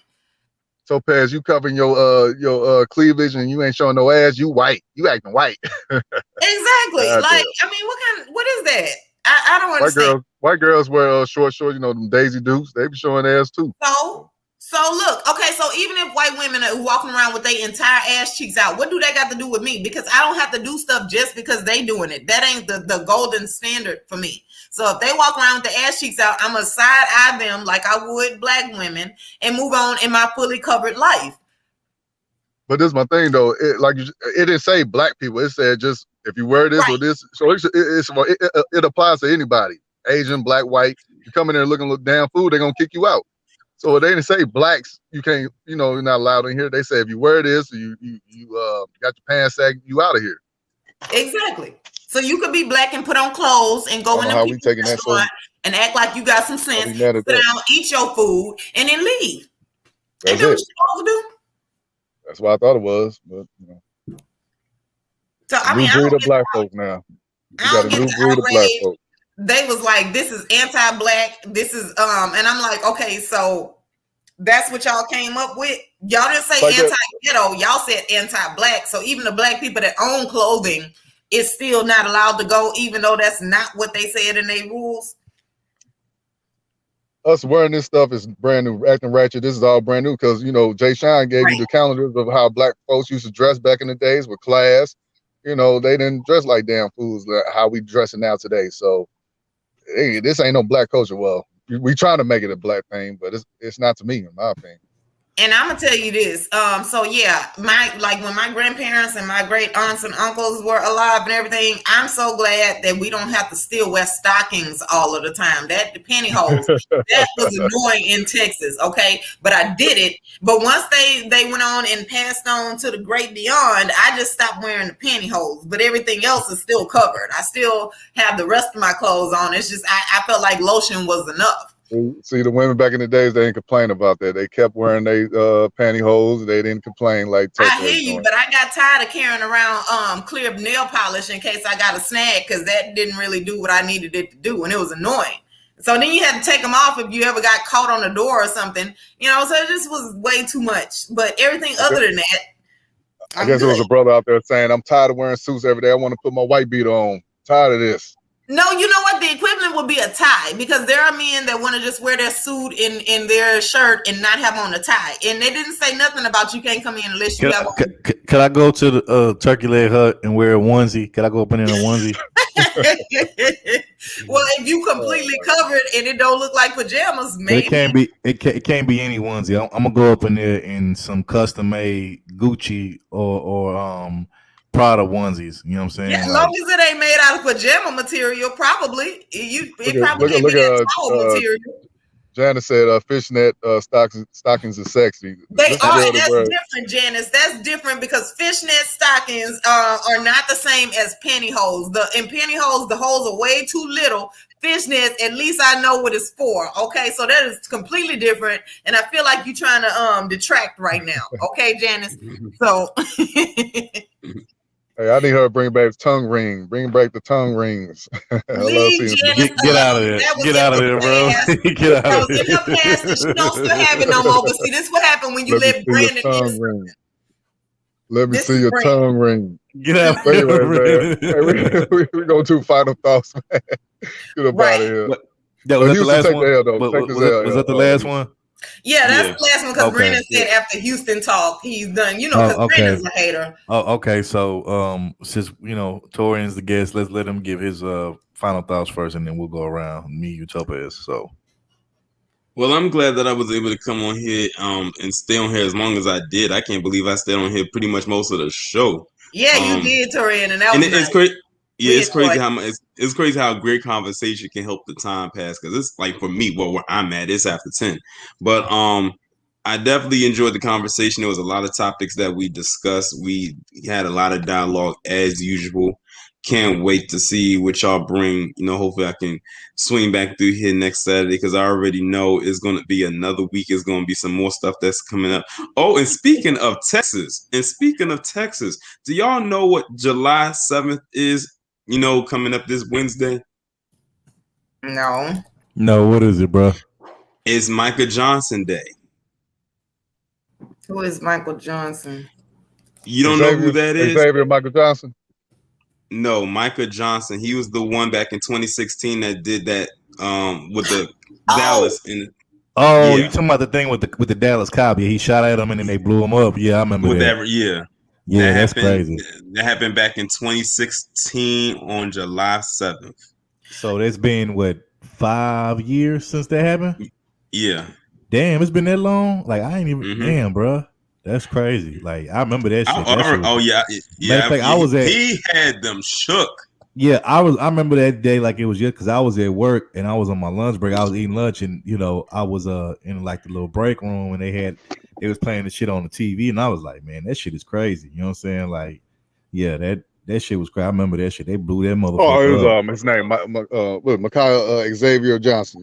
Yeah. Yeah, they blew his ass up like literally. Like they sent in a little, was it a bot or some little, It was like a robotic bomb. And the thing is, I never heard of that ever before, like when they used it, and we never seen it again. Like they literally they was like, it's no bringing this guy in. We're not bringing him in for questioning. We taking him out. Like he was going in, he was sniping them left and right.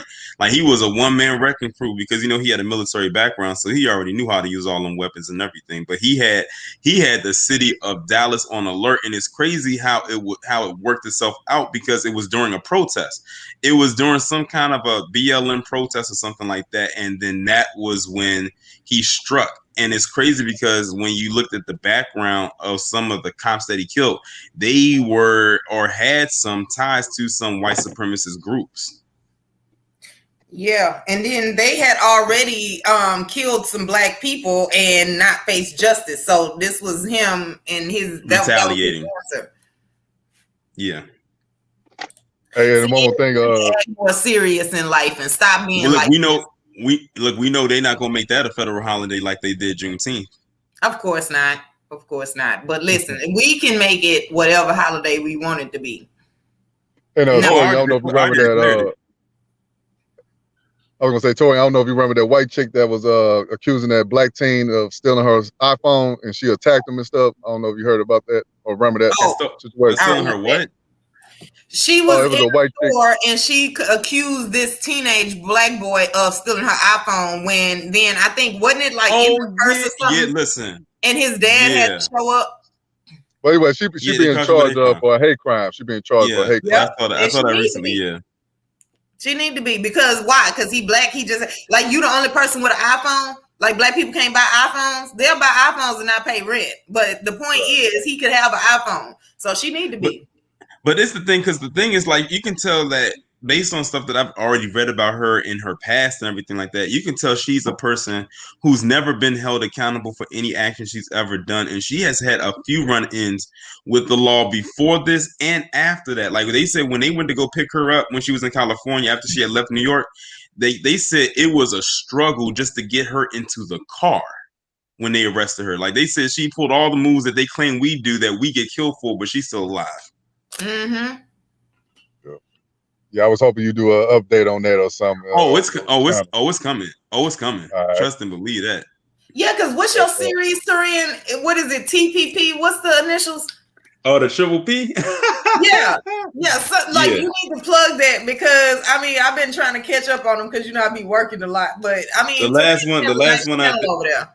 last one I did was on the Coonstress, also known as the Grifted Princess, because apparently they trying to get some money out of her because she was supposed to come speak at some kind of Juneteenth event. I said that chick ain't going over there, especially after what she said. But they found her at some kind of white person event. She like the only black person there, and she was wearing this ugly outfit and thought she was just so. I can't stand Candace Owens, and I stand firmly on that one. I love her. I love Candace Owens. I love her. I bet you do, Brandon. Anyways, we go. Like I said, I want to thank everybody coming through. Supporting the channel. Shout out to Torian. Shout out to Jay Shine as always. Mahogany and Jesse Lee Peterson showed up, man. Shout out Fighter. Shout out Fighter Complex. Appreciate you coming through, bro. Yeah, man. Also shout out Mahogany too. You know what I'm saying? And shout out to everybody that came through in the chat. Everybody that donated, we appreciate y'all, and we will definitely catch you guys next week, right here for the Record TV. So stay tuned. We got some interesting topics for you next week, and just stay tuned. But we will definitely see y'all next week. Everybody have a happy 4th of July weekend. They popping already out here, man. They popping already. Over here too. Yeah, they is up. Where I'm at too. So hey, man, everybody, stuff your face with plenty ribs. Hot dogs, burgers, turkey leg hut, man, potato salad, whatever it is, man. You know, stuff your face and have a good weekend. Drink a couple If beers. you out there in Chicago, stay home. Don't go outside. Stay home. Facts. Oh yeah, facts. Hold up. We got one last cash app and right under the buzzer from Janice. Thank you so much. We definitely appreciate Shout out to I'm already ready for the propaganda hit pieces. They gonna come up. I'm already ready for the propaganda hit pieces. They gonna come at us with Chicago. I can see it right now. 100 people got shot. What they gonna say? 150 people been shot. We got shot, and they don't know who did it. Yeah, like I said, it's the Phantom. I said they do that every holiday. Watch, it's coming. Every holiday, especially 4th of July. You know they're gonna have a big number. But And the thing, and you know what's so crazy? They couldn't do it with Juneteenth this year because Juneteenth just became a federal holiday. But watch next year, they go, it might be 1,000. It might be 1,000. Yes. Oh man, but shout out to like I said, shout out to everybody. Everybody have a great 4th of July weekend. Stuff your face, get a little drunk, you know, have some fun, spend time with your family, and we'll see y'all right here next week. Shout out to Janice for the late cash app. Right. Bye, y'all. Have a good weekend.